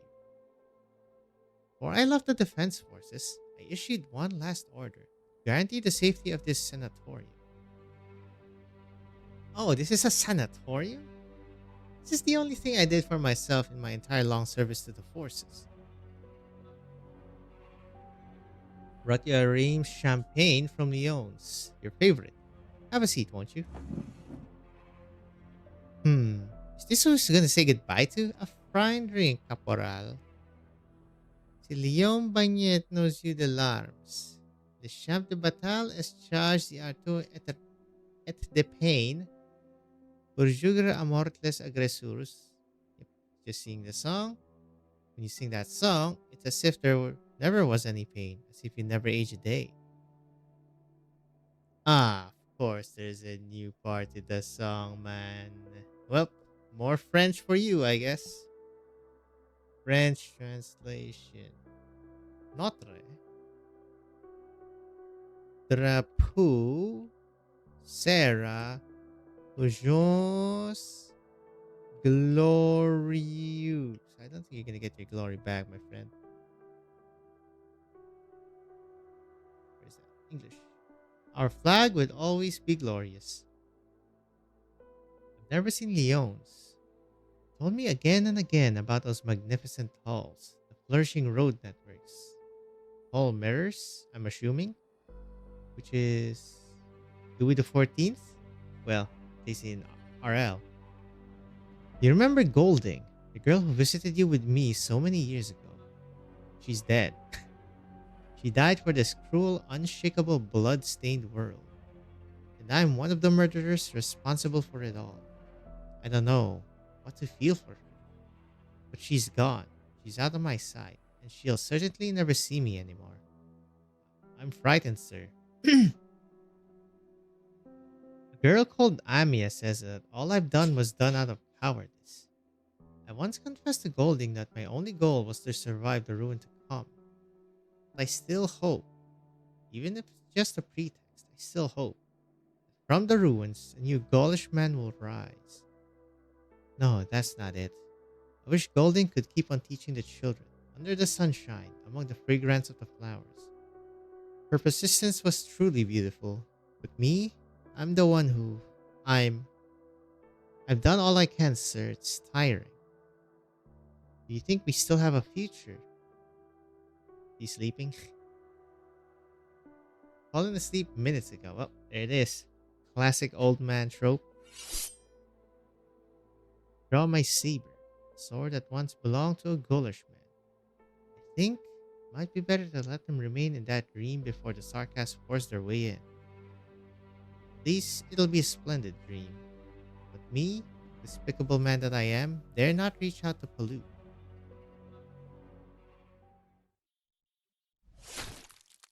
Well, he killed him. The blood of the aged youth vanguard splatters my hands.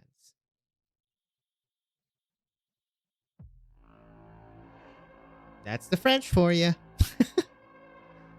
The Prince of Blood himself, the sanguinarch of vampires, looks silently at the extravagant decor of the Victorian palace. The expression on his face could be described as serene. Here comes this guy. You came, Leto. Here I thought you'd find somewhere to hide. No, of course not. I was always going to come find your highness. You seem spirited today. I'm pleased. Ever since that old Gaulish teacher of yours died, you've been quite the buzzkill. I made a bet with my children. They'd wager that you were about to die. By children, you mean the frickin' leeches? But I believe in you, Leto. Have a drink with me. With the defeat of your enemies, the death of the nation of Victoria. I'll begin the ritual myself, bestowing the most ancient curse, the most tragic end. So I will be leaving soon. Even my own kin don't enjoy such an honor. You should be grateful. You know, your highness, by the time I was born, Gaul's capital had already been razed by the Duke of Wellington and his despicable accomplices. Oh, so it's Wellington, huh? Interesting, the Terrans. Well, at least the one supporting them now.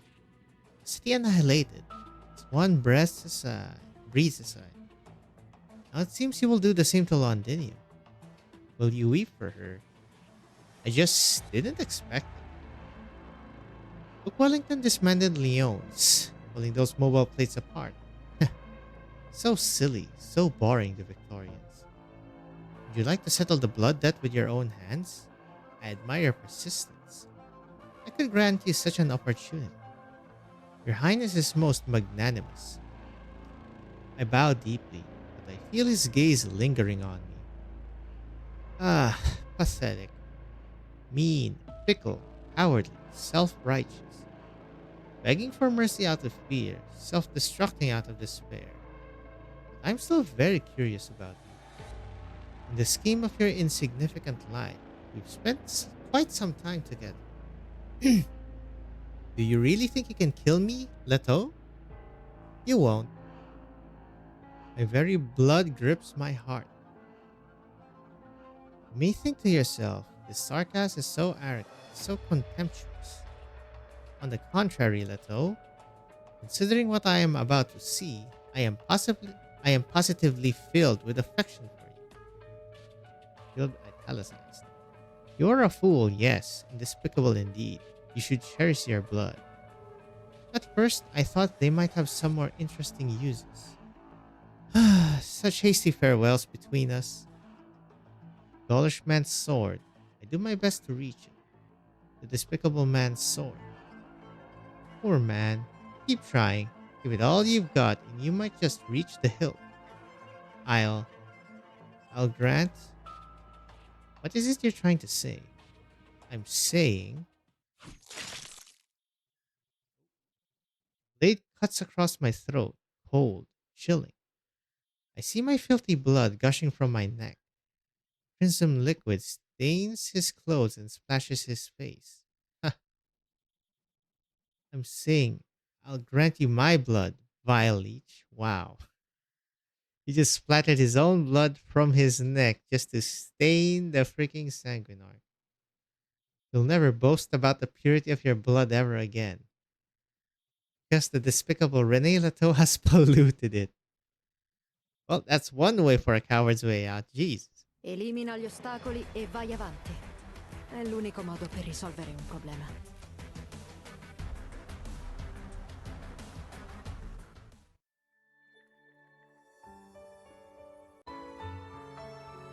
Before we start the next one, this one first.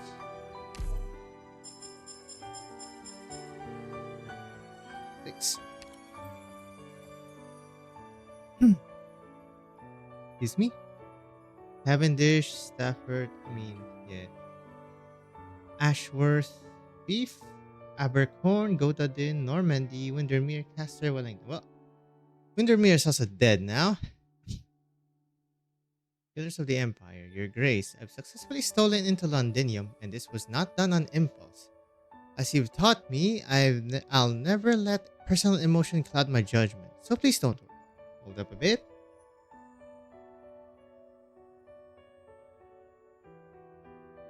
I decided this only after careful consideration. I miss the days we spent together and the life we enjoyed at Lincardine, but I'm sure I'll be more useful here. This place has more or less become the eye of the storm, accumulating momentum as news from all across Terra pours in rapidly. I'm sure I'll mature faster here, so you need not worry that I won't be polishing the skills I need, now that I'm far from Lincardine. Another thing, I end up reinvestigating the cause of Papa's passing. He did indeed die from illness on his way back to Lincardine after the meeting. Mom, I swear to you that this investigation into the truth behind his death will be my last self-indulgent act. Delphine 1094. Okay. So it's a 3x timeline, right? Probably. 1096. Okay, we are so close to the end. Osseous. What does the word mean? Oh, ossification, the bone, right. Consisting of or turned into bone. Interesting. The enemies push through this corridor of bones. Defeat them. That was plain. Punishes them more HP. Wow, look at that. It's like the one that Il Sirakusana stage. With the cars. Oh, we're just going in. The sunset weaves a silken river. Oh boy. Heaven and earth bolster me upon departure. I like hill first. Probably this one? Since it's closer to the revive station. All units, spread out! You go like that. And you go something like that. Huh, okay, what to do? What to do?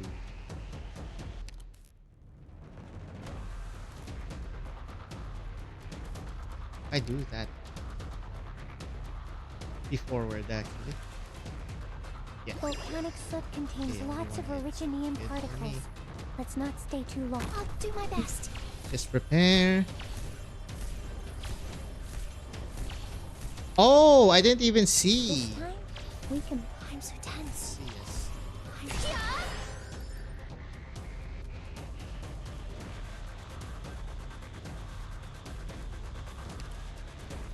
Ikyo.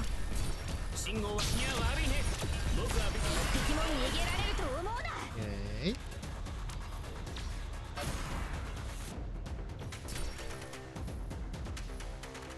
Many intellectuals must join a battle before penning a decent death. I could have made him face up. Including that sister of mine. This too is an opportunity. Qui non è successo niente. These particles. Unsteady posture, wavering intent, much to learn yet. Assumo le posizioni di Achoo. Excuse me about that. Can I really do it? You create a diversion. Unsteady posture, wavering intent, much to learn yet. That should be enough. Is it my turn? At strike, and sunder the tides cleft.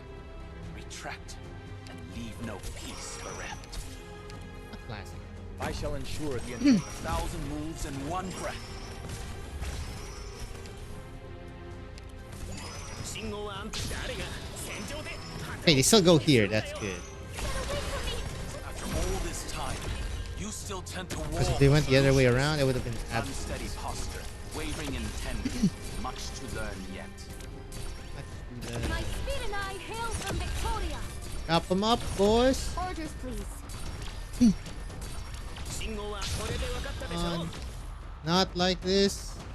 Not one step backwards. Spin. Got it. Yes. Should be good, no? Not too hard. Strike, and sunder the tides cleft. Or hard at all. Retract, and leave no peace bereft. Just a test.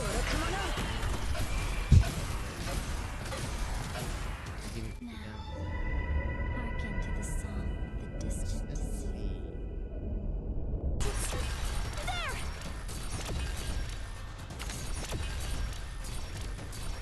Understood. Target confirmed. Unsteady posture, Die. wavering intent, much to learn yet. Mission accomplished. Show me there's a story here. Wow, really? Pieces to plot your victory. It's like super front loaded and super back loaded, I'm assuming then. A Weichi player like you. is a Sanguinary truly rare billows. sight. Witness his arrogance. Well, I guess we will witness it. Sorry. No, we're still going in. It is insanely backloaded, I guess. Honor your orders. Move out.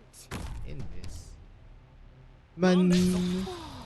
Relax, Volcano. What do we do here? We're just here to collect a few precious samples. I guess I needed Enos in this Please one, huh? Don't get mad.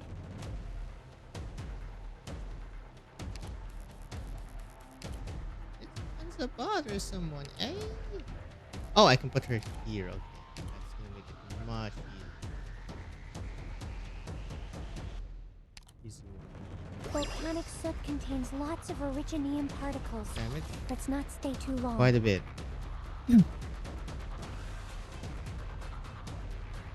Which range is the most time? It's actually you. That's actually funny.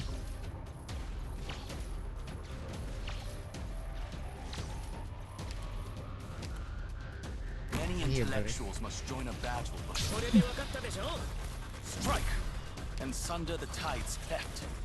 Retract, and leave no peace bereft. Now's the time to help everyone out. Is it AoE? It is, unfortunately. One after all this time, you still tend to war for solutions. Solutions. Don't worry about me, Professor. Oh, now. Hearken to the song of the distant sea. Song of Retract and leave no peace. One unsteady posture, wavering intent, much too. After all this time, いや悪いね僕は別に信徒じゃないよ after all this time, you still tend to war for solutions.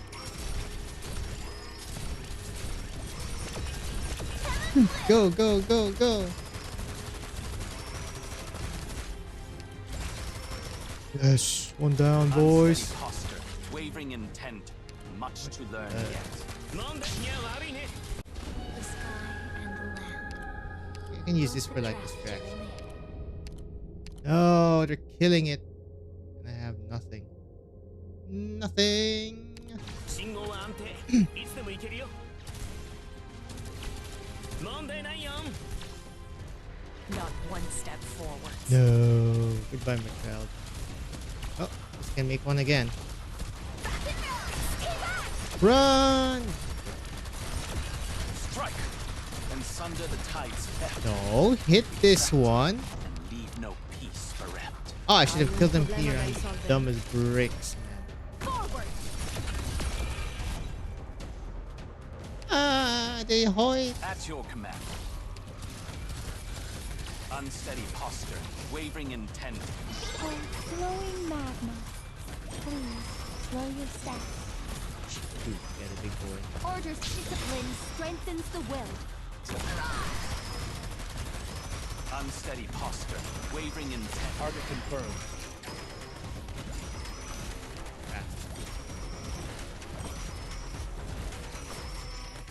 I'm now very tired. After all this Go, time, go, you go. still tend to war for solutions. Hay un problema de... Now's Go, the time to go. help everyone out. Go, go. 悪くない場所だ。 There you go. The distance. There! Mission accomplished. Easy. Okay, those stages weren't as hard as chapter 12. Chapter 12 was ridiculous. Hello, hello? Who do we close up here? Ceresis? Nope. Sanguine Arc. How dull. Yep. Get a close-up of his stuff. Do you think this would anger me? Offend me? Look at that eye. Did you think I would kick your corpse in anger? Curse your insolence? Oh, this is when Leto spilled his blood, right? I'm not going to do any of that, Leto. Rene Leto. Insignificant man. Seems the land itself in my eyes. An annoyance. Did you think this act could give meaning to your pathetic life?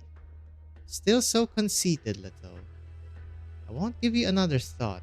Not so much a momentary glance.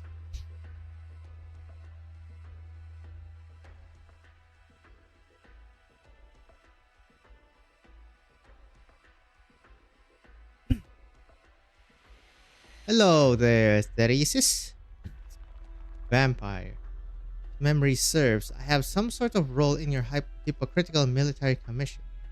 I haven't seen a war report from you in quite some time. Nor have you attended any commission meetings in quite some time. Always held the requisite command authority. Command authority. I don't need to command my offspring. They serve me naturally. They serve their court. Then you need to manage them better. The war's end approaches, and your underlings need to play a more significant role. Their wanton behavior vexes me. The Western Front is wasting time. This is necessary for the ritual. Without enough blood and tears, how are we supposed to gather enough material for the witchcraft? You and Teresa told me about the ancient door you found, covered in scabs. Is the source of all Sarkaz suffering, the origin of our fate, really behind that door? The preparations for the ritual are complete. But one of the nodes, the town of Brentwood, is under attack by our enemies. Are you dispatching me to resolve these trifling nuances for you, Theresis? Oh, that reminds me. Oh, Reverend Regent of the Military Commission. Since the Commission has noted this is such a crucial town, why did it not prepare any significant defense? No shrouded casters, meat puppets, or any haphazardly bewitched flesh-woven brutes? I indulged you and your sister on account of your dazzlingly powerful souls. Weak sarcasts call you Regent, and the Confessari have gathered around you, bringing Theresa back to you. The Regent and the resurrected King of Sarkas. What a fascinating pair of siblings. All of this owes to your actions, your power, not your status. Power. Hmm. I have blessed this battlefield in order to cast the grandest of curses. I, in my benevolence, as head of one of the oldest of the courts, have awakened the power hidden within the blood of the Sarkans. And so, Theresis, have you felt it? Does my boon delight you? Oh, but how much power can be drawn from your mixed blood? The end is near. It's making you restless. Conceal your weakness. Or shall I say, do you need a reminder or two? Heh. I will complete the final part of the ritual for you, proud Regent. But it is not in service of the narrow ambitions of you and your sister. Eyes always fixed on that nomadic city bearing the false name of Kazdan. It's just another resting place in that painful river. Theresa is ready. The shard will soon unleash a power that Victoria could never imagine. The skeleton is waiting in the hub outside the encampment. You can go from there to Brentwood. Exciting, isn't it? Theresis, you always wear such dull, lifeless faces. I've seen it. A black light rising over the horizon, like a wall of obsidian that will eventually found the real city. You mock my impatience, but isn't silence the best way to conceal your deepest thoughts? If only I can go back in time to see it for myself. If you really can retrieve the power that could reshape this great land, that which the Sarkas first reached out to touch, Originum, then I will, on your behalf, spread the name of Kazdel to every scrap of land I set foot on. It still hasn't said why Sarkas is the most infected with Originum. The Sarkas, my people, have abandoned their past for too long. They hate, they curse, they swear revenge upon our enemies. So disappointing. My people have forgotten even the origin of their bloodline, forgotten the names of our ancestors. They mate in numbness and sorrow, giving birth to generations of hideous mixed blood offspring. They throw themselves into the shadows of the nomadic cities, hiding in the streets, begging invaders for food. I have lost interest in Victorian blood, and the Sarkas who are satisfied with it. They infuriate me even more. From the moment Sarkas first called themselves Sarkas, from the moment this world alienated them, quote unquote, it's enough to drive one mad with rage. Oh, hello, Mr. Ferranmut, My prince, the drifting of the Ferranmut is about to end, and we will soon arrive at the way station near Brentwood. The town has been occupied by Victorians, and they are clearing out your creations. Creations? Those mindless insects are nothing more than a few drops of residual blood carelessly spilled by children of the Crimson Court while painting runes on crystals. Let the Victorians celebrate their victory. My mistake. Forgive me, Your Highness. I looked at the Military Commission's mayor, Sarkas. Major! Theresis has arranged so many children to wander outside the court in this system of You are cold, Ursula. Yes, Your Highness. Your blood is mixed with too much alcohol. I can forgive hedonism and indulgence. But your hesitation disappoints. I can wash those away for you, Major. Quote unquote as well. I am grateful for your benevolence, my prince, but I can handle myself. I will endeavor to do better. She bows her head. The nerves have gripped her. But at least these mixed blood children understand how to resist, which compensates somewhat for their ignorance. Ursula. Ursula the Time Stealer. Popular household star. Ha! Ursula has taken the reins of this particular skeleton in music. Just a coincidence, Your Highness. When I took the name, I never thought I would really be any kind of hero. Hero? Ursula was a coward. Couldn't even look directly into the eyes of this barren, daring only to hide in the turbulent currents it stirred up, waking some of the people immersed in illusion. So I sent him on such a mission, of course, to save many people. Hollow murmurs echo throughout space. What is it? Have recognized me at last? Dead silence. Its intelligence has long been stripped away. Only an empty shell remains to react. My prince, we are nearly there. We may encounter some illusions. No need to remind me. I've dealt with this one far more than you ever have. Hello. The Ashen Kazdel, sent to its doom in diabolic flames. They sweep through the tents of all the clans. I can hear the roar of the flames. I can hear the lamentations of the flames. Why are we still surrendering? Why are we still weak? Are you satisfied with this? Are you satisfied? Then I, on your behalf, my ancient kin, kneel and weep in the ruins. King of Sarkas is dead. The king killed the king. I know he is just a ripple in the illusion. I know this is our unchangeable history. We worked hard to build this Ashen Castle. The Sarkas have a home again. But doesn't its diminutive size infuriate you? The outblood invaders deprived the T-Cast of their ancestral land. So you started to compromise, shrinking and distorting that which stands for your home. To a plain, a circle of fields, until you can only call it your city, your village. This is the starting point of Sarka's weakness. Now I look back from the end.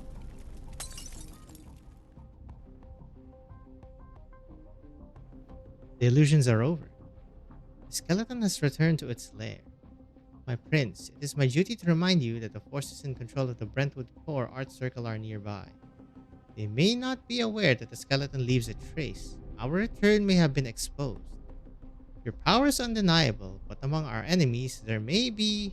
no matter. Have our enemies destroyed the ritual nodes? Battlefield art circles cast by this skeleton were merely the tendrils, extremities of the Crimson Court's grasp. In any case, since we've come to the end, allow me to personally stand as the center of this most ancient ritual. The sun is rising, and the first rays of blood red have already spilled through the damaged cave of the way station. A new day. But this day will be different from all the sorrowful days that have come before. Far Chaser, eh? The crowned hunter. Our first King of Sarkas, Far Chaser. Your soul still lingers among the myriad after thousands of years. Enough dark clouds have accumulated atop the spire known as the Shard. The foolish Victorians see this storm as nothing more than a spear to be thrown. How shallow, their inherently corrupt nature, always inclined toward conflict. I close my eyes, feeling the art circles composed of blood-red crystals, feeling all the blood that has flowed through this land since the war. No, since we degraded ourselves into Sarkas. They tremble at my mercy, they boil at my call. If you watch us yet, the descendants of your lost homeland, those distant legends that have been distorted and painted all over are not lies, then let the suffering in that cradle descend again. Let us reclaim the lost fate of the T-Cast. I wonder who first coined the term Sarkas. A drop of blood drips from my eye. It flows down my face. Such a distant voice answers me. It's as if I could reach out and touch it. That door, long buried in dust and smoke, is slowly loosening. Storm over Londinium is playing a new movement. Seems something is missing. A loud noise. Baboom! Kababoom. As we thought, the Victorians are attacking here. We will do what we can to buy you time to complete the ritual, my prince. The Victorians? Ceresis, you really have surprised me. No, no, girl called Ursula. We are not facing any such Victorians. Our guests deserve to witness this moment. Another pure blood, still a young Nell. And the usurper king of Sarkas. No matter who they are, the military commission's plan must be executed. I'll strengthen my connection with the Ferenmut as much as possible in order to prevent them from reaching this place. My prince, please. You have no standing from which to advise me. I do so want to see. What cliches will they spout at me this time? What moments of despair can they show me? Now then, Major, you stay here. This dispensable work of yours is over. Cocky ass bastard. How many years have these hollow skeletons gone unfilled? 4 centuries? 5? At the time, I was not yet master of the Crimson Court. At the time, I could still hear the arrogant whispers of the putrid War King. I could hear the sounds of the arch lyre of Djal, torturing the night away. At the time, even if the vampires were hostile to them, these mighty souls surging with hatred and faith made my heart swell. At the time, the Sarkas were already a scattered people with no home to call their own. But at the time, I could see the remnants of their proud souls. Ruin. Sea of blood devours the curse. Are you still toying with these pathetic words, these false curses, Banshee? Why don't you face the power that truly belongs to you, the power gathered in your blood? Isn't the elegy you can sing now so much more melodious? Alas, you are silent, never to open your mouth. Vampire. What is it you are trying to reach? This is no ritual recorded in Sarkas literature. What is it calling? I think I see a seed. You're trying to awaken it with millennia-old witchcraft, to nourish it with the art circles on the battlefields, and control it with the storm over the shard. You must be stopped. You'll destroy Londinium. It'll be nothing but a heap of rubble full of originum. No, not only that. At this scale, with this much power, I can even see. The revenge of the Sarkas will drag all of Terra into the abyss. Revenge. Potus, you still claim to be the king of Sarkas, but your views are so biased. 200 years ago, a coalition of Terra nations destroyed Kazdal once. And now, do you think we would bring pain and destruction to Victoria, as simple vengeance for their conquest 2 centuries ago? I am disappointed once again. The black crown lingers over your head, and indeed, this is yet another ridiculous thing wrought by the king of Sarkas. Killing an enemy and butchering a country, burying a city and annihilating a culture. These things are not different for the Sarkas. These are far from enough to be called resistance. We've come to Londinium, this outblood capital, not for any kind of retaliation. Seed? Not a bad description. Watch and see what sights this seed will bring. You're a narrow-minded one, vampire. No flowery words can change the nature of what it is you're doing. You call me silent. Rest assured, vampire, you will hear me speak. Fetters fall heavy on your body. Time. Amir. Oh, there's some bloody sounds. The black crown appears over the outblood's head. A black spear pierces my scapula. Ow. What? So easy. No, it's not. Fresh blood gushes out. The king of Sarkas has opened the wound for me. This is the blood so preciously bestowed to me and my ancestors for millennia. I carefully select the blood of my choice. The masters of the Crimson Court have a responsibility to, day after day, wipe away even the most minute hint of impurity. But the reason we are so pure is not that this bloodline has never been lost, never been defiled, but because I've finally found it. A drop of blood. It has been passed down through the millennia. Tika's blood. The land falls silent. The river stagnates. The air moans. The entire world turns solid. As I reach out my hand, it floats slowly in front of me. It does not grip. It only goes up, up. His blood. He's going to complete the ritual. Tika's blood is now gone from our world.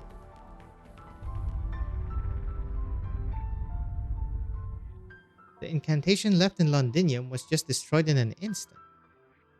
What's happened in Londinium? Amiya, end this battle quickly. I feel some kind of... Nope. Well, now it's raining blood. Don't be so hasty, honored guests. Blood crawls over the bones. Blood stains emerge from the decay. It's just such a great opportunity. In the sight of the first curse, perhaps today we can bid farewell to the last King of Sarkas. Huh? Oh. Here we go. No, it's nothing. Let's get going. Let's get going indeed. Oh, there it is. The Archon Ensanguine. Regent's Crimson. Iron upon the Nameless Sea. Throne of Blood. Well, this is new. Blood Mist. Turning Blood Amber into Bloodborne Spawn. Oh boy. 11 enemies. Why did I say 13? Oh, that's a nifty one. This is definitely a Chongye thing, huh? For real, for real. Where do I put Mr. Chungus? Probably here, no? Plus, plus, plus, plus. That's a really good setup there. Okay, I'm assuming something dangerous is here. Probably the flare, guys. So how do you deal with that? Not quite sure yet. OS thing.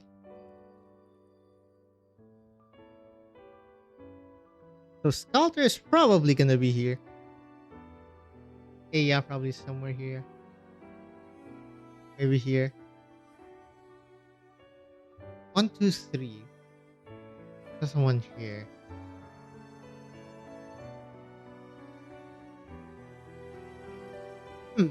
Interesting. Do I want to change anyone here? Let's try with this thing first. Seems fine so far. Here we go, here we go. Boss stage. We're finally gonna finish it today. It's been like what, 3 days? A few moments, perhaps more than a few moments. No Sarkas there to speak. Takes away all things and shapes all things. Hello, Mr. Holderer. What is that? The blessing the Sanguine Arc left the Sarkas hasn't faded, but just now.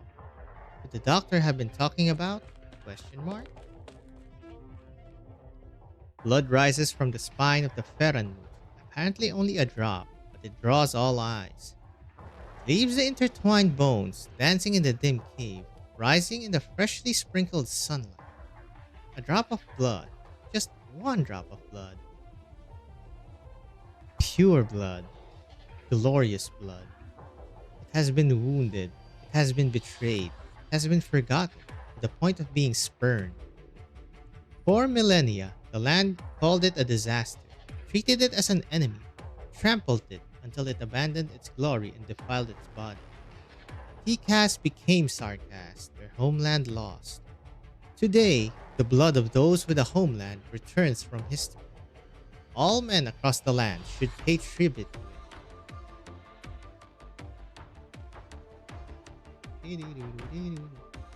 The bead of blood dissolves and silence reigns. No explosions, no vibrations, no grand visions or chaotic whispers. Even if blocked by the hills, all eyes turn toward Londinium.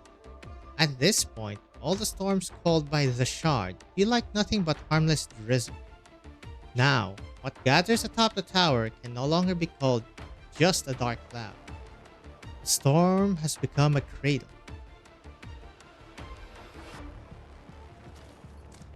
doing exactly. No spine guardians. Hodor W, look alive. Look at that intense look. Do it. W, where are the bombs you buried? Hit your detonator now. Don't have to tell me twice. No guesses, Hodor. We only take on opponents we know we can handle. I know. W's bombs tore through the defensive line. We've got a breakthrough. Tangled with them way too long.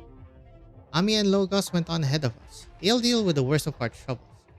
As for the others, follow the path they've cleared and climb the Ferenmut's bones with those gangways. Damn it, these guys. Don't let them get any further. Commander Ursula is pulling up the gangways. Assuming those are like the nerve thingies? Yep. Trembling nerve bundles begin to close, and the bone gangways start to drift. The Ferenmut has decided not to let anyone walk on its spine. The traitors die here. We're taking their corpses to the tent of the Naxxraker to nourish our next victory. Huh? Buried mines under the bones. Feels pretty good. Hodor, Ines, get ready. Shockwave incoming. The rising airflow of the grand explosion sends the three mercenaries into the air. Hodor adjusts his posture with some effort, looking down to see the cave being engulfed in flames. The Ferenmut seems to sense something. It swings its body, its white tailbone slashing at the three like a whip. W, 3 grenades, downward diagonal. Ugh. Good idea. You're using the explosions as freaking mechanisms. This is the last time I play along with your explosive shenanigans. The red-haired Sarkas kicks up dust. The black-haired Caprine weaves darkness. Scraps form beams and the shadows form steps. An invisible staircase, stinking of gunpowder, spirals upward and pierces the chest cavity of the hovering skeleton. Mercenaries rush into its hollow interior. It's so much bigger here. This way to the core of the skeleton. Our target is Ursula. Find her and we get control of this thing we're walking on. Are you two sure we can get this skeleton? Sounds a little reckless. Almost like robbing a caravan. We have to. Otherwise, Double Kama, Amiya, and Logos are fighting for nothing. So we open the car door, toss the driver out, grab the keys, bam, my car now. Did you see the illusions this thing made? Moving between its bones. You still haven't figured anything out? This isn't some obscure story. Did I have figured something out? I forgot. Don't care to learn history. A few hundred years ago, the Sarkas killed a Ferenmut that almost destroyed Kasdan. After it fell, there were various claims as to where it ended up, and one of those was that its consciousness didn't die with it, that it was split up, sealed into a bunch of different items. Now it seems that claim was probably at least partially true. As for the unconscious shell, it was carefully collected before this war. We spent a lot of effort to modify it, and sure enough, it's playing a big role in the war for the military commission. Different items, huh? Ursula never carried a pocket watch before. Not like she was ever on time in the Scar market. But if her watch is holding the Ferenmut's consciousness, it's probably already very fragmented. The skeleton we're standing on isn't exactly dead, but it doesn't have much more than basic nerve reflexes. Ursula can only guide those basic reactions. You just need to pay more attention to them. Crossbow sound. A rain of bolts falls through the gaps in the bones, followed by the eerie glow of Sarkas witchcraft. Take cover! Oh, that was grenade-ish. Hello, Ursula. Interesting. The watch, huh? Now what about this? Maybe. Sure, just avoid the nerve bundles that can strike at you, and watch out for sudden bone spear thrusts. Nothing to worry about. After all, this fella's been stripped down to nothing but bleached bones. But there's still you, Ursula. You're more dangerous than this half-dead Ferenmut. Done with your important work? I might be, if you weren't here to bother me. Is this bitch the commander here? She's pretty rough on her own, skeleton. Those bolts are all stuck in the bones now. Want me to help pull them out? Got a pretty handy method. Ha! It's that psycho! Oh, hello, it's that X. Trying to kill my men right in front of me. Holder, you think too little of me. Oh, I hear art. Dangerous and chaotic power gathers in Ursula's fingertips as she prepares to cast her arts. But the moment before she can cast, a black shadow crawls up her ankle. Yoink! Ugh! Time for the trippity trip. Ursula has to take a step to the right in order to shake off the persistent entanglement of the shadow. Her arts go out of control, and a red glow shoots out from the damaged seams of the spine. The sound of a muffled explosion booms from the distant cave as well. Cave wall. Why say as well? You've gotten rusty, Ursula. I guess you've been doing well for yourself in the scar market. You're a bunch of survivors, I'll give you that. Back in Casdell, I made quiet bets with the old-timers on how many of you would actually collect on those jobs you were taking. As long as I bet on Hodor Ines and later the Psycho W, I always made money. Sounds to me like you owe us a big cut. That's the famous sharp tongue on this W. Haven't you learned anything from Ines? This time, though, you took a wrong turn. 2 kings of the royal court are here, going all out, not to mention the king of Sarkas. This place is never gonna be a safe haven where you can escape the war, not the kind of place you can survive. What about you? You heard about Theresis' trump card in Londinium? Assuming the consequences out there are way beyond anything anyone's ever seen before. Still think it's a fair price to pay for the Sarkas to rebuild Casdell. That's enough chit chat. Soldiers, end them here while there's still time. Major, look. I hear bubbling on the bones there. Blood crawls along the bones, creeping towards them. Blood is filling the place, overflowing the damaged gaps, connecting the long, cold body. It's the Sanguine Arc. Looks like he's ready. It begins to grow warmer. Power accumulates in the bones again. Spines sway left and right, audibly creaking. The Ferranmut resumes its roving. So much blood. Ursula, where did all this blood come from? As if you need to ask. It's courtesy of that homicidal Sanguine Arc. He slaughtered the place clean. No, the wrists. Ursula and her men all have bleeding wounds on their wrists. Drip, drip. It starts as beads of blood, then turns into ribbons, then rivers. How much blood is in a human body? The blood flowing out of the guards joins with the bloodstains spreading over the bleached bones.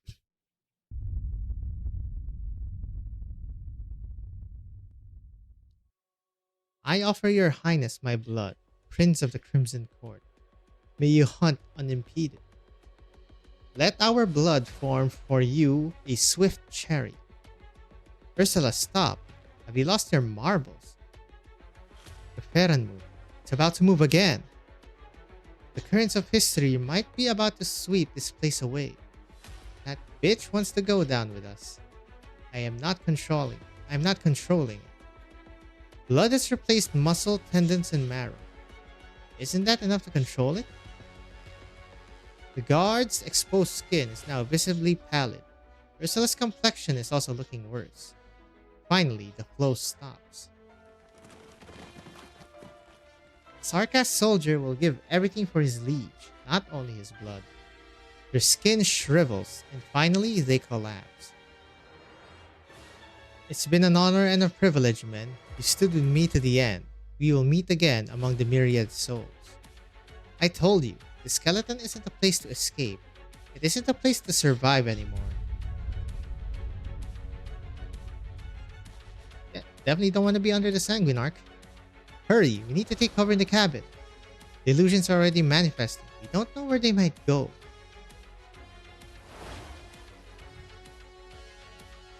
Creating waves. Look out!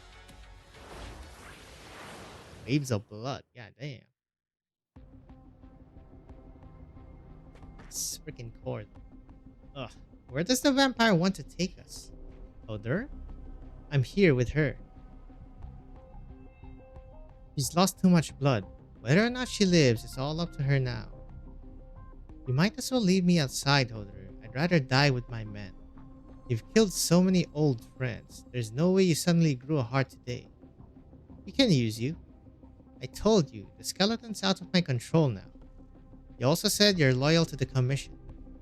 If you think the military commission is the hope for Castle to become a nation, then why is that guy calling himself a regent? Why does he need Sarisa? Why does he think winning this war will secure a future for Castle? What is Sarisa's thinking? Whatever. We'll talk after we take down this Ferran. What are you going to do? Our goal hasn't changed. We're going home. Home. That was supposed to be the skeleton's last mission. What? It has a name. We codenamed it Lifebone. Nobody uses it much, but when General Manfred named it, he was talking just like you. Just like me, Manfred. We're enemies, so I'm done with questions. I'm just gonna wait to die. Well, I guess making it today is kind of an answer.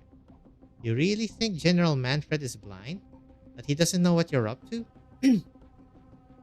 I mean, you can only talk about going home if you manage to survive your run-in with the Sanguine Arc. You're right. So, I'm gonna borrow your watch. Perhaps due to her blood loss, Ursula is basically powerless to resist. Odor takes the lovely pocket watch without any trouble. Its cold metal case is engraved with intricate witchcraft runes. The watch is ticking backwards. A murmur that no one else hears fills his mind for a moment. It really is louder than I imagined. Odor grits his teeth and leaves behind the loud whispers. He searches within it for the true dormant consciousness of the Ferran. Ferranmut who wanders this land, you are not dead. You've decided to continue your existence in a different way. You're still here, aren't you? Uh-oh. Here we go. The center of the disaster, the silent Ferranmut slowly swims. Where it wanders, there is only ruined emptiness. Why did it wander into Castle? Was it intentional? The past lifts it, and the future is separated by it. A figure stands in front of it. Young vampire, stop, Ferranmut. You are about to step into Castle, our city. The people here refuse your visit. Choose another path, or else the Sarkas will slaughter you. This is your only warning. Very well. My brother directed us to forbid its advance, to obey the will of the King of Sarkas. Sanguine Court to me. So he fought this. Powerful witchcraft condenses in the vampire's hands, and a giant crimson spear falls from the sky.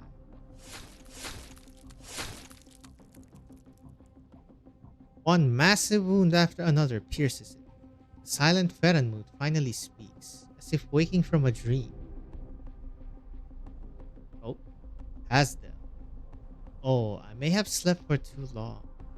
Hasdel. When did it become a city? Your King of Sarkas, is he not your sole chosen leader? Why is he not standing before you? You wanted an audience with the king. Why? Image that all have forgotten is shattered by the moving Ferran. It has not roamed in centuries. It gently moves its fins, now only bleached bones, pushing through layer after layer of space. The one who once killed it now bestows warmth upon it again. The skeleton searches for a suitable place to stop, until finally...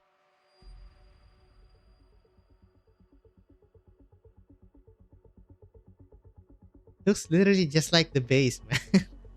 Even as the squares. Massive skeleton hovers over an endless sea. The cave, the battle, and even the slowly rising sun are nowhere to be seen. Hello? Where are we exactly? Instead, there is only a calm sky, calm stars, a calm sea and calm stars. All the cruelty that occurs on the continent seems to have never existed here. Is this outside Terra? Question mark? This is beyond the horizon, beyond civilization. Hello? This is what remains of the skeleton for the Prince of Blood to find at last. An untouchable realm.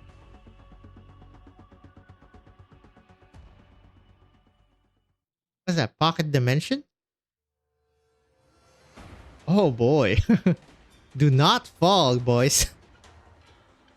The Crimson River connects with the dark blue nerve and intertwines tightly. The slender murderer closes his eyes and feels the pounding rhythm of his victim. With blood for reins, he harnesses the creature that can only wanders through history.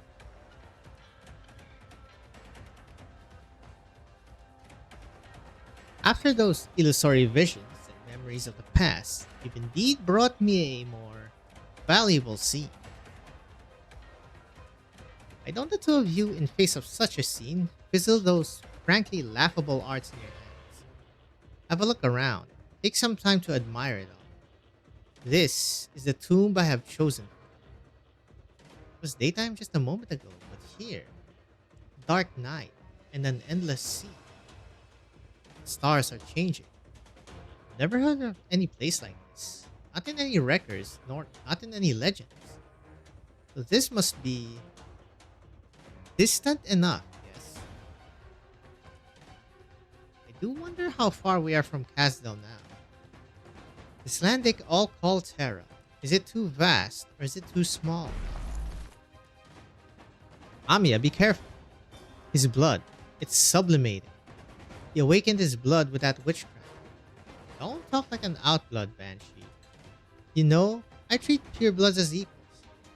Perhaps when compared to the Crimson Court, which has spent eons seeking purity, you have been more deeply influenced by original. But, well, among the Sarkas, you are indeed quite formidable. Come, let's not be stingy with my blessing. You cannot reject my gift. Now that I've awakened your power, you are finally worthy of facing. Let me hear the screech of your knell, if it can still darken the moon. Hello. Crimson ripples spread, and at this moment, the sky is no longer the sky, nor is the sea the sea. They are only refractions of blood, reflections of blood. The Sanguinarch smiles faintly, a blood soul pumping like a heart in his palm, reflecting the face of the young banshee in a structure as deep as life itself. Oh, dispel, and then the blood soul shatters. I write, therefore I command. The night conceals me from death. Another incantation. Another of your shallow incantations. You have talent, no doubt about that. The flapping of your lips and the doodles of your bone pen are enough to humiliate the so-called originum arts of common people. And yet, why do you resist your heritage so? Show me your true self, King of the Court, Banshee. Duke Arael, Sanguinarch of Vampires, Prince of all blood, demands you show your true self. Duke Arael. Classic black arts? Black arts are up from the girl's hand, parting the sea of blood. But the blood does not yield, it roars. The king of Sarkas's arts dissolve and shatter, and the red surges even more intensely. Oh, King of Sarkas, I nearly forgot you were here. Potus, King, look at you. You didn't even receive a scrap of my boon. Potus blood, tedious and ordinary. No matter how hard I try to scrape something together, I can't find a shred of talent or power.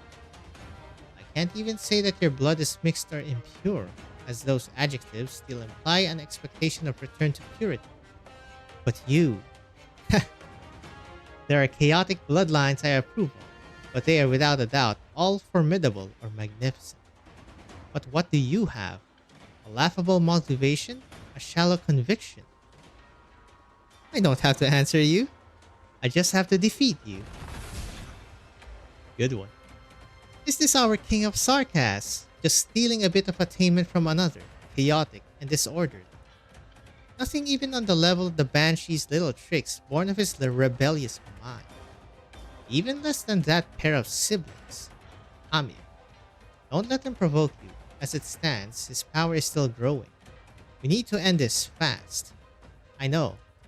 We need to get back under clear skies. In the past, I once slew a so-called king of sarcasm, and it wasn't particularly difficult. And I suspect your end will be the same this time. You question me with black blades. I answer you with the gift of death. Hey, chill. Here we go. Archon and Sanguine. Let's see what I would want for this. Let's go. Take them all by storm. Got big boys already. To think they are unaware of their own shame. This goes here. To Arael, the host of the Crimson Court, master of all Bloodborne. Bloodborne tours where? Now, hearken to the song of the distant sea. Probably this. Magma will dredge up Originium. Probably even Keep your distance. shoots.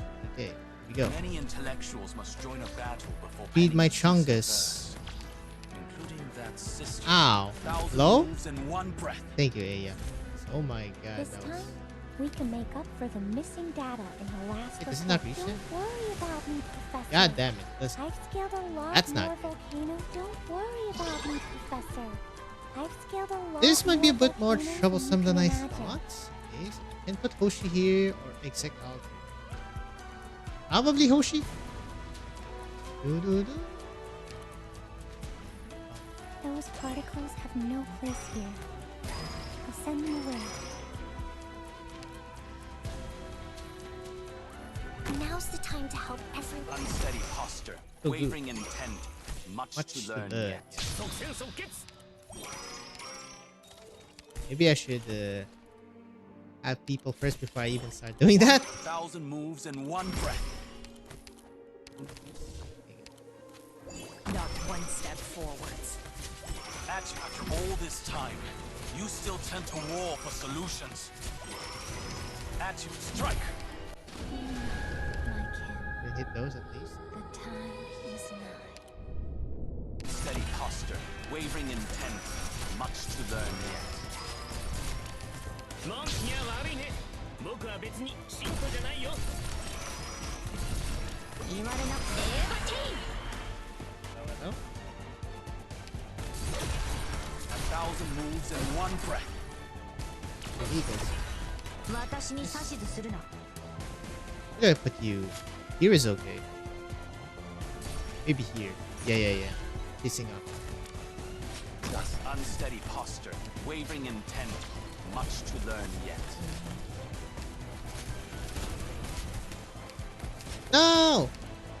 Obiettivo avvistato. Ci Go, vorrà go, solo- go, go! なん即戦即決。 Kaboom. Assumo le posizioni designate. Unsteady Oh, posture, chill. wavering Okay, good, intent, chill. much to learn Oh my yet. god! You killed her from there? Okay. You're gonna have problems with this guy, huh?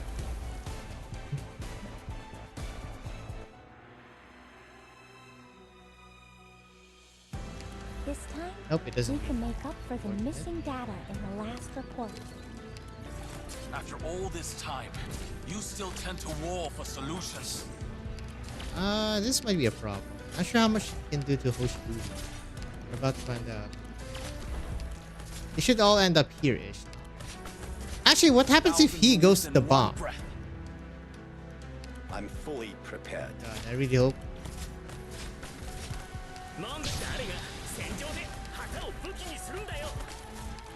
Oh boy, it's Unsteady like two of posture, them. wavering intent, much to learn yet. Okay, Hoshi's tanking it pretty well. Okay, he does get hit there. Oh, Hai un shoot. problema da risolvere? Not the best. Wait, I just lost the. 1,000 moves in one breath. Wait, why did you get stunned? What happened there? Più fai veloce, meno farà male. Oh boy. I'll do my best. Strike. I guess I should just wait for him to go the through. tides left. Retract. Just damage him. No peace. Ow. Never mind. I'm fully prepared. Okay, it does reach there already. Wait for me, please. 進撃には悪いね。僕は別に信徒じゃ Oh, ないよ。 yun na, yo.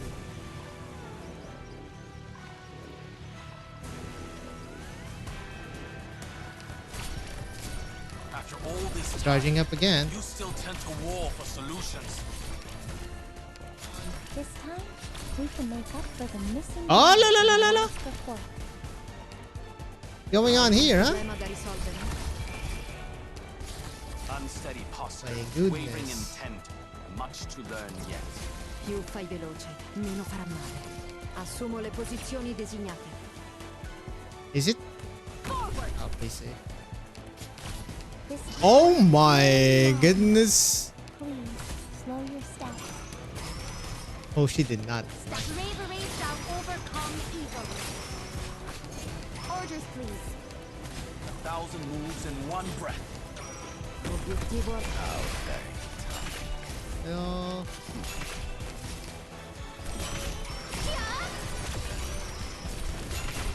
Stuns. 1,000 moves in one breath.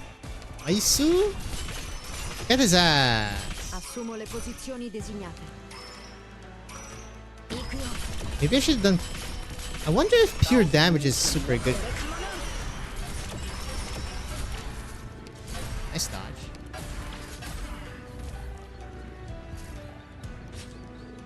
Follow me. Strike. And sunder the tides left. Ouchie! Hey ya! Oh, 言われなくても分かってる。 actually, you first. Questo ti farà. Bomb incoming, boys. Don't worry. All right. Died. Oh, he's dead. Nice. He's not too bad. Wait. Unsteady posture, Chongye wavering intent, has been much so to good learn for me. yet. God, I'm glad I got him. Mr. Chongus. He just does so much damage for an AFK skill. You just need to babysit him so much, though. That's his one big, huge downside. He gets hit once, I'm pretty sure he just explodes. Blood rain falls incessantly, as if it will never stop. Logos and Amiya's shoulders have been soaked red by the rain. I believe this is Arknights battle music, yeah? How apt. The white-haired vampire, however, seems to stroll casually under the rain, completely spotless. Look at the sorry state of yourselves. Lost in confusion, losing sight of what matters. Even if no one answers your cries, you can't waste the stage you've been given. Don't waste your chance at a grand farewell. I state it, therefore it is prescribed. What is this Ricard? What is Ricard doing here? Descartes, I mean. The wind and rain ceased, deprived of the right to flow. That time sound effect. The moment the words are spoken, the blood rain freezes in midair.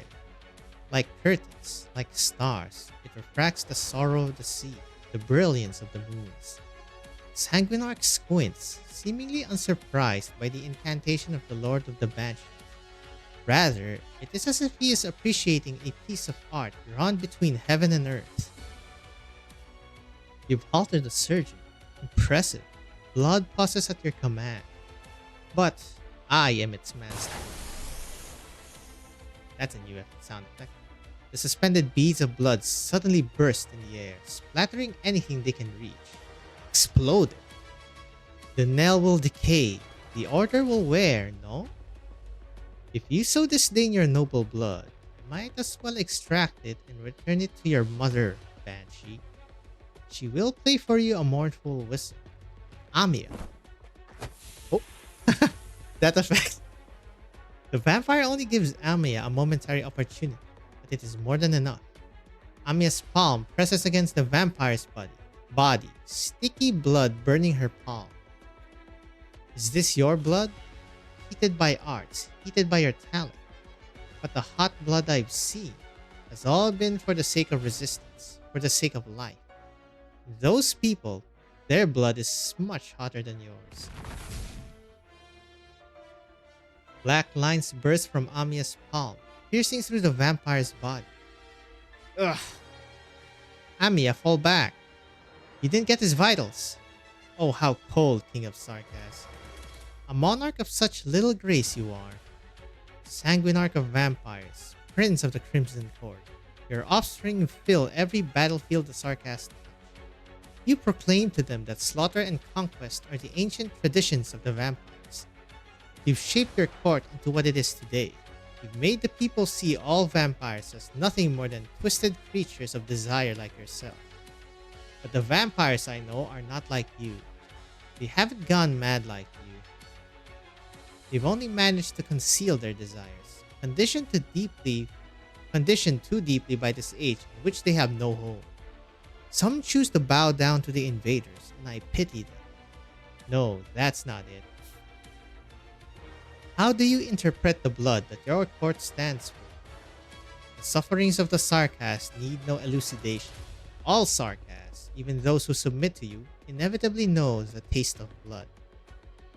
Overturned in dark alleys, intercepted in dark forests, sometimes a throat is cut. Oops. Sometimes cold daggers are thrust between ribs. It awakens the siblings who now know the cost of submission. They come to rebel until they too are covered in the blood of their enemies. How pitiful. Kill or be killed. This is the cycle of blood that the Sarkas carry. Is that how you define the meaning of blood? A cycle. The first time any of us felt blood on our skin, wasn't it when we were born from our mothers? Blood is the foundation of human life. Heritage passed down on umbilical cords. Inevitable stumbles when exploring the outside world, and wounds that will surely heal. But you see it only as a synonym for torment and death. Your obsession makes you bloodthirsty. You, with all your arrogance and pride, led them to believe that this is the path the Sarkas should take, the things they should do. I reject you, Sanguinarch. I reject your actions, your words, and your court. What is this I'm hearing? You, an outblood, reject me? A mere crown has inflated you to what? King of Sarkas? Here we go, here comes the picture, yep.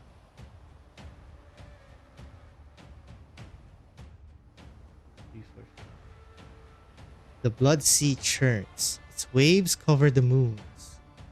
Crimson removes all other colors. I don't care what I am or what I'm called. I only know what I need to do. The prince stops moving for a moment. The voice echoes in his mind. Oh, is this how you manipulate the king's power, Cottus? Will you share some profound words? Try to shake me with shallow emotion. You're welcome to try. Shake? No. This is a rejection. The rolling of the waves slows, together with the moonlight.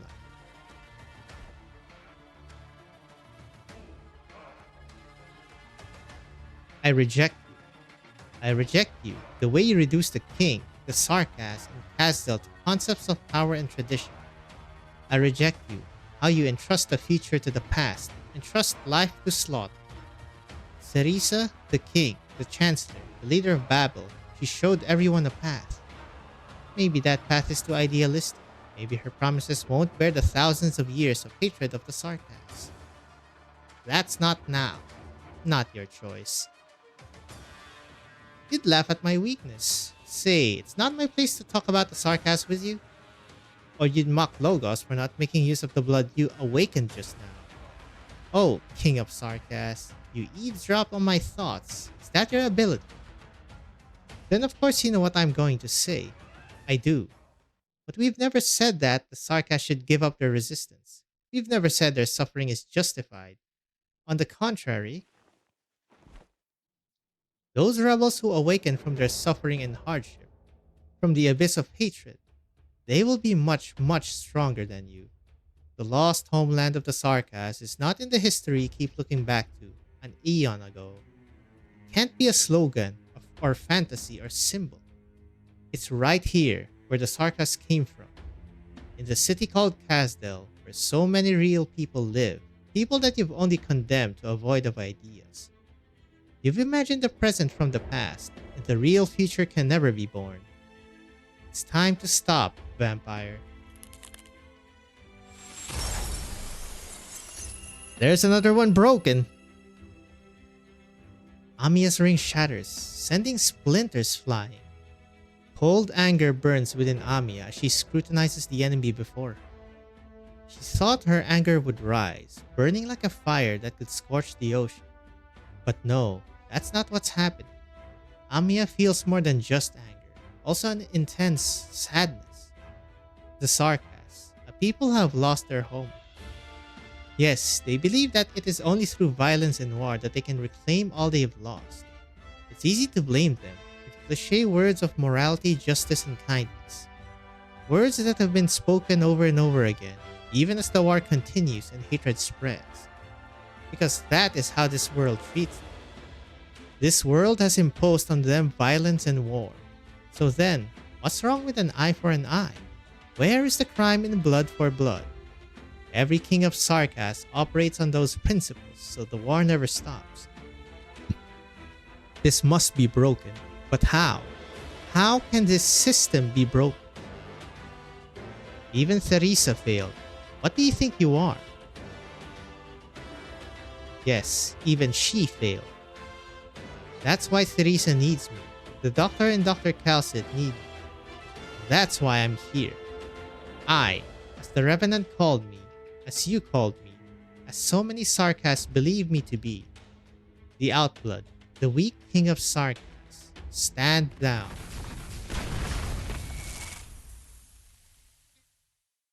That's sound effects. Amiya Blast. The obsidian decree transformed into the judgment of the king, stabbing into the scorched blood. The thick red finally dissipates. The vampire takes a few steps back, raising his hand to wipe away the blood that flows from his nose and mouth. His body is damaged, and his white clothes are at last stained with blood. Well, there's his own, huh? You can't fight anymore, Sanguine Arc. It's time for this battle to end. King of Sarkas, won't you grant me that vision of emptiness? Don't you want to peer into my thoughts, see my sorrows and pain? You can reprimand me, reject me. Count the Sarkas believe this is the power of the king. You say I've corrupted my court, but what about you? Oh, king, the Sarkas take your direction, your path. My people follow you, expecting you to well exploit their flesh and blood, their lives and their souls. Their blind faith is ridiculous. I sneer at the king's comfort, but I have seen it. My elder brother was a king of Sarkas. Ha! What a lofty title.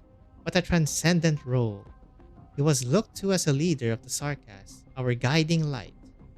He was a natural savior, the one who would pull us out of our misery. What was the reality? What kind of people has the Black Crown chosen? In the beginning, the king of Sarkas was indeed magnificent. The Diablos walked the path of punishment. The Goliaths roared the fearless calamity. But they found themselves betrayed by the cowardly, sold out by the selfish. This is our curse. The king killed the king. Succession to this crown often comes with death. The vile always prevail. As such, the crown was besmirched by short-sighted fools. The weak began to appear among the kings. They were narrow-minded, focused on toying with the power they held in their hands. They became no better than the hypocritical lords among the elders and ancients. The power they stole from others clouded their vision.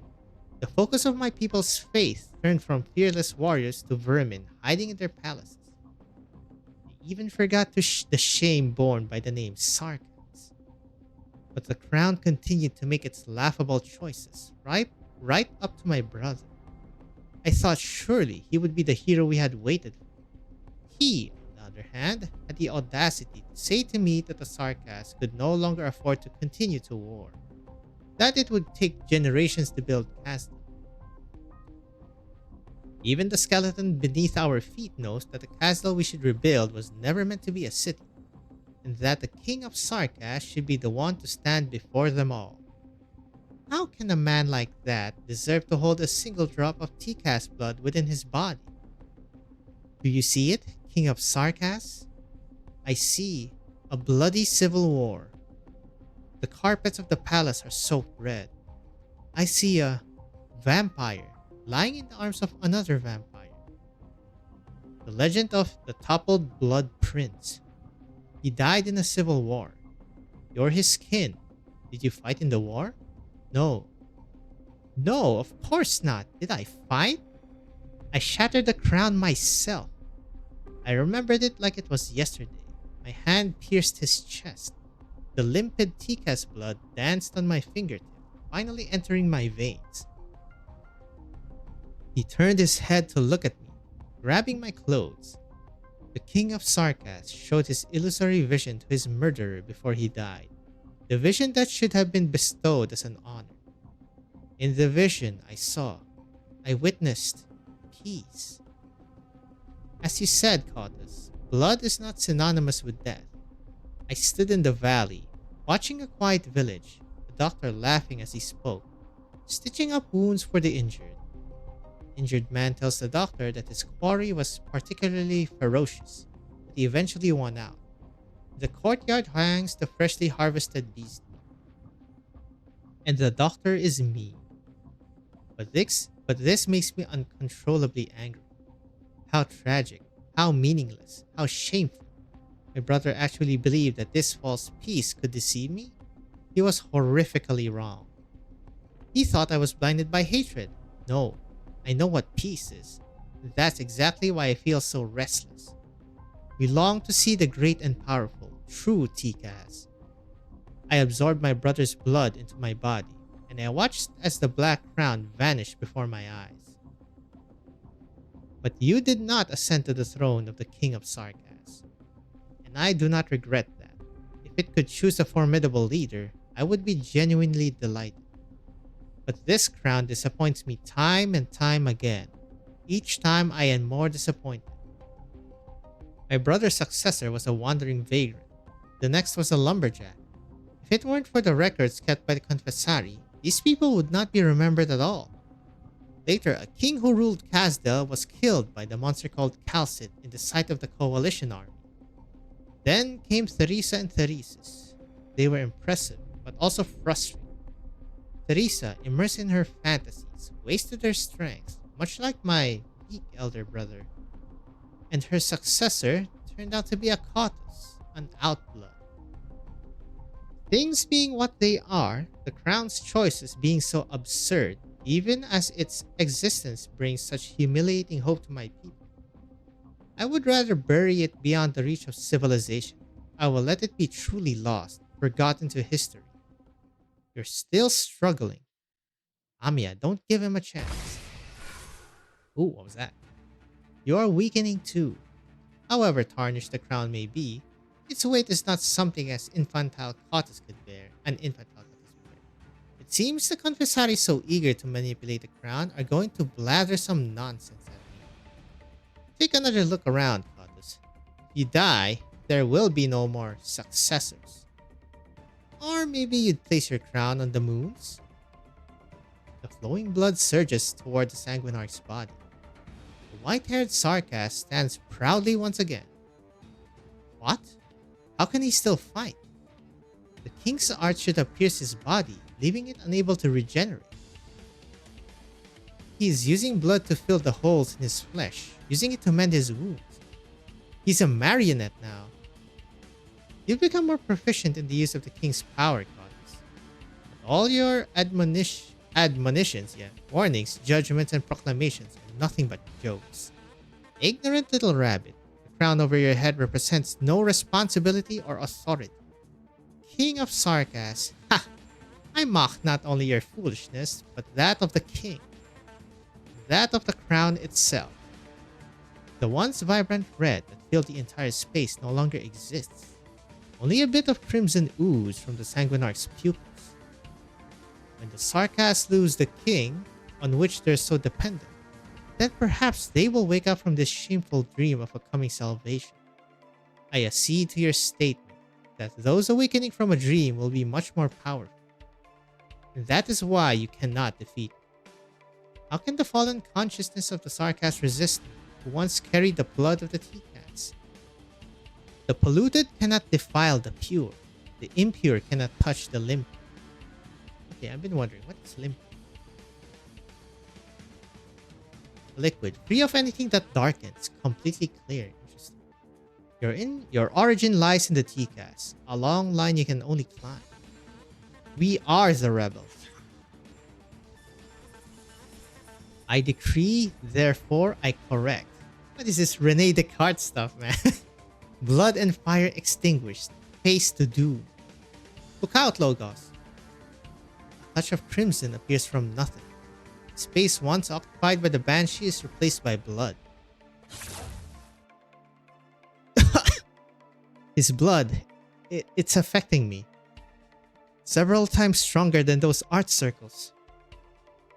Yes, thanks to you, I have also shed my blood here.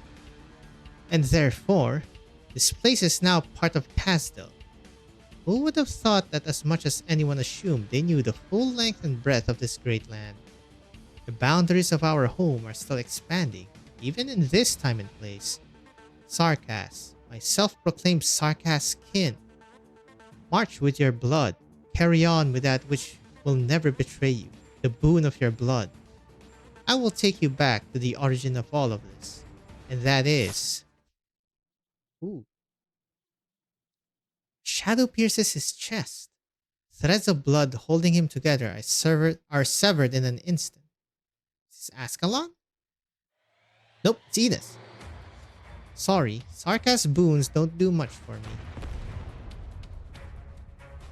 Funny. You, Sarkas profanity, aren't Sarkas. Up to it. Weaken his binds. That's what I'm doing. His arts are even crazier than I imagined. I can barely hear his thoughts anymore. There's only red. All red. I've almost got it. Another outblood. An unexpected development. The scent of your blood. Your Caprine. Such a dull disguise. Let's have your blood suffocate. Ugh. Do you think such crude art would let you kill a king of the Sarkas royal court? Of course not. A heavy sword points directly at the Sanguinarch's head. You can't call something as cliché as slaughter an awakening Sanguinarch. You're still wandering in hatred and destruction. You've never left the abyss. You're the ones who are still sleeping. Vile traitors. Right for the head? King of Sarkas. Now! Before he recovers, knock him off the skeleton.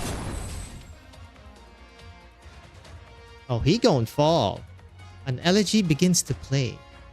The wailing of the Banshee weaves into a mournful melody, and the waves beneath his feet sing a solemn song. A steady male voice harmonizes with the sound of the bells, with moonlight as his prose. Oh, is hunting his death now? The bone whistle sounds itself before it is played. Oh wow. Its distant howl, traversing time itself, strikes the crimson chord. The moment I took my throne, the knells were already tied to my fate. None of us can escape.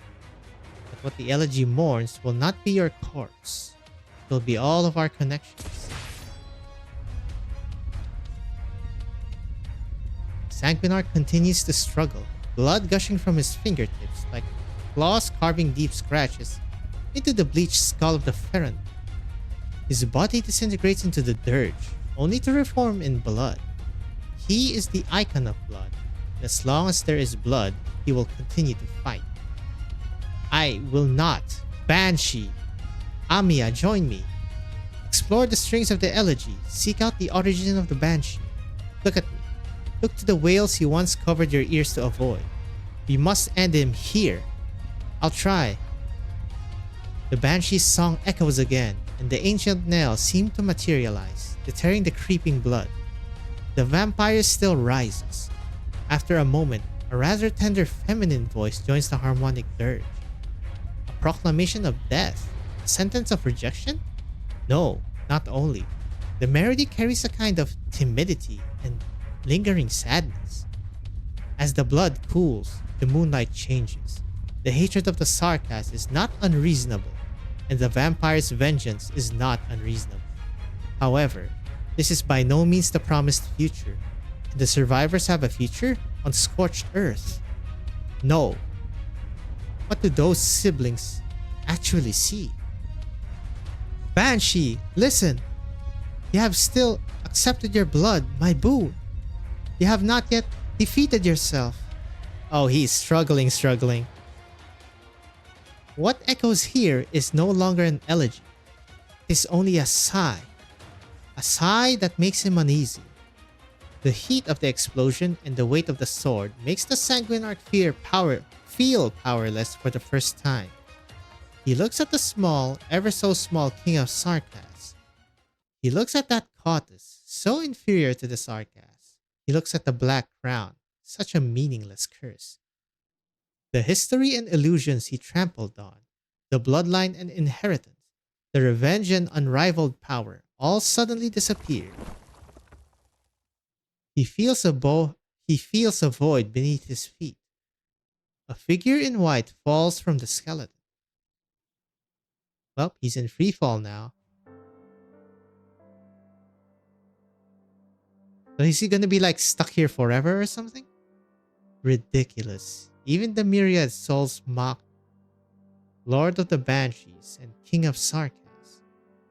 You keep these deserters around who ignore the past, and in the end, you don't even dare to act yourselves. Oh, the vile always prevail. This is indeed our curse. The Outblood King has executed me. The King of Sarkas resounds with the knells, but you don't know how strong the ties of blood are. You try to judge. You... In the end, you did use the power within your blood. Two elegiac singers offered me a dirge at the same time.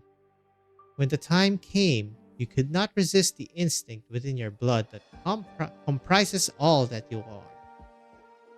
Did you really kill me? No. I have returned the Tikas blood to where it belongs. Go and see. Go to Londinium. Whispered Sarkas. I'll be waiting for you behind the curtain of ruby.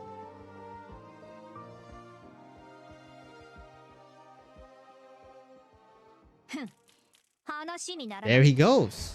Go to Londinium. God, if we had to fight the Naxxter, that would be trouble. Oh, hello. Happy family, for sure. Can I see? Whirlpool of colossal remains. The wailings of yore reverberate in the rapids. The horns of the battlefield have already sounded. Oh man, too short. Sail upon the land and onto the future. Arc? It says Arc? There it is. Pride. Oh. Should have been seeing that. Okay, fine. I remember. She was adorable. And Dad, I like my present. I'm just upset because Mum was too late to take pictures. Business held me up. I'll be careful next time. Mum. Cipher has been decrypted. Mom, Dad taught me how to write in code. What do you think? Raising my talent for understanding, what is worthwhile information too? By the way, I found that the railways and trains have all adopted our Victorian standards. Dad says it's because the Duke of Castor has been backing the transformation of Hierarch. We don't need to worry about that. Ooh, I guess that's what's gonna happen in Lake of Silver Headers something? The Duke of Castor. It is just as I promised when I knelt before you on that fateful night. Till death do us part. I shall be your vassal, my duke. Can't winder me. Oh, kinda died of illness so far. Cipher has been decrypted. I found this card among Dad's belongings. He left a message on it too. It may be of no matter to you at this point though. The Dukes of Stafford and Cavendish certainly aren't. Be keeping closer eye on the Duke of Castor. I've looked at the Duke of Ashworth. His benefactor hasn't made clear his position on Victoria's future as of yet. Very odd. That difficult decision was never for the sake of any actual person. Maybe the ducal system you so upheld as the beating heart of Victoria has long ceased to be necessary to her, Dad. But I'll always be so proud of you. I wish I could tell you that face to face more than anything. Decrypted ciphertext? Delphine, if you are able to read the message I've left for you above, it means you've kept up with the cryptography I taught you. Fine work. I'm currently on my way back to Lincardine, whatever. The turbulence have been so rough that I've barely gotten any sleep or perhaps I'm coming down with something from all the stress. While getting some fresh air on the deck earlier, I found the photo you secretly stashed in my overcoat. There are a few creases on it, but I was overjoyed to discover the surprise of yours. Can't wait to see both you and my Duke again. My girl, I have always believed that you would lead the way to ensuring that Victoria's glory will endure. And the Dukes keeping each other in check has been the best case scenario for the nation's future. Yeah, about that. Your mother and I have never disagreed on this, so my eyes and ears have brushed off the noise in order to guarantee Windermere's stability for many years. However, the decision I made during the Duke's secret meeting in Londinium has sowed within me a seed of doubt. I never expected Parliament to conclude with letting those disgusting sarcasm mercenaries clean up the Steam Knight system in our stead. Yet, God, freaking Duke of, which Duke was that? It was Cavendish. Fucking stupid, man. Why would you let them just take your freaking whatever? Every Duke voted in favor of this difficult decision, but no doubt they had made this choice even before the session began. This plan is even now being quietly executed right behind my back as I set off from the city. I realize now that my original vision of becoming a decision maker who personally affects my country's future has also resulted in my personally tarnishing our glory. Do the Duke's interests weigh heavier than Victoria's honor? Yes. I shouldn't be thinking about this any longer, but I just can't banish it from my mind. One day, you'll inherit your mother's title. What would you do if it were you? While trying to locate Lincardine, I'll just call it Lincardine on the horizon, I thought about the past again. As a child, you would shield me with your back at banquets, only to fall into my arms in tears later those same nights. I'll always be proud of you, so... Will you still be proud of me, Delphine? Papa, 1094. That's, well, around his death. Disaster coalesces. Hardships converge. Disaster is nigh. That's not a promising ending story. Disaster is nigh. Well, we did trap the Sanguine Arc in a pocket dimension of some sort. Why should I help you, Sarkas? Do you think you saved me? I didn't die, though that doesn't even matter. This shell is merely a plaything I abandoned long ago. Besides, aren't the Sarkas the ones hunting me down? How much history have you seen? Who is he talking to? Lifebone or Ursula? All that I have experienced. Rumors say that you would divulge a piece of truth or hint at an omen. You tiny... Okay, has to be Lifebone. You tiny little creatures treat my drifting ripples as hallucinations while indulging in them, and yet you harbor resent. After I was divided up by those lunatics, there's even a fallen angel carrying a part of me around, and what I've seen and heard since has actually gotten more interesting. Wow, Mostima's gonna play a big part, huh? I remember them saying lock and key from Ursula, the Time Stealer. Mostima Alter could be imminent. Well, not imminent, could be ensured here. On the contrary, what makes me feel absolute boredom are these so-called bulky histories and profound topics. Absolute boredom. You're not wrong on that. History always repeats itself on this land. Looking at the past is now a means of looking towards the future. That's also a trailer. Hold up, let me drink a bit of water. And so I have actually become a prophet.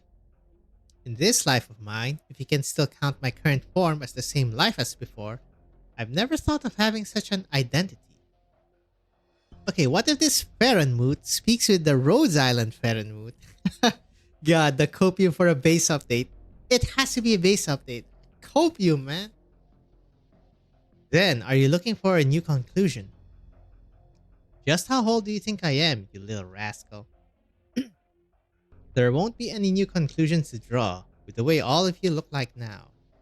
Yes, something strange has happened to these decrepit bones of mine.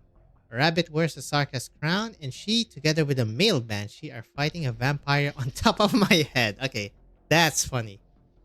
Of course, there's that sheep playing with shadows who hangs out with you too. Are these new to me? A little, perhaps. But you can't win.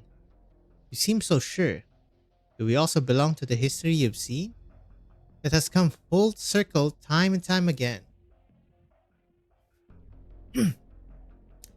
There's never been a shortage of those who resist on this great land, but they always fall into the same trap. Besides, I understand that vampire's tricks. He was the one who peeled off my skin back then. Oh, let's have a wager, Faranmoot.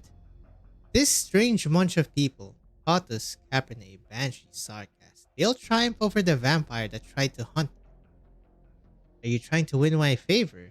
Do you think I'll look at you differently for helping me? I couldn't care less about that, but what are you putting on the table? If we win, you'll lend us your help and bring us back to where we came from. And if you lose, we'll all be dead by that point. You're making an empty offer, little thing. I accept. You really are easy to talk over. No, it's because I know that all you have are just the waves I toss up. That will come to a still in the blink of an eye. So I might as well spare a little effort and raise my eyelids a little. Wow, this guy's pretty friendly. You have indeed won by a minuscule move, but the bet is far from over. Did you really win? Did you triumph over the enmity, slaughter, and blood that vampire represents? Why don't we expand our wager by a little? I'll bring all of you back, and then continue to waiting for you in the cycles of history.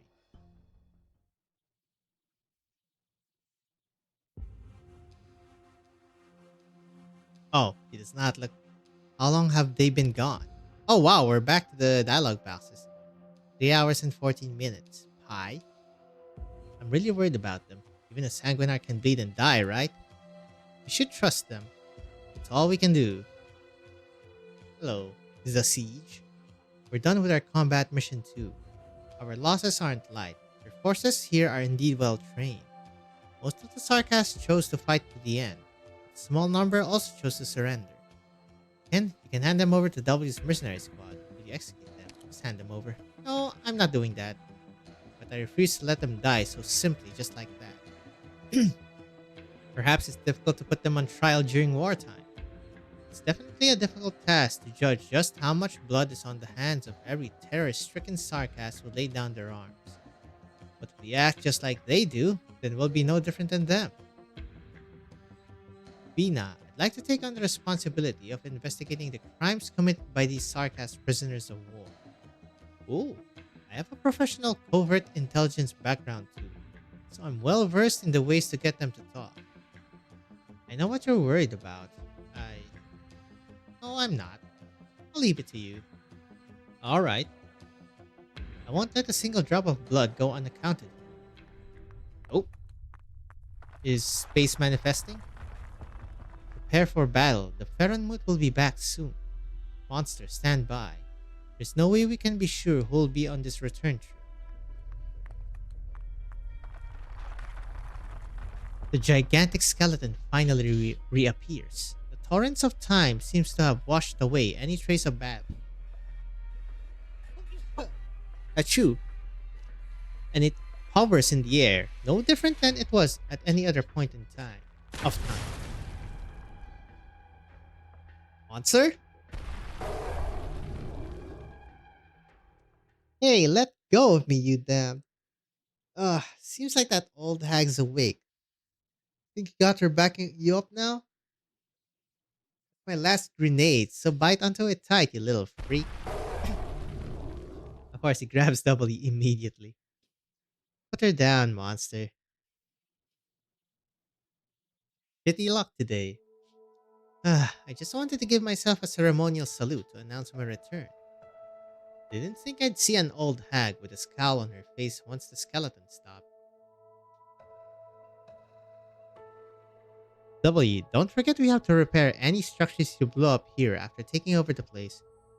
Anything destroyed will be fixed by the same hand. Huh? What makes you think I'd even know how to fix this kind of thing? How's it, Doctor? We've captured the Ferenmut skeleton as well as Commander Ursula. The rest of the skeleton garrison have been eliminated. So you're the Dame Calcid. I've heard so much about you. You're one of the Scar Market's people. You know every little thing that's happening in Casdell clearly, even from somewhere as far as Victoria. Seems like those old guys weren't lying. I'll have a talk with those old guys, as you call them. Through you when we're done with the business here. They are the ones who stayed behind to watch over Casdell. The Lich have already contacted the military commission that currently governs the place. They'll be making their decisions soon. Where's Ami and Logos? Hello. Doctor. Amiya. The little cottage crashes into your arms. Welcome back. I'm fine. The blood. It was the vampires. Amiya. Your ring. Yep. Your rings. You used them. Yeah? Let me see your hands. The ring on Amiya's hand has already disintegrated, leaving not even a trace or fragment. I had to use it against him. I'm sorry. You've become more skilled with using emotions and memories. Amiya, you fainted from releasing a ring before. Calcid, we need to run another check on Amiya. No, doctor. Don't worry. I'm just kind of tired. The ring on your right index remains broken. Fortunately, that's just an effect of exerting yourself. You were burning from rage again. Me? Angry? I thought I'd been angry at the Sanguinarch or vampires for slaughtering so many people. But what I felt was not just that. There was also sadness. Sadness. Calcid pauses briefly, and a pair of pink eyes, always hiding sadness within, flashes through her memory. A few seconds after, she comes to her senses and takes a second look at Amiya's fingers. These rings are meant to help you adapt to the Lord of Fiend's power, the surge of emotions that come with it. Another ring has cracked. Perhaps we can do nothing but witness these wounds open again and again. Please don't worry, Dr. Calcid. No matter who I've faced or who I will face next, I won't fall before they do. Ooh, that was fast. Sanguinarch of vampires fell into some place we don't know about. His court still remains, but no longer poses a threat to us. However, we failed to prevent the curse from being cast. It's coming from Londinium. What's happening over there? The SSC originally believed that cutting off this supply line would be a way to end the war. But things have changed. This war will not last for much longer. We need to hurry over. The skeleton might be able to become a new stronghold or an unprecedented means of transport. Hopefully, it can be put to good use. The decisive battle is right before us. The Sarkas cannot be the culprit of the next calamity. Also, Dr. Calcid, the vampire's obsessions, his hopes, and what he called a curse is original. Yes. The fucking scout. The oldest Castle came into contact with Originum before any other civilization did. It was not the remnants of a catastrophe or a mineral silently buried within rock formations. It was a hunk of Originum from antiquity. Okay, so it was the original Originum. and it birthed the oldest witchcraft and the most ancient of infected. If the vampire really knew of this fact and developed his obsession from that, thinking it could grant him power, then it won't just be Londinium's fate that will be determined next.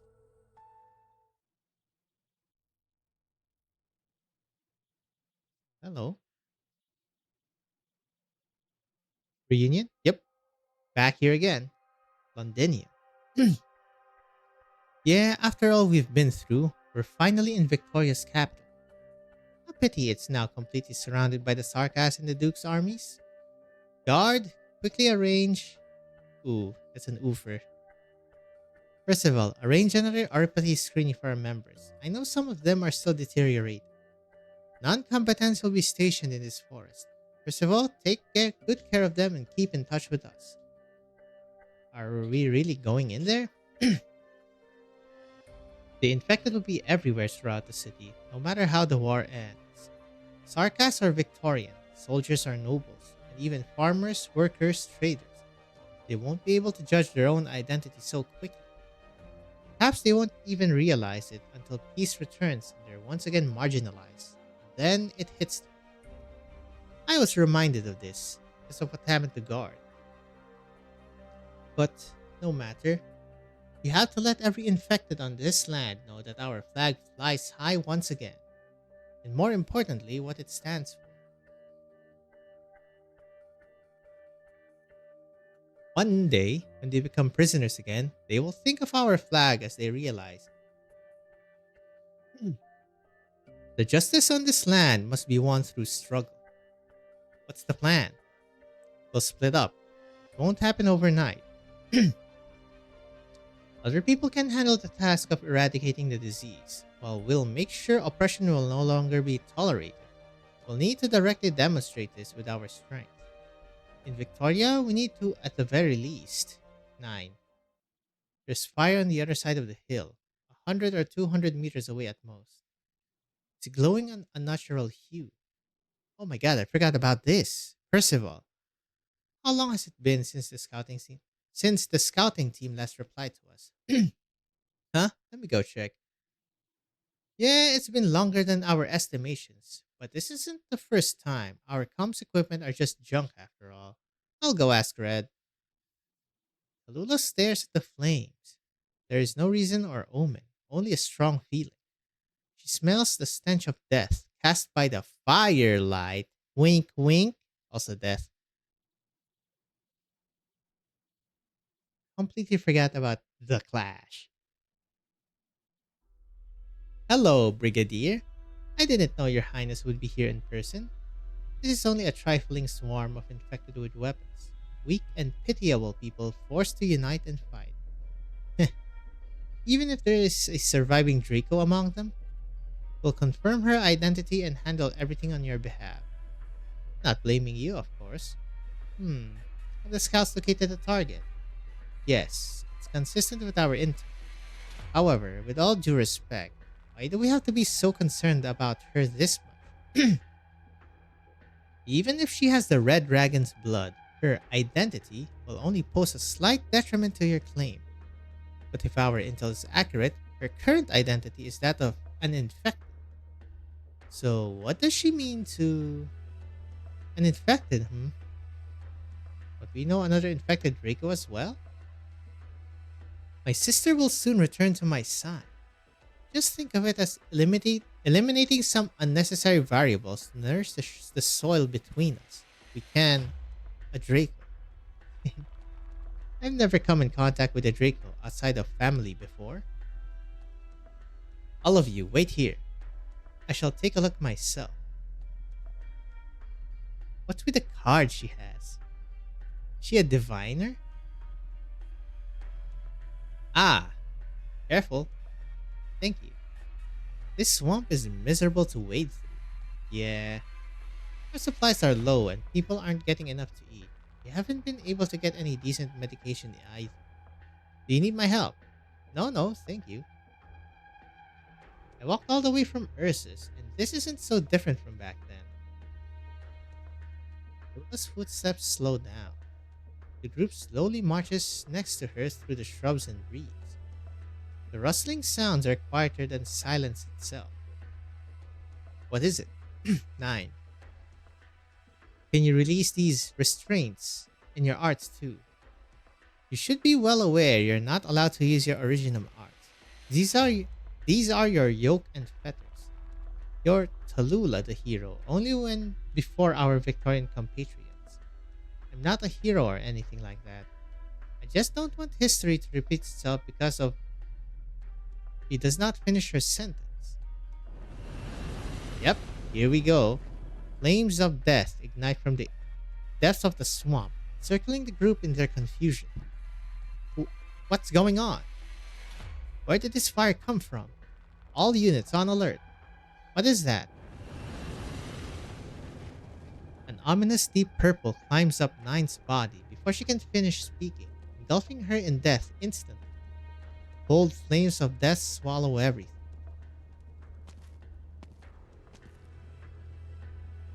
Reunion. Infected. Another group of pitiable people fighting against their pitiable fate. Tenacious, powerful, magnificent. And yet completely unaware they're involved in another lamentable conspiracy. Draco and Aslan, Red Dragon and Lion. You people who rose up from Ursus were actually led to where you stand today by a descendant of the Red Dragon, who will ultimately bring about your demise. Tallulah Artorius, what sort of woman are you, Draco? If you're deserving of my attention, then come forth from death. Sparks fly as death's voice, with dead branches and reeds all reduced to ashes. But the flowers are still in bloom. They are rejecting death. Flowers? I think there would even be flowers that can withstand my flames. Hello, Nine's ability. Okay, so they're not usual flowers then, huh? 9. I'm fine. These flames are special. Yes, she came for me, so I'll handle her. Many of us here aren't combat ready. You have to keep them all safe. Reunion will pull on your chain. You haven't been judged, so don't die just yet. Your flames of death are cut open. No, her death is blocked by delicate vegetation ignited by flames of fury. Fire ignites fire. The infected turns away from her. She has never been ignored like this before. Eblana comes to her senses at once. The gaze of the Draco named Tallulah never shifted away from her. Raging flame cleaves into mortal flame. Emotion rends emotion. Tallulah tears into Eblana. The void is now awash with blood. Eblana laughs. Tallulah Artorius, daughter of Edward and legitimate heir to the Victorian throne. This is your true self.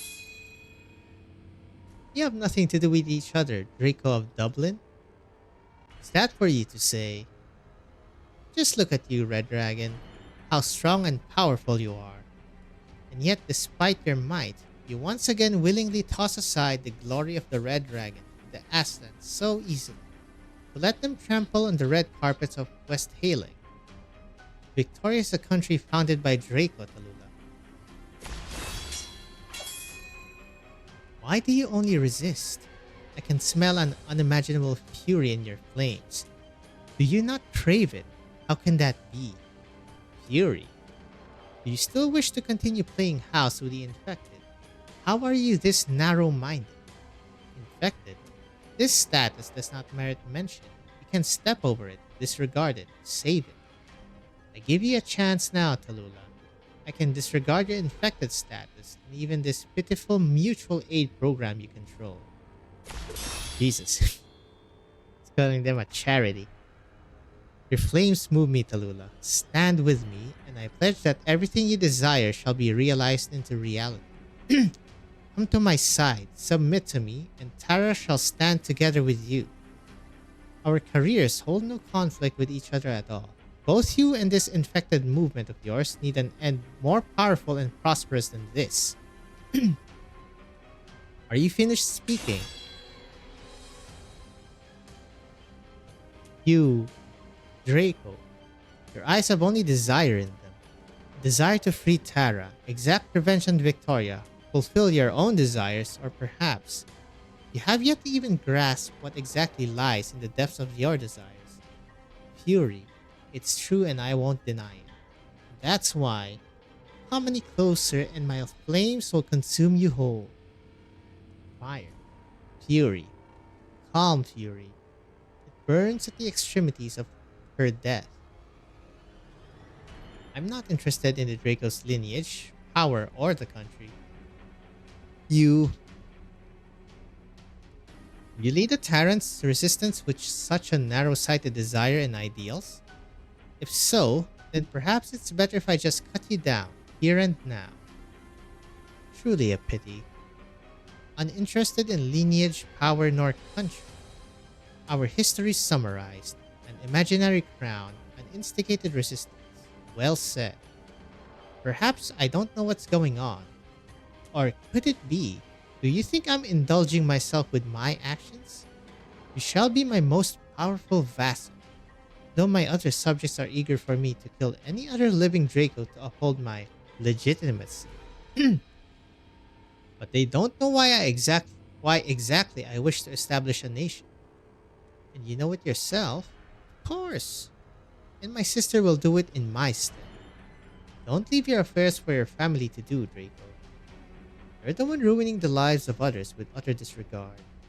Death is only my prisoner. Another line? No death is taken for granted, or without meaning. All with power will die worthy deaths. That's up for you to decide. Haven't you realized yet that your manners, gentleness, affection, and even your arrogance and scorn are all fake? You're just a hypocritical tyrant despite your bombastic words. Death is just a scepter for you to brandish your authority. And you're not the first tyrant I've met either. Stay away from reunion. What an extremely dull answer. But your answer will change in the end, so it'd be a pity for you to die here. Reunion. Indeed, those flowers death could not burn earlier are equally deserving of affection. So what if I tell you Dublin's forces will exterminate every last one of Reunion's members if you refuse to submit to me? What will you do then? Do you wish for us to be enemies? I don't know what happened in the time you spent drifting about Ursus after leaving Victoria, but I can feel it. From your flames, strong and weak, profound and superficial, angry and remorseful. She's a sinner from Reunion. Don't think too highly of yourself, Draco. The little flower. Your team's not too far away. You must be so concerned for her. It doesn't matter. This isn't the first time Reunion is up against a strong foe. Dublin's forces.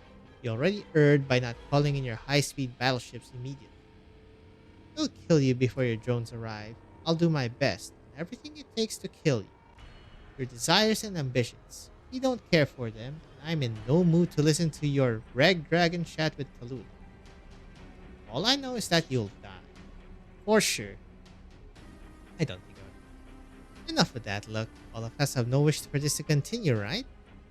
Alright, Tallulah, other descendant of the Red Dragon. Even if you reject me and your actions have wholly nothing to do with my Tara. But your fury, resistance, desires, and answers. Your end lies with me too. Let us treat today's meeting as a first prophecy. Tara's loyal servants shall come here one after the other. Go, Reunion. Bring some chaos to Victoria and create some opportunities for us. The next time we meet, one red dragon is bound to bite the other to death. Oh, wow. Hello? Where this? This is not like the... Hello? You and Bagpipe again? That's enough hiding. Come out already. It's only going to become more humid after night falls, and you won't be able to light the firewood you got. Who are you? You're infected. Doesn't matter. I'm the same. I won't harm you or anything. There's no need to be so wary. I'm not lying. I really am infected. You're not a Victorian. I'm from Yan. What's a Yanese doing here? My family came here for business and got caught up in the war. I was going to evacuate with them, but I accidentally contracted Oripin. So they left me behind. Good one. Hmm. Everyone's unfair to the infected everywhere. Your luck sure sucks. But we can't help you either. I can tell. You don't even have a way to start a fire, so you're probably no arts users. Don't seem to be hunters either, so you won't live more than a few days. Getting captured by the military as an infected, or by the Sarkas as a Victorian. Either way is a terrible way to go, right? So, I can help you get a fire going at least. Watch. Whoa, it's really burning. It was that easy? Thank you so much, Yanese lady. What about you? Do you need us for anything? The sky's getting dark. Can I rest here for the night? I'll leave it at first light tomorrow. How's a foreign refugee like you this calm and unruffled? And your sword, even I can tell it ain't some ordinary blade. You're right. I'm what they call a Suobiao? Suobiao in Yan, like the messengers here. I'm pretty skilled and not a stranger to traversing adverse conditions either. Surviving in the wild isn't that difficult for me. You helped us start a fire. I'll leave it at that. I'll admit what we did, even if it's the soldiers who find out, as long as the Sarkas don't catch us. It's not like they'll reward you with a feast. Is that worth discussing when we don't even have a crumb to eat right now? Those reunion crazies, they're the reason why it's so dire for us now. Reunion? You haven't heard? Well, you've only been recently infected after all. They're a band of infected when we were all counting on them to be our saviors. We fought over something. Bah. We robbed the Sarkas, but they were of the opinion that we killed one of their infected countrymen. Sarkas? Countrymen? My daughter's dead because of them. Well, my daughter, my girl. Oh. Do they have a leader? 9. Yeah, she's the one who chased us away. There was another one they called Guard, but he's dead. I really want to roast something for dinner. I don't know what reunion is exactly, but the crew we encountered were a bunch of hypocrites who belong in the dumpster. What? Want me to shake hands with the Sarkas and make peace? I'll beat the next one I see to death. Right, remember the rumors we always heard from the Ursus Tundra? Tallulah. Hero of the infected, she didn't seem much at all to me. I remember she was always trailing behind 9 and never said anything more than a few words. The hearsay from those old infected weren't worth shite. 9 might have been the actual decision maker all along. This is all just useless banter. It's too late for you to join them, Yanese fella. Where did they go? And how would I know? Back then, I left in a huff with this guy in tow. I remember there being a messenger station in this direction, about a dozen kilometers from here. Early rest for us today, then. We have to get back on the road tomorrow. There's Bagpipe. Oh. Oh, hello.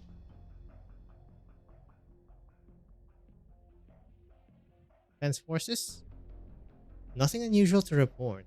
Did you hear? The Dukes seem to have bumped into each other. Duke Windermere sacrificed herself, and the other lords can no longer sit still either. The Madame's legendary tale is still in my mobile terminal. Legends are useless now. But do you know who was keeping watch here at Châtelet before we took command? I thought the Sarkas seized this place long ago. Could they have been stragglers from some army?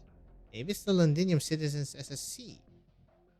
Rumors abound that they're still active. That's ace. He managed to stand up to the Sarkas even though there's no decent equipment to be found here. Yeah, they're definitely veterans roaming about the country who can take on 100 alone. Right? No way they're just some local thugs or worker riffraff. Scouts sent their intel. Basically, it was pretty much what the commander predicted, which was impossible to predict. Meh, send it to the tent. I can't make heads or tails of it either. Sarkas' army's methods are just too unconventional. Sure. Wait. Scouts say they detected a strange squad identification code. Want to report it together? The Exemplars? Isn't that name from the War of the Four Nations? What am I supposed to tell them? Our scouts saw a specter? Hello? Speak of the devil, the Exemplars. Know anything about them? No, I'm from the Duke of Thief's 4th Infantry Battalion. That's no longer important. Aye, you're just an infected now, and I'm basically a deserter. Haha, we're both in a wee bit of a pickle, aren't we? Didn't think I'd have to be so overcautious here in Chalet. Bagpipe, I can't find this funny at all. Chalets are now under the army's jurisdiction, so are we? I'm sure you have no clue how enchanting the hay piles are this time of year. I want to celebrate with me army chums back home too. But I can't expose myself so easily like that. They treat deserters no better than foul beasts on the chopping block for dinner. You're a good one, miss. I'm sure you can sort this misunderstanding out. Tell me that a year back, and I might have believed, yeah? The Exemplars. Ain't that the Tempest platoon's former name? Well, at least she knows. Noel?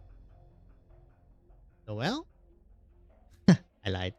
Still, following me? You seem strong. We haven't eaten at all the past 2 days. We're all fellow infected, aren't we? We'll travel together for a while more. Might be able to see the station you mentioned after this hillside. Or maybe it's been smashed to bits. Wait. Look, over there. People, right? Right. Stay calm. Your numbers are limited, at the very least. Wait, hold on. They're Victorians. I can see them. Are they a squad of refugees? I can see some soldier guards too. What do we do? This is much better than running into Sarkas, but we're infected. Are we going to be... The infected already abandoned us, so we might as well ask them for food than starve to death out here. Besides, think about it. How many people are going to emerge from this war with oripathy? Surely they'll let us live somehow.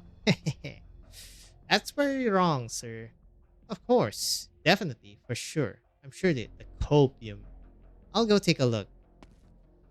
Hey! Heavens! What's going to happen if the soldiers do turn hostile? And, you're a Yanikees. What if... I think you can ease up on the anxiety. Look, they seem to be getting along well. Huh? It really does look like it. He's waving. I'll go over. Jen watches the two infected mingle with their compatriots. Vigilance, talking, casual chatting. Soon, someone puts their arms on their shoulders, and their cheery chatter reaches Chen's ears. Chen stays at her spot for a long time.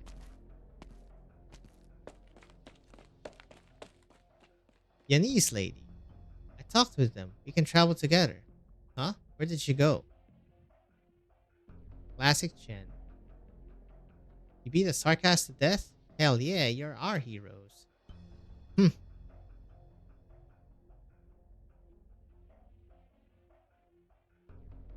Toe's dead. Who's this? Oh, of course. Caster. You finally replied to my invitation. Duke Godadin? Seems that even you realize now how serious the situation is. Oh god. Yes, it's gotten so serious that our cautious Duke Caster has actually left her territory to grace the front lines in person. A Victorian Duke has died on the battlefield. How many years has it been since something like this has happened? Quite a few of our fellow nobles suspect you behind your back, you know. After all, everyone knows you never got along with the Duke of Windermere. That stubborn Windermere would never support your little plot to take over Londinium. I know it wouldn't be you. You welcome any loss she suffers, even if they were major. But now, your problems have only increased with her death. In fact, all of us here have attracted a big problem. There are rumors from outside that the young Duke Godadin today is obsessed with notions of romance and lacks the wisdom and wits of his house. It seems that our country has become so weak that we've exhausted our ability to understand people. Don't flatter me. I'm only disinclined to care about other matters, yours included. Alas, why does this war compel us to face our responsibilities? All I can do is to walk out the winery and throw myself down at the table of today. These fucking people, man. And for this end, I've even brought a friend. Was not easy to bring him off his high-speed battleship. Is this Welling? Yep, Wellington. Well then, to think the Duke of Wellington would grace us with his presence. My time grows short. I like his cane thingy. I hear you met with some troubles on the front line. The Naxater King is not an easy enemy to deal with.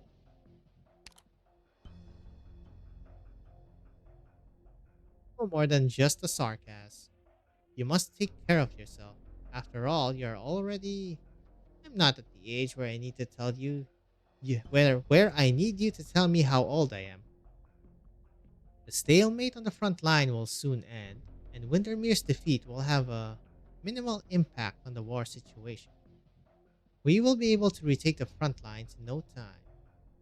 Your valiant march onwards has caused the ducal armies to clash with the Sarkas military on all fronts. It's not enough.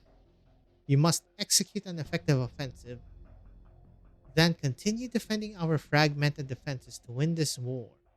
Our counterattack must begin. I agree.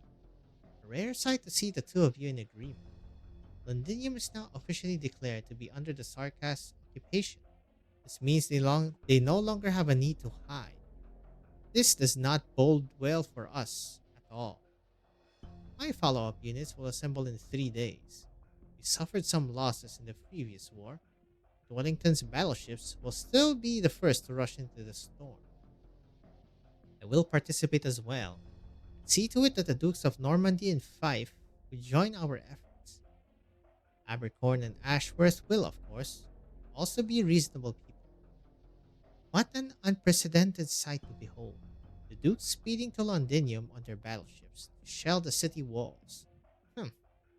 I hope there won't be a second time. I mean, it's all the Duke's fault anyways. Well, mostly Stafford and the Cavendish. I mean, them too. They pretty much just let them in. Inform your troops that I will take command in this battle. Naturally.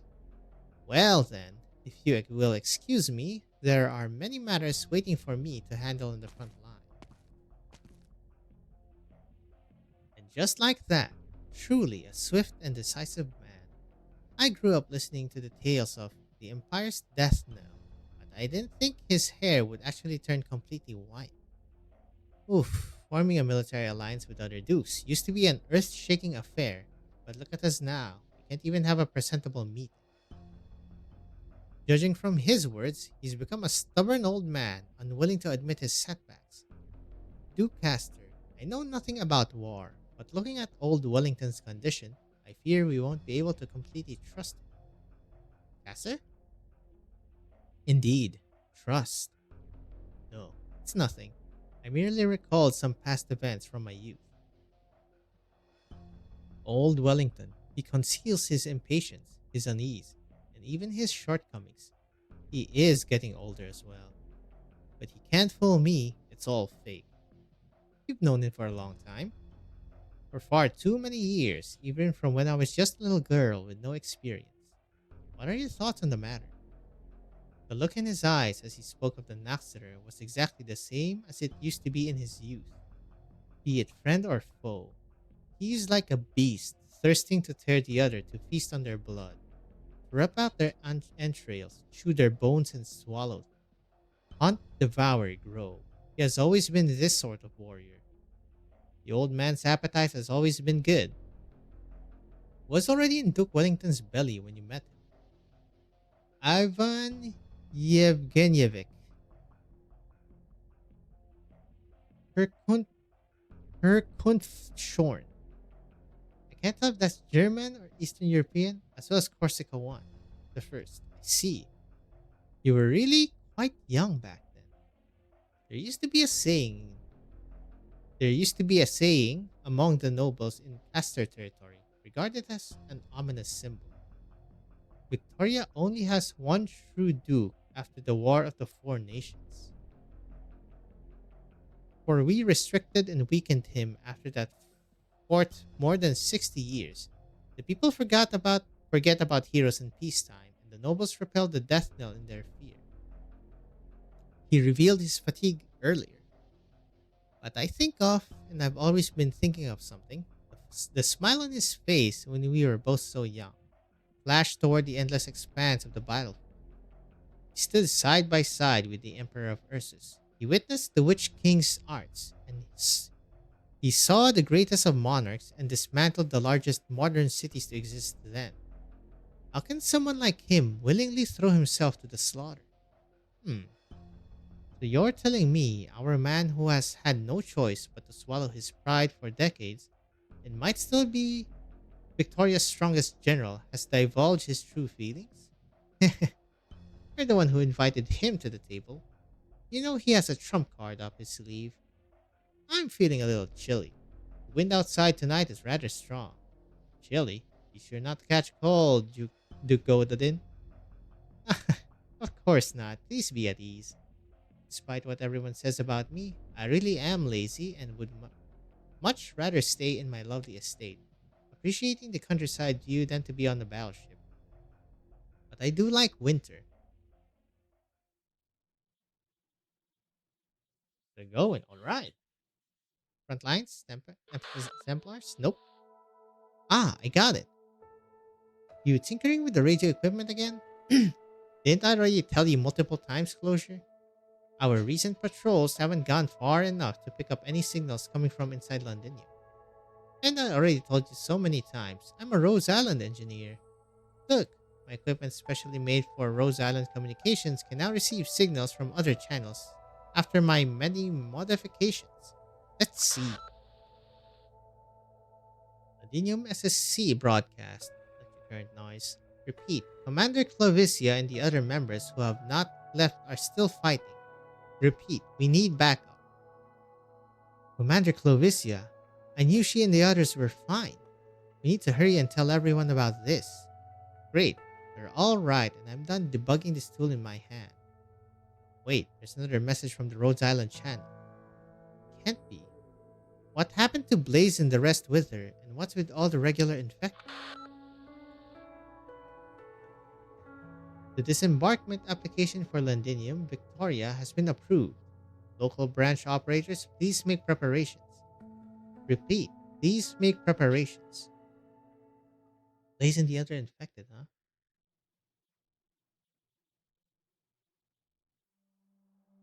Hello. All sarcasm, folks. Beleaguered mercenary. So many books here, but not even a vegetable stem to be found. The number of books won't matter if we don't find any stems. Are you sure we can find something edible here? If we don't, then we can just kick down some house door after. Won't they put up a fight? We already took them all away. Oh, man, I'm beat. Life was so much simpler before. Swing our sword, cut someone down. Swing again, cut down another. And then boom, money. But now, we can't even find a single stem to eat. Is Londinium still considered victorious now?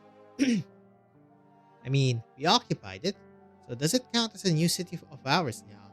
Or is it still victorious? I don't know. All I know is the clouds have been gathering lately. The top of that building is extremely unusual. What's there to worry? That's where the regent is. Do you hear a strange noise? Huh? Nah. That's so strange. Oh, hello! Yup. I knew of this. A huge figure emerges from the shadows, and a ray of light blazes through the deathly still streets. Raises its heavy arm and then harshly drops it. Well, there's Charles Lynch. The armor falls into silence, like it was just an illusion. Faint fire seeping from its helmet is the only sign that it still lives. Yep, I saw this. She stretches out her hand to touch the knight, but is forced to refrain from the residual heat on the armor. Armor remains silent. Bruh.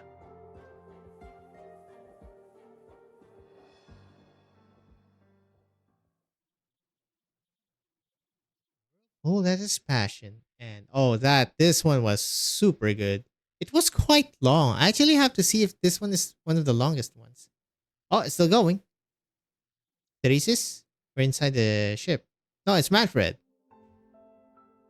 Teresa. Yep, Manfred. Your Highness, what are you looking at? Dark clouds. The shard's energy is gathered. According to the Confessari research, a device like this, able to manipulate Originum's reactions, will also be able to control that piece of Originum. The Dukes have begun mobilizing their forces, and in a few days... No, I don't mean the clouds here. About to happen in Londinium is set in stone. Manfred, you were born in Casdell. What does it look like in your memories? It was already the hub unit of your nomadic city while I was growing up. My memories of the place, the sky was always overcast, even worse than Victoria's skies to be honest. There was always a pungent stench of industrial waste in the air. Would you call that place home? I would. Really. I was thinking how we Sarkas always travel within a haze. We are determined to tear the clouds apart. But when everything is finally revealed, the true calamity will follow. Will we make it in time? I hope the light I've been looking at can still shine then. Even if I'm already in the depths of the darkness. Suddenly Theresa, okay. Oh, this was super good. The stages weren't exactly too hard too. I like the payload system. Definitely easier than the last chapters for sure, but still, really like the story in this one. Well, that's it for now, folks. Can't wait for Hell Stages and Schweiling Sturme. See ya.